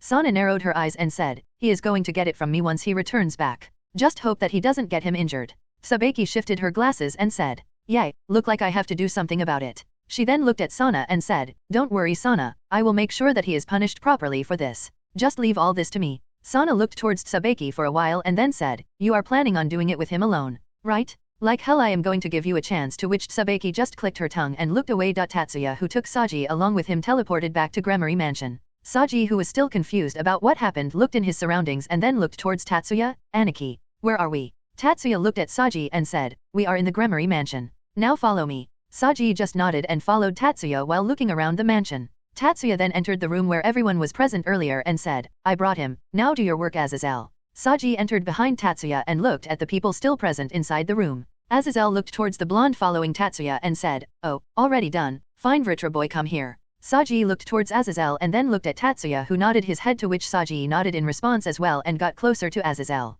Aazelle then took out a device from his pocket and checked Sajji's body with it and said, "Okay, no problem with you physically, now bring out your sacred gear." Sajji just followed his instruction and took out the absorption line which appeared on his hand. Aazelle looked at the sacred gear and nodded his head with a smile and said, "Good, now don't move, I will put it in you. It might hurt in the beginning, but trust me, you will feel a lot better once it is done." Hearing that, all of them looked at Aazelle with a weird look on their faces, and Sajji immediately jumped away from him and pointed his sacred gear at him and said, "Hold it. What the hell are you trying to do to me, you creep?" Aazelle looked at him with a confused expression on his face and said, "What? Don't tell me that Tatsuya didn't tell you. He was the one who asked me to do it. He said that it will be beneficial for you." Sajji looked at Tatsuya with a pleading expression on his face and said, "Aniki, I know that you helped me want to lose my virginity, and I am glad that you are trying to help me as well, but no way in hell I am going to do something like this." Tatsuya just sighed and punched Aazelle in the gut and said, "Don't say things in a weird way, pervert." He then looked at Sajji and said, "What he means is that I told him to put the remaining sacred gears of the Vritra series in you so that you can become more powerful."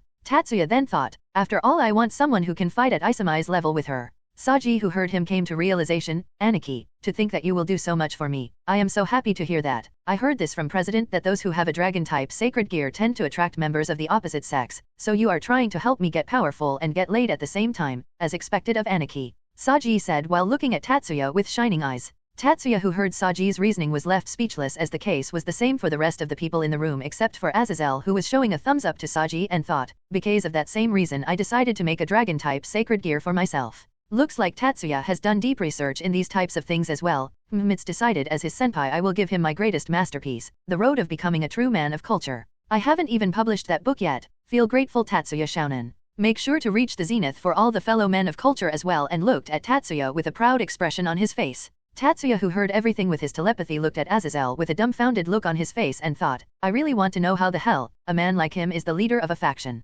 Tatsuya looked at Sajji and said, "Don't worry, you are my friend, right? Even though I just wanted to use you as a partner for Isami, might as well train you. You will be a good guard for Sana and Sabeki." Sajji tears up a bit and said, Aniki, I am so glad to have followed you. Don't worry, Aniki, I won't disappoint you. I will be strong enough so that I don't cause you any shame as your right-hand man." Tatsuya nodded and patted on his shoulder and said, "Good, you have determination. Fine, I have decided that I will train you as well." Sajji looked at Tatsuya with determination and nodded his head and thought, Aniki himself is going to train me, I can't let him down, he is expecting great things from me. Hey, fine, I will give my 100 no 200%. While Sajji was thinking this, he felt a hand on his shoulder and turned his head to see Isami looking at him. Sajji, as your senpai in training, I want to give you an advice. While you are training, never lose your hope to live if you want to survive, and walked away leaving a completely stunned Sajji. Sajji, who was confused by Isami's threat, looked towards her and said, wait, what do you owe me?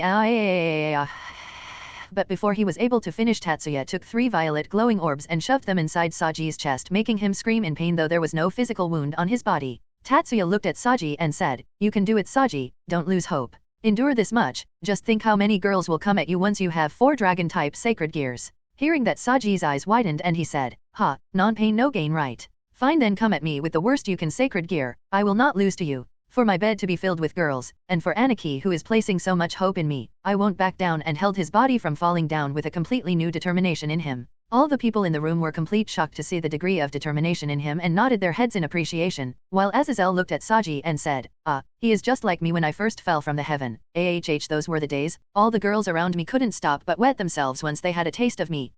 Happy memories. But just as he said that, Tatsuya used his telekinesis and threw him out of the window and said, I seriously doubt him as the governor of the fallen angels. After Tatsuya was done merging the sacred gears with Sajji's soul, he let him rest for a while as he was totally breathless after that and fell down on the floor. He laid him down on the sofa and told the others to take their luggage with them as they were going to depart soon. Aazelle then left the children alone as he still had to work. Unfortunately, him being the governor general of the fallen angels was still a fact, and naturally work comes with his position. After an hour, all of them were present in the living room with their luggage as well, and in addition to the children, Rossius, Grafia, Venelana, and Milikas were accompanying them as well. Rossius looked at the group hesitantly and asked, is it really fine for me to tag along with you all? Tatsuya looked at her and said, believe me, I am someone who doesn't like his HQ to be filled with strangers, but the fact that we will literally be leaving you behind here because even Grafia, Venelana, and Milikas are tagging along, then the only people left behind will be the servants of the Grammary Mansion whom you do not know at all, so it is your choice if you want to follow us or not, but make sure if you are coming then you are not going to speak even a word about my place to anyone.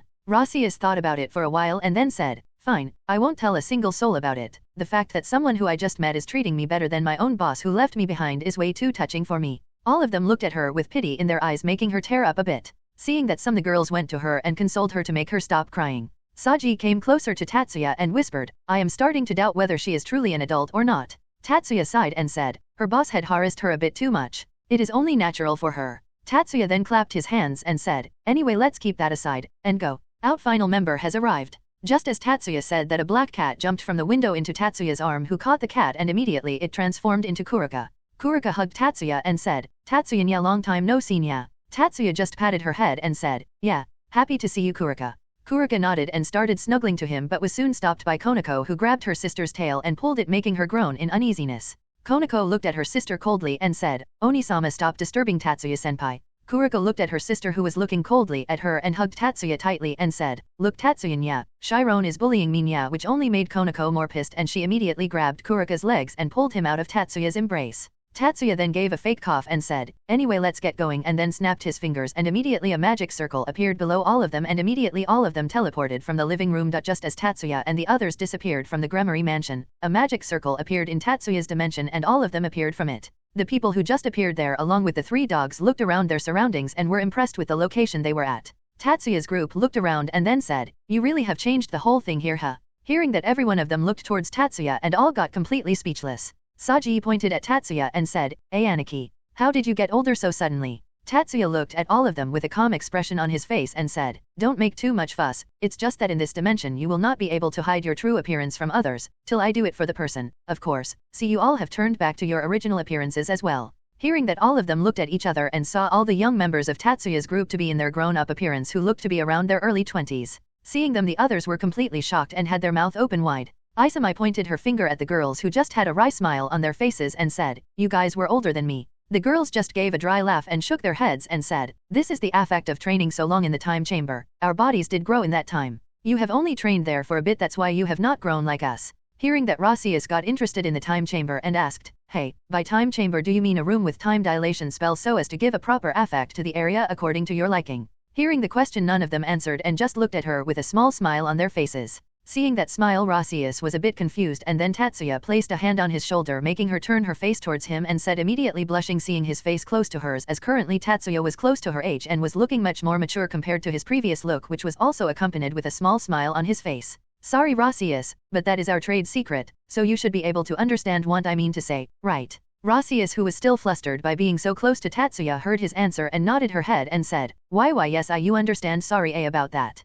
Tatsuya's smile just widened a bit and he said, thank you for understanding, and Rossius' blush immediately deepened. The other girls who saw this were a bit jealous of Rossius' position, as even from the location they were standing, Tatsuya looked charming and they could without a doubt imagine Rossius currently being in heaven. While Milikas was looking at Sajji with a weird expression on his face, as in front of him the high schooler had taken out a notebook out of nowhere and was writing all the info he could get while learning under Tatsuya about picking up girls. Tatsuya then noticed someone coming towards them and turned around and said, so they noticed us, huh? And immediately a magic circle appeared and two girls, one with red and the other with light blue hair, appeared from it. Both the girls were surprised as well on seeing Tatsuya in his mature form and were in daze for a while, but soon got back to their senses and asked about what happened to him. After all explanation was done, Tatsuya looked at his group and said, let's get going, we have already wasted a lot of time here, and was about to teleport but stopped once Milikas asked about looking around the place. Seeing the excited expression on the young Gremory's face, Tatsuya sighed and nodded his head, looked towards his three dogs and gave them a telepathic message. The dogs nodded their heads and a magic circle appeared over them and immediately changed to their actual form, but this time they showed no hostility at all.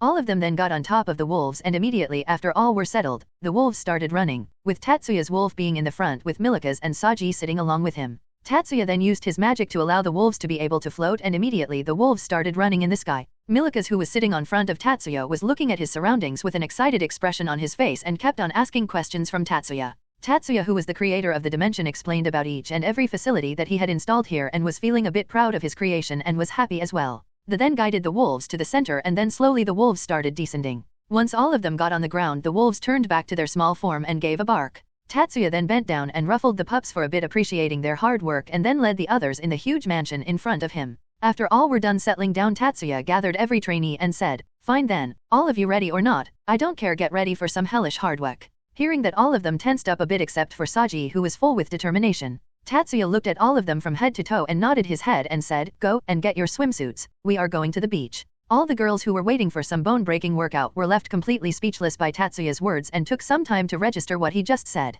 Tatsuya then looked at the people who he was not going to train and said, if you guys want to go there as well, you all are most welcome to, and Kurika, I don't think that I need to tell you why you have been called here for, right? Kurika just nodded her head and pulled Konako in her embrace and said, yup, I have always wanted to train Chiron Nya, and have some sister time with her Nya. She then looked at Konako with a smile, seeing which Konako got a bit embarrassed by the sudden affection from her sister and looked down, though she felt very happy from inside and her ears and tails appeared.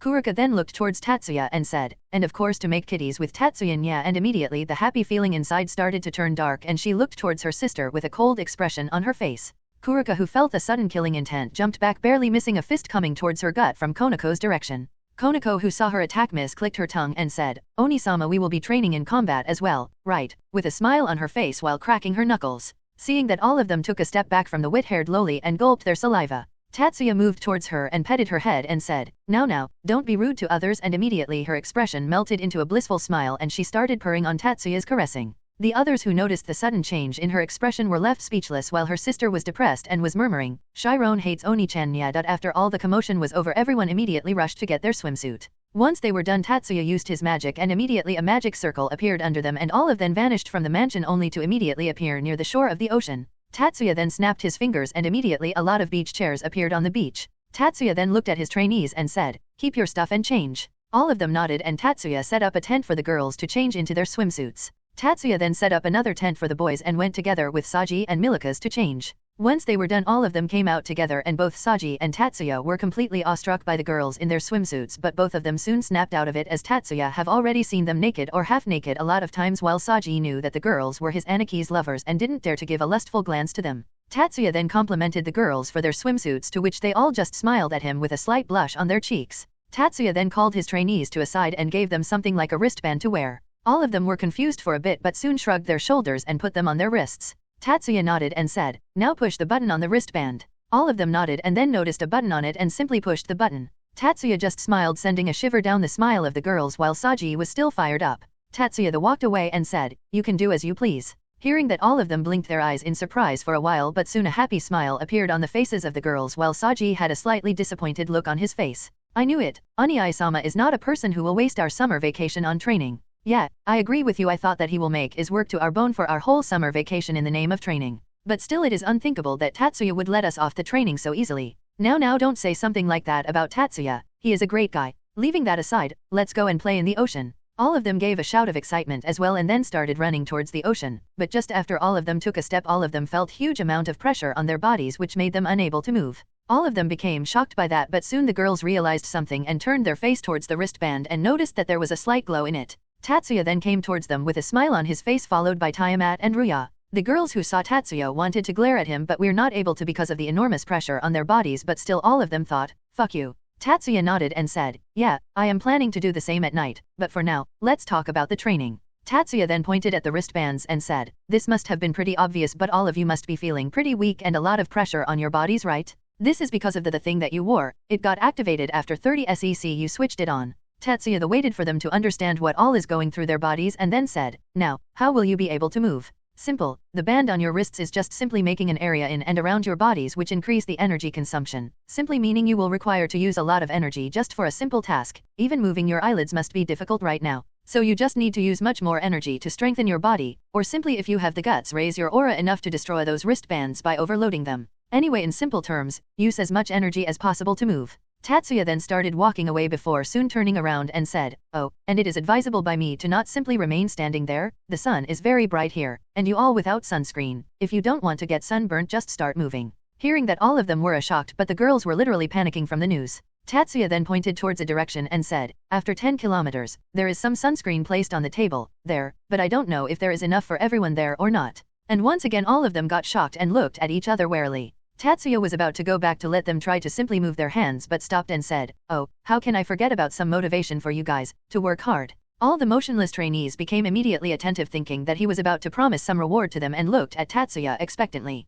Tatsuya turned towards the two dragon accompanying him and said, take off their sandals and heat up the sand, and immediately all the motionless people became pale. The people who were training under Tatsuya from before immediately strengthened their bodies to the maximum they could, but at best they could only squirm around a bit. Tatsuya has set the limits very high for them, as he already knew how capable all of them actually were. Though, Sajji's and Isami's bands give a lot less pressure compared to the others, but still for their bodies it was still too much. The dragons simply shrugged their shoulder and walked towards the squirming dummies and started taking off the sandal. Tiamat, when came closer to Kurumi, looked at her for a while, but soon a smirk appeared on her face which immediately enraged her, and she tried to kick Tiamat, but it was to no avail. Tatsuya just laughed at her and took the sandals off Kurumi's feet and started heating up the sand near her feet, earning a deadly glare from the said person, but in response Tiamat only gave a mocking smile. Seeing what was going to happen, Miyuki and Ingvilt tried to use their water and ice magic to cool down the air near them or form a barrier of sorts around them, but nothing happened. Both of them continued to try pitifully, but all their efforts resulted in nothing. Tatsuya noticed their futile attempts and saw the other trying something like that as well, but still nothing happened. Tatsuya chuckled and said, magic won't work, those band block everything. Your only options are either to strengthen your body and move with brute force, or pass enough energy to the bands to relieve a bit of the resistance that it is causing. All of them looked at him hatefully for a while, but soon looked towards their goal and decided to persevere through this. They were used to his hellish methods, and it was just one of them. They can overcome it just like they did in the past. It's just that this time, their bodies were not as powerful as before, and they could actually feel the heat rising near their feet. Soon Kurumi's legs moved a bit, causing the other girls to believe that this was possible. Kurumi then started moving slowly towards the direction of the sunscreen while she was gritting her teeth. Soon Ingvilt and the others started moving as well, and now the only one who was left standing was Sajji, who was looking at Tatsuya with a panicked expression on his face. Tatsuya looked towards Sajji with a smile on his face and said, do your best, and walked away. Sajji gritted his teeth and thought, fuck. I cannot remain left behind by others. My pride as Anaki's right-hand is at stake. My future with beautiful girls all over my bed is at stake. My dream of towards an erotic future is at stake. I cannot remain here. Sajji, push past your limits? Plus ultra and pushed all the power he had in his body immediately to the band, and his body immediately became light and he started to run, but after a few steps he fell on the ground and his body became stiff again. Tatsuya looked towards his underling from a distance and said, if you use up all your energy at once, then you will not have any energy to give to the band, you idiot. How are you going to move without any energy? The other people who were not training under him gave Sajji and the girls a pitiful look and now knew why they feared Tatsuya's training. Kurika, who was training Konako on the side, looked at the girls and thought, I am so glad that I am not in his team. Konako looked at her sister and said, for the first time in a while I thought that having a sister like you is great. I don't know what would have happened to me if she was like Tatsuya-senpai. Kurika immediately puffed her chest, making her breasts jiggle a bit, making Konako look down at her own chest and become depressed. She then patted her chest and then said, I am not small, I am just growing. Tatsuya continued to look at Sajji for a while and then sighed and said, looks like it cannot be helped. He then walked towards him and moved his hands towards his direction and started transferring some of his energy to his body. After confirming that he had given enough energy to Sajji, he said, this is the only time that you are going to get a refill. Now get and move your ass. Sajji, who was lying on the ground completely motionless internally, nodded his head and thanked Tatsuya for this chance. He then closed his eyes to concentrate better and slowly started to send the energy to the wristband, and once he found a certain limit was enough, his body twitched a bit. Noticing that he found the correct limit, he got excited and in the next moment his body became stiff once again. Tatsuya, who noticed this, said, don't lose your focus, you need to control your demonic energy efficiently if you want to move. Tatsuya continued to look at Sajji for a while, but seeing that he was still unable to move, he sighed and thought, looks like this level of training is still difficult for him. He then used his telekinesis and lifted up Sajji's body, making him confused for a moment. Tatsuya then removed his wristband and immediately the stiffness and pressure around his body disappeared. Sajji immediately started moving his limbs in order to feel them and sighed in happiness that he was once again able to move. While he was thinking this, Tatsuya said, looks like we have to start with something easier for you. This one is too much difficult for someone who don't have a clear grasp at his energy. He then flew up in the air while dragging Sajji with him through his telekinesis, and after making sure that they were quite up in the air, he stopped and moved towards the ocean. After flying for a while, he stopped and looked down and nodded his head. Tatsuya then said, take out your wings, to which Sajji nodded and immediately a pair of black bag-like wings appeared behind him. Tatsuya then stopped using telekinesis on him but instead formed a transparent energy field around him. Tatsuya then asked, you do know how to make shields and barriers with your demonic energy, right? Sajji nodded his head and said, yes. President taught all of us from the student council for our own self-defense. Tatsuya nodded and said, good, now make the strongest barrier or shield, whatever you think you are better at. From here many attacks will aimed at you, but don't worry, all those attacks will at best will hurt like an average adult human's punch. Sajji took some time to take in the information and then nodded his head and took a stance to get ready. Tatsuya nodded and said, good, you are allowed to dodge them as well, but the condition is that you will have to be inside the energy field the moment you pass or even touch the field. You will suffer from a very strong electric shock capable of killing a human. Hearing that, Sajji gulped his saliva but still nodded his head, although there was a slight hesitation in him. Tatsuya smiled at him and said, good, now show me your determination, and snapped his fingers and immediately a lot of magic circles surrounded Sajji, making him just gasp at the sheer number of magic circles around him. Tatsuya then flew back a bit and then said, so let's begin. Sajji nodded and narrowed his eyes and was looking around attentively. He had decided to use shields instead of barriers, as his barriers were relatively weaker compared to his shields, and technically shield took much less energy compared to a barrier. Sajji then moved his hands forwards and a blue magic circle appeared in front of his hands with a diameter of 1 meter. He then looked towards Tatsuya and motioned him that he was ready. Tatsuya nodded his head with a smile on his face and said, so let's begin. 3, 2, 1. Oh, an important point I forgot to mention. Sajji, who was looking around with a tensed face, immediately became limp and looked towards Tatsuya with a bit of anger in his gaze, which Tatsuya just ignored and said, just remember that there are no other rules other than the two mentioned before, so anything can happen. Sajji looked at him with a confused expression for a while, not understanding what he was meaning to say, but still nodded his head. Tatsuya nodded and said, 3, 2, 1, go, and immediately the circles started glowing and started firing at Sajji. Sajji, who noticed the circles glowing, immediately took his stance and blocked the first attack coming towards him, but was completely shocked by the outcome. The attack not only was transparent and was very hard to see, but the fact that just one attack completely destroyed his shield was there as well. But still, this was still expected from Tatsuya, who was training them like monsters. The fact that completely shocked him was,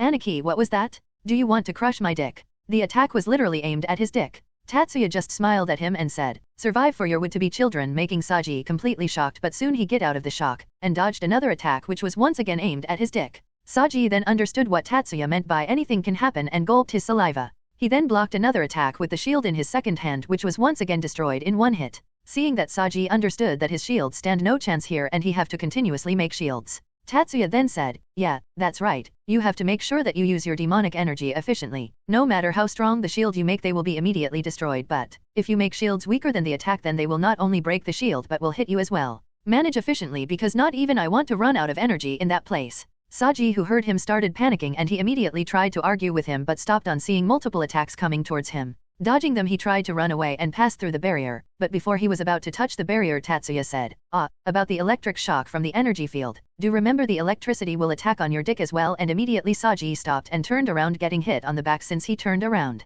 He started to question whether Tatsuya held a grudge against him and is torturing him instead of training, and hearing that Tatsuya said, "Don't doubt me, it is legit training. By this not only you will be able to use your demonic power efficiently, your demonic power will grow as well, and the same is true for your reflexes, and if by chance you were to get hit, which you most probably will be, your endurance will raise as well. Just think of this as tough love." Sajji, who heard that, understood what Tatsuya meant with this training, but still he felt a bit sour about this. Tatsuya then said, "Have your determination for your future surrounded by beauties faded away? Wasn't it you who said that you will do anything for that? Don't lose hope. Give your best. Break through your limits. All this will pain only in the beginning, but the results will be much greater. All this is for the greater good, Sajji." Sajji, who heard him, got reminded of his dream, and his fire of determination rekindled in him, and he thought, "I was an idiot like hell. Aniki will torture me. He is doing all this just for me? I cannot fall back here. I will show him that my determination is not weak. I will show him that I can get stating. I will show the whole world that Sajji Gen's hero will be the greatest, after Aniki." And just as he thought that, an attack hit his dick, making him immediately crouch down and groan in pain, and somehow by the will of the gods, author's authority, he touched the energy field, and, let's just say, his brother will not be standing up for quite some time.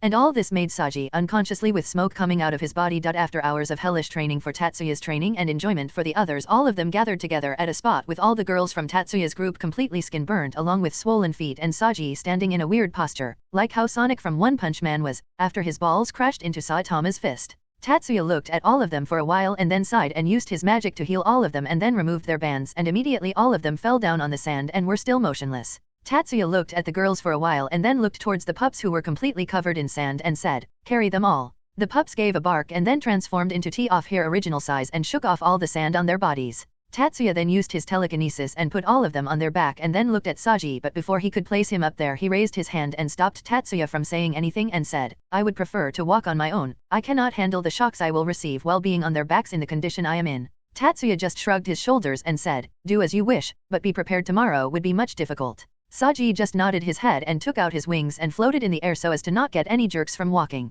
Milikas looked towards Sajji for a while and then said, "He will have problem while peeing." Both Sajji and Tatsuya looked towards the young Gremory, and Tatsuya just ruffled his hair. Both him and Sajji then thought at the same time, peeing should be the least of his/my worries, right now. His/my children's future is at stake here. Tatsuya just cleaned his body, fanned, changed his clothes and returned back to the mansion with everyone else. Tatsuya then ordered the wolves to place the exhausted girls in their room and then himself went in the kitchen. Sajji excused himself and then went to his room to rest and recover. The other guests looked at each other for a while and then Kurika said, "Well, I am going to help Tatsuya," and simply slipped away from the group and went towards the kitchen. Konako wanted to stop her sister or go with her as well, but unfortunately she didn't know how to cook and just sat on the couch and took out some sweets and switched on the TV, seeing which Milikas sat beside her as well, as he rarely gets the chance to do so at his home in Underworld, as he is usually busy with his tutors. Venelana as well sat beside her grandson, while Grafia decided to help Tatsuya in the kitchen, since despite being on vacation her instinct as a maid made her restless on seeing that someone else was working for her, and even Tatsuya at that.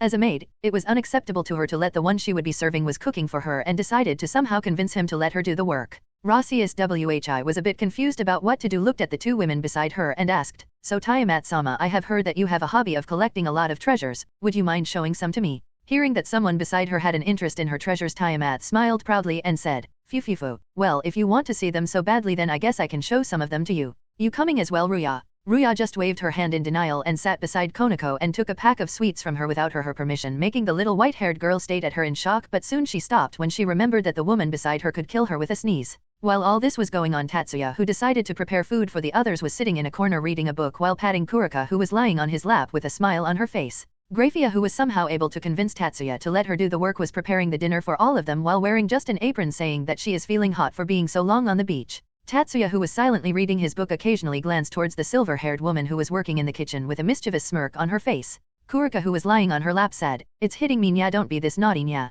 Tatsuya looked down towards his lap and saw Kurika looking at him with a smile while poking the bulge in his pants. Grafia, who heard this, smiled and said, "If you want, I can help you with your stress." Tatsuya didn't say anything and continued to read his book, and soon his bulge disappeared and he thought, "Like you are not already planning to do the same," and saw Grafia putting something in a set of cutlery. Kurika, who smelled what she put, opened her eyes wide and thought, "So this maid is thinking the same as me, nya," and narrowed her eyes. Tatsuya, who heard that, shook his head and just left the matter be. Later that evening, Grafia set up the table carefully and went to call the others, not noticing a certain black cat sneaking in the room. As some of them people started to come down, Grafia and Kurika noticed that the trainees are not here yet. Seeing their confusion, Tatsuya said, "They all are already asleep. Just let them be, they will eat it when they wake up."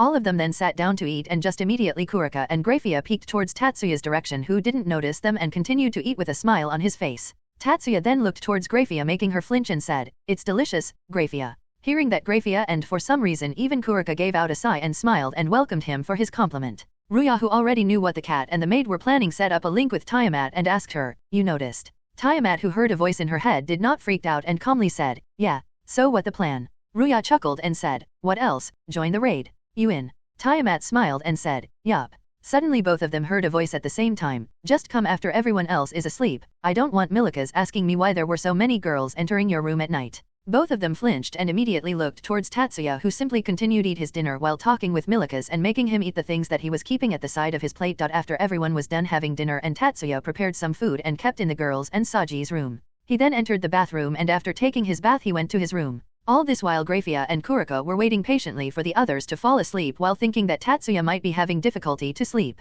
Once both of them confirmed that everyone was asleep, they slowly made their move towards Tatsuya's room. Once both of them came closer to his room, they noticed each other, and immediately there was a moment of silence and tension in the atmosphere. Both of them stared at each other for a while till Kurika said, "So you used the same tactic as me, right?" Grafia looked at her for a while with her usual cold expression on her face and then said, "No use fretting over it. Both of us got the same idea and did the same thing, I guess." And once again there was silence for a while, but suddenly both of them said at the same time, "Let's head in together," and both of them stared at each other for a while before a chuckle left their mouth. Kurika and Grafia then slowly opened the door in order to not make any noise and silently entered the room and closed the door behind them. The room was completely dark, but being devils both of them didn't have any problems with their vision. Kurika and Grafia looked towards the bed and smiled and said at the same time, "Just as I planned, huh? Once he wakes up he will be uncontrollable." Both of them started to approach his bed but stopped once they heard the door opening behind them. They turned around and saw Ruya and Tiamat enter the room, and seeing the devil and Nikoshao already in the room, both of them waved their hands and Ruya said, "Well, looks like both of you are very impatient to come here this soon. Man, I guess it was to be expected if you were the ones who put that in his food." Hearing that, both Kurika and Grafia were surprised. Their plan was already known to the two standing in front of them, and Grafia asked, "So you two already knew what we were doing?" Tiamat nodded her head and said, "Yep." Kurika then asked, "And you didn't try to stop Tatsuya from eating that food?" Kurumi shook her head and said, "Why would we do that, and besides, do you really think that everything is going according to your plan?" Both Kurika and Grafia looked at each other and then back at the two dragons with a deadpan look and said, "Of course is everything is going just as I planned," said a voice which was familiar to all four of them, and immediately both Kurika and Grafia got stiff and slowly turned their head towards the sofa present inside the room. Just as they turned their heads, the sofa, which was lying vacant, suddenly had a person sitting on it while reading a book. Tatsuya put a bookmark on the page he was reading and the book disappeared from his hand. He then stood up from his place and stretched his body and said, "Man, I didn't know you guys would take this long." Ruya and Tiamat chuckled on seeing the reaction of the other two and then said, "Well, the Gremory boy was very excited and took a lot longer to fall asleep." Tatsuya just nodded his head and said, "Well, as long as he enjoying, I guess it is fine." "Well, whatever. Let's get on the business, shall we?" Tatsuya said and walked towards the bed. Seeing him acting normally, both Kurika and Grafia were confused and asked, "Aren't feeling a bit different?" Tatsuya looked at the two for a while and then smiled and said, "Oh, I knew about the aphrodisiac and my body immediately detoxified it. So I am as healthy as I can be." Hearing that, both Grafia's and Kurika's eyes widened in shock and both of them shouted at the same time, "You took on an aphrodisiac which can make even a dragon king/god excited for days, AMD you are still fine." And this time it was the time for the other three in the room to flinch in surprise and stare at the two girls with widened eyes. All three of them then sighed and Tiamat said, "I am thankful that Tatsuya didn't decided to swap the dishes and just detoxified it. I don't want to think what would have happened if someone else have eaten that food." Ruya chuckled and then said, "That would have been hilarious, especially if that Vritra boy would have eaten it. He probably would have been in so much pain after that training he went through. Fuck, I can't even imagine it." Tatsuya massaged his temples for a while and then said, "For all things I am glad that it was not Milikas who ate that. Seriously, you two, from where did you got something that potent?" Kurika then said with a confident smile and said, "I borrowed it from the goddess called Aphrodite after Vala decided to fight some gods from that Parthenon." Grafia just said, "Trade secret," and stood silent. Tatsuya stared at the maid for a while and finally sighed in defeat. "Whatever, I will just punish you two for this," and smirked and pulled all of them towards him with his telekinesis and made a time dilation field around the room. He then used the same medicine that both of them used on him, and for the whole night the room was filled with noises of the girls shouting on receiving their punishment. Time skip 10 days. After 10 days of intense training/torture, Tatsuya's group along with the two dragon sacred gear wielders were allowed to take a day off from the training. They all were so glad about it that Sajji and Isami even shed some tears of joy, while the other girls nodded on seeing the two and remembered the first time they started training. For them it was nostalgic on seeing their juniors acting like that. During these 10 days Tatsuya made them go through so much physical tortures that their bodies were now resistant to some amount of pain. For Sajji, he can take on any attack from mid-low class level being like they are nothing, and was himself at high mid-class level, and that is if he is not using his sacred gear. Isami too have improved, but her training with them from earlier made her capable of fighting low high class being without her sacred gear, and with her balance breaker she can now take on peak high class beings with ease, though people like Sereorg and completely serious Riser were still in another league for her, but she can easily handle Rias. The girls from Tatsuya's group who have been on a bottleneck for more than a year finally broke through and were now all of them were Satan class beings, though low Satan class. Ingvilt and Kurumi, who were already in Satan class level, made great progress, as well as Ingvilt broke through and became mid-Satan class level, and Kurumi was at the bottleneck of her peak Satan class level.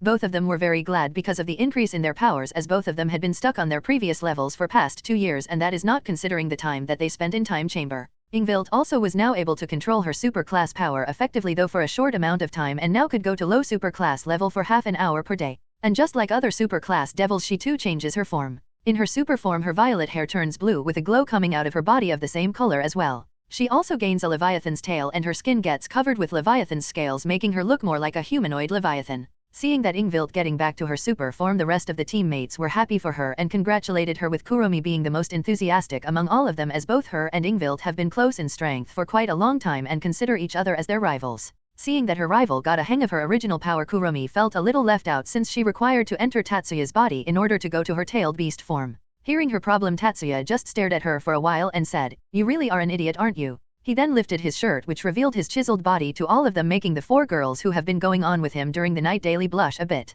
Tatsuya ignored the looks that they were giving to him and focused on his body, and soon some black inscriptions appeared on his belly. Tatsuya simply released the seal but didn't remove it, because if he did, Kurumi will be immediately sent back to the astral plane. But Kurumi, who didn't knew that, widened her eyes in shock and immediately grabbed Tatsuya's hand in order to stop him and said, "What are you doing? Don't you know that a person will die if a failed beast is removed from its body?" and immediately tried to put the seal back on him. But Tatsuya grabbed her hand and said, Whoa, wait a bit. I don't have any intention to die, and for your information, I have only released the seal, not removed the seal. You are still a part of me, so don't stress too much about it. Besides, do you think that something like removing a tailed beast from my body will kill me?" Hearing that, all of them remained silent for a while, and Kurumi felt embarrassed by thinking that something like this could harm him. Ruya, who have standing on the sides, chuckled and said, "A person who have been keeping up with me in bad for 10 days would not suffer from something like this." But immediately all the girls who have been training for the pet 10 day looked at her, making Ruya and smirk at them, while Grafia, Kurika, and Tiamat smirked as well. Seeing their smirk, the others immediately glared back at them and then dragged Tatsuya along with them to his bedroom.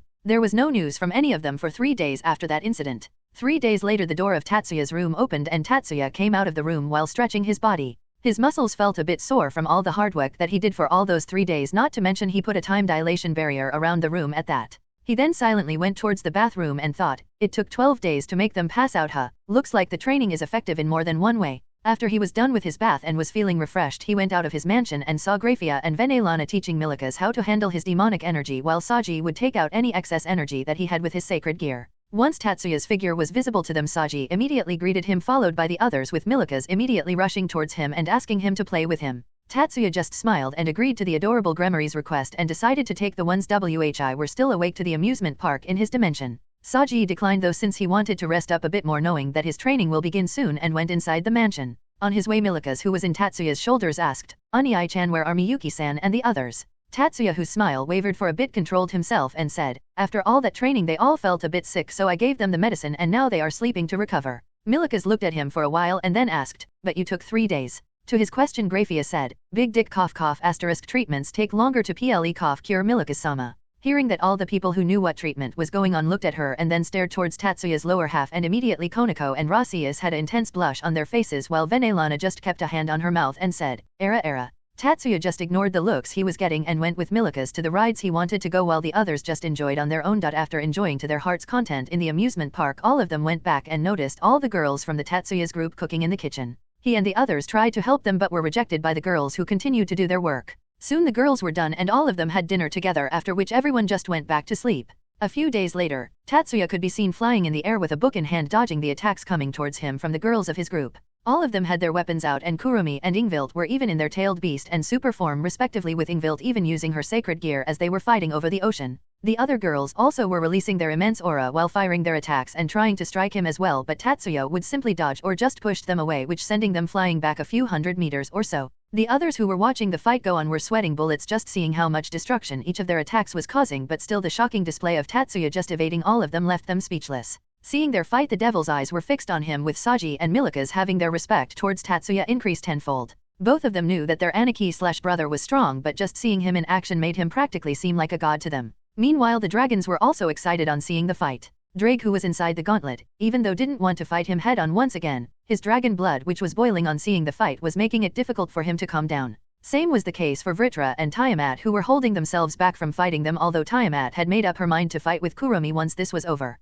Knowing that Kurumi had access to her true form without Tatsuya's help made her want to beat the shit out of the vixen who was bragging so much about regaining her full power for quite a few days. But still the one having the most difficult time were Rasius and Ruya. Rasius because she was just completely shaken by the display of strength by the group and was not doing a good job to hold on to her sanity. She has learned it before that there are a lot of beings in the world who can destroy entire countries with ease, but seeing such a display with her own eyes was something which shook her to the core. Ruya on the other hand was way too eager to fight Tatsuya. It was very rare for her to find someone strong enough who can fight with her, and seeing that there was someone like that in front of him and is still not able to fight him made her frustrated since she was not allowed to fight Tatsuya. The reason for that was other than Tatsuya's and Vala's group along with Konako, nobody knew her real identity and was introduced to the others as Tatsuya's cousin, and if she were to show her real power to others, the fact that Great Red has left the dimensional gap would be out and will cause a huge amount of headache for Tatsuya, who is currently sheltering her. There is also the fact that if both her and Tatsuya were to fight, the chances of his dimension to be destroyed were quite high, and he really was not in the mood to rebuild everything from scratch. These facts made her very irritated, and she had decided to drag him back to the dimensional gap and have an all-out fight with him.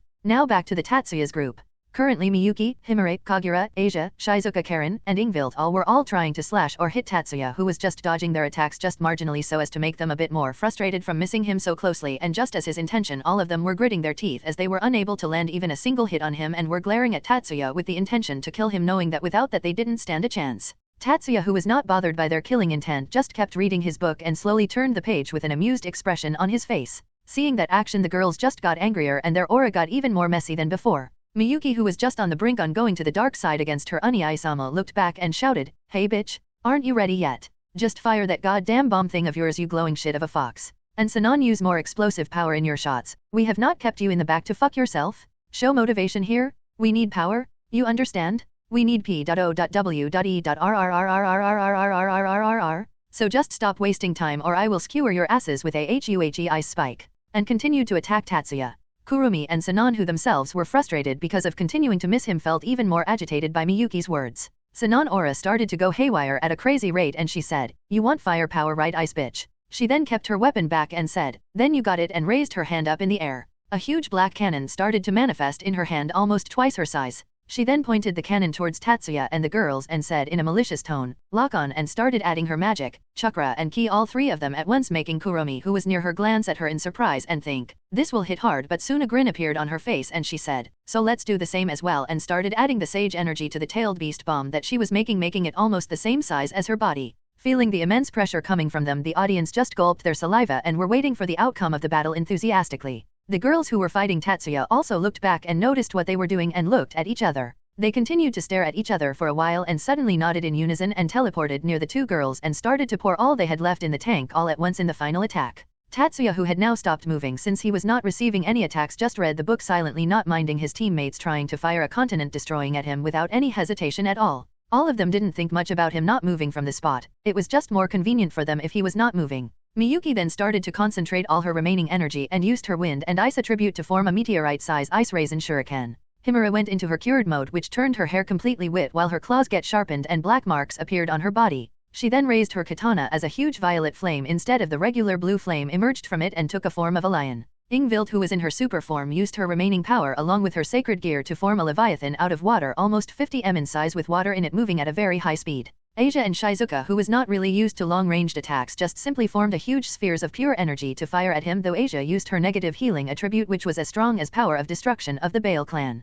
Kagura raised her katana as well and a huge sword made of lighting appeared over it and was ready to attack at any time. All of them continued to charge the attacks to the maximum they could while the audience just watched the scene in front of them in both horror and excitement. Tatsuya, who was not bothering to look at the continent-destroying attack aimed at him, closed the book he was reading and said, "AHH, I finally finished it." He then stretched his body and said, "Well, let's end this training, I am feeling a bit hungry." But the girls ignored him and just fired all their attacks at Tatsuya all at once, not thinking twice about firing a continent-destroying attack at him. Tatsuya just looked at the attack coming towards him with a calm expression on his face and took out his gun and fired at all the incoming attacks, successfully nullifying all of them in an instant, making all of them open their mouths in shock while they stared at the attacks disappearing in thin air. Tatsuya just stretched his body and said, that packed quite a punch. It really took a lot of my energy to nullify them. You all really have improved. Fine, I will make all your favorites today. So look forward to the feast, and just flew back to the mansion in order to prepare the said feast, leaving behind all of them completely speechless because of the anticlimactic end. Currently the Tatsuya and the others were preparing their luggage to hoe back to the underworld.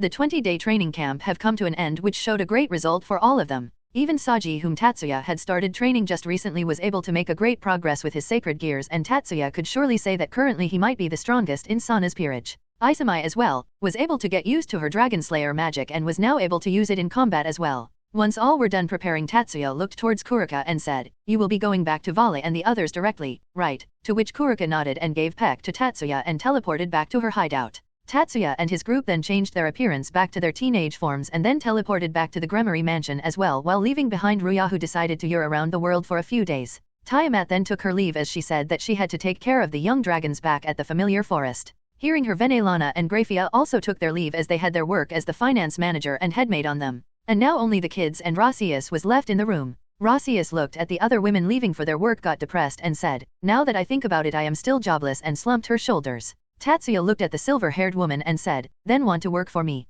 Rasius looked at Tatsuya for a while and then asked, "What kind of work would it be?" Tatsuya then said, "Well, it depends on you. Whether you want to cooperate in the supernatural business or you want to work in a more normal human-like way, or both." Rasius gave it a thought for a while and then said, "What might be the positions in all those respective categories?" Tatsuya and her then sat down on the sofas and started discussing, seeing which the others left the room and decided to check on how the others have been after the training session. Tatsuya and Rasius continued to discuss for quite a long time, and finally it was decided that Rasius would be dealing with both natural and supernatural jobs and would be working as his secretary. Tatsuya decided to give her this position as he already heard how much Odin made her work on her own and was surprised to see that she alone was working more than all his clones at his restaurant combined, and by no means Tatsuya used to work less. He just gave her look of pity and decided to give her a high salary compared to what he used to give to others, not because he was pitying her, but because the work which was assigned to her would greatly reduce the number of clones that he used to form and all the information overload he used to receive in his head when they disappear in smoke. It was not like he had problem in managing the data on his own, but if someone else was willing to do it for him, he would happily allow that person to do it. He already have a lot to do with managing multiple companies and restaurant chains coupled with his school and supernatural business. Rasius, who now had a new job, was feeling happy because not only her job was better than the last one, the salary was better as well, and she also got a chance to learn some of the magic that he and his group used during the time they were at his dimension, which highly intrigued her. Tatsuya, who was now sitting in front of his new secretary, decided to send her back to his home and start working from today and prepare the reports so that he can go through them once he goes back to Kyoa in a day or two. Rasius, who received her first task from her new boss, happily nodded her head and teleported back to Shiba residence. Later that day, Tatsuya and the others met Rias and her peerage, and Tatsuya was immediately tackled by Gasper, who started ranting about how Aazelle threw him into a scary place filled with people. Tatsuya was somehow able to calm him down, and then Zenovia came forward and said, "I want a rematch to see how much have I improved," which immediately piqued the interest of the Gremory peerage, except for Isami. Tatsuya, who heard her, just smirked and asked, "Sure, let's duel it out," and took out his spoon and motioned her to follow him. Seeing him still fighting with a spoon made Zenovia feel irritated, seeing that he was not taking her seriously. The group who fought Tatsuya just a few days ago then thought, "Compared to you, he fought all of us just with a book in his hand for the whole time." Zenovia and Tatsuya were now standing in front of each other in the Gremory training field while the others were sitting on the sides. Tatsuya, who was holding his spoon like a rapier, was looking towards Zenovia, who was in her bodysuit with her dirndl on her shoulders. Miyuki, who was acting as a referee, just looked at both of them with a bored expression and said, "Just start it off," and walked away without bothering to watch them closely. She believed that it was pointless because all the moves that Zenovia would make would be hardly missed by her eyes, and if Tatsuya decided to use something complex, then not even Ruya could tell what he did. So thinking that it was totally pointless to act as a referee, she just took a distance and used her ice magic to make a throne for herself and sat on it like a queen and watched the fight. Zenovia, who had already experienced charging directly at him, decided to take a safe approach this time. Tatsuya, who saw that, smiled and asked, "Hey, not going to jump on me?" But Zenovia didn't answer him and continued to stare at him. Tatsuya just smirked and said, "Then let me make the first move," and casually threw his spoon up in the sky, making the Gremory peerage confused by his action. Zenovia too looked at the spoon in surprise but was suddenly startled. "Never get your eyes off your opponent," and Zenovia immediately turned around to see Tatsuya standing behind her, but before she could do anything, Tatsuya pushed a pressure point in her hand, making it go numb, and snatched Durandal from Zenovia and aimed at her neck. "It's my win, I guess." Zenovia just looked at him for a while but soon have a sigh and said, "Looks like it looked down." Tatsuya lowered the sword as well and pushed it on the ground and healed the numbness in her hand and said, "Well, don't fret too much, I can tell you have improved, it's just that your enemy was way above your league." Zenovia then looked at him with widened eyes but soon nodded her head realizing that what he said was absolutely correct. She then stored her sword back and then said, "Next time I will beat you." Tatsuya just called his spoon back to him using his telekinesis and said, "Sure, me and my spoon will look forward to that day," and walked away while swinging his spoon between his fingers. Zenovia started following him as well while asking tips from him to improve herself. After the duel with Zenovia, Tatsuya and the others went inside for dinner and after resting for the night decided to go back to the human world, which made Milikas, Grafia, and Venelana very sad, but they knew that they had to go back to their normal lives. Milikas though said that he would soon come to meet him in Kua, to which Tatsuya consented with a smile on his face. Tatsuya and the others thanked everyone in the Gremory mansion for their help during the past few days and then decided to say their goodbyes to the other friends like Sereorg and the others as well. While visiting Sereorg's mansion he asked for a duel from Tatsuya, who decided to entertain his friend for a bit. After the duel was over he went to the Phoenix mansion much to the surprise of Riser and his family, though Ravel was very excited and immediately went in the kitchen to bake some sweets for Tatsuya. They all talked for a while and Isami also took some notes from Jessica Phoenix about manipulating her fire. After they were done they left for the train station and met up with Satripiraj, who was accompanied by Sirafal much to Sana's displeasure. Sirafal immediately hugged Tatsuya like a koala and tried to make him stay for a few more days only to be shot down by Tatsuya, which made her feel sad. Tatsuya, who saw her looking depressed, sighed and said, "Hey, Sira, how about we put up a magical girl even like the last time at my shop? Of course Sana will be working as well." Hearing that, both the sisters looked towards Tatsuya, one with fear and the other with excitement. Sirafal immediately nodded her head and said, "Sure, let's do that. I will prepare the cutest costume for my magical girl Sotan." Sana tried to make them give up on the idea, but the two totally ignored her, making her crouch down in corner with a depressed aura around her. Seeing that, Sabeki and Ria started to comfort their childhood friend. Once their train arrived, all of them get on it and started their journey back to Kua.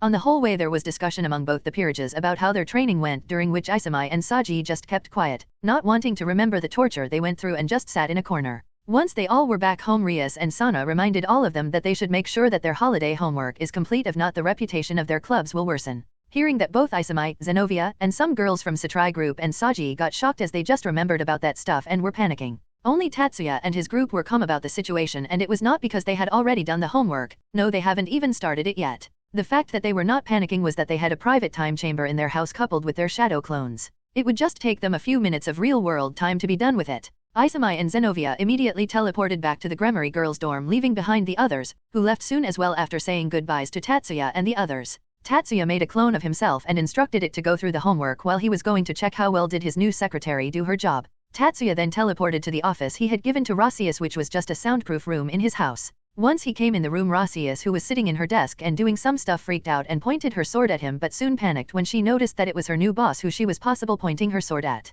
"Kaie? Tatsuya-sama, sorry about this. I was not expecting you to suddenly appear in front of me. Please don't fire me," and immediately lowered her head. Tatsuya looked at her overreacting secretary and said, "No need to worry about that. I am not bothered by it, so raise your head." Rasius looked up and had some tears in her eyes, seeing which Tatsuya offered her a handkerchief, which she gratefully accepted. Tatsuya then said, "Now then, if you have calmed down, give me the report on everything." Rasius immediately went to her secretary mode and nodded her head and handed some documents to Tatsuya while she also explained him some of the points in her reports. Tatsuya, who saw the compiled reports, was a bit surprised seeing how well she had done her work and was happy to know that she made a good choice in making her his secretary. Once they both were done, both of them gave a tired sigh and leaned back on the sofas. Tatsuya looked at Rasius and said, "Good job, Rasius, you did stood up to my expectations." Rasius, who heard Tatsuya's words, got a bit embarrassed as she was not used to hearing praise for her work and said, I am happy that I was of use to you." Tatsuya just chuckled and said, "No need to be so reserved. You can give yourself more credit. Anyways, and then stood up from his seat and asked, "It is almost time for dinner.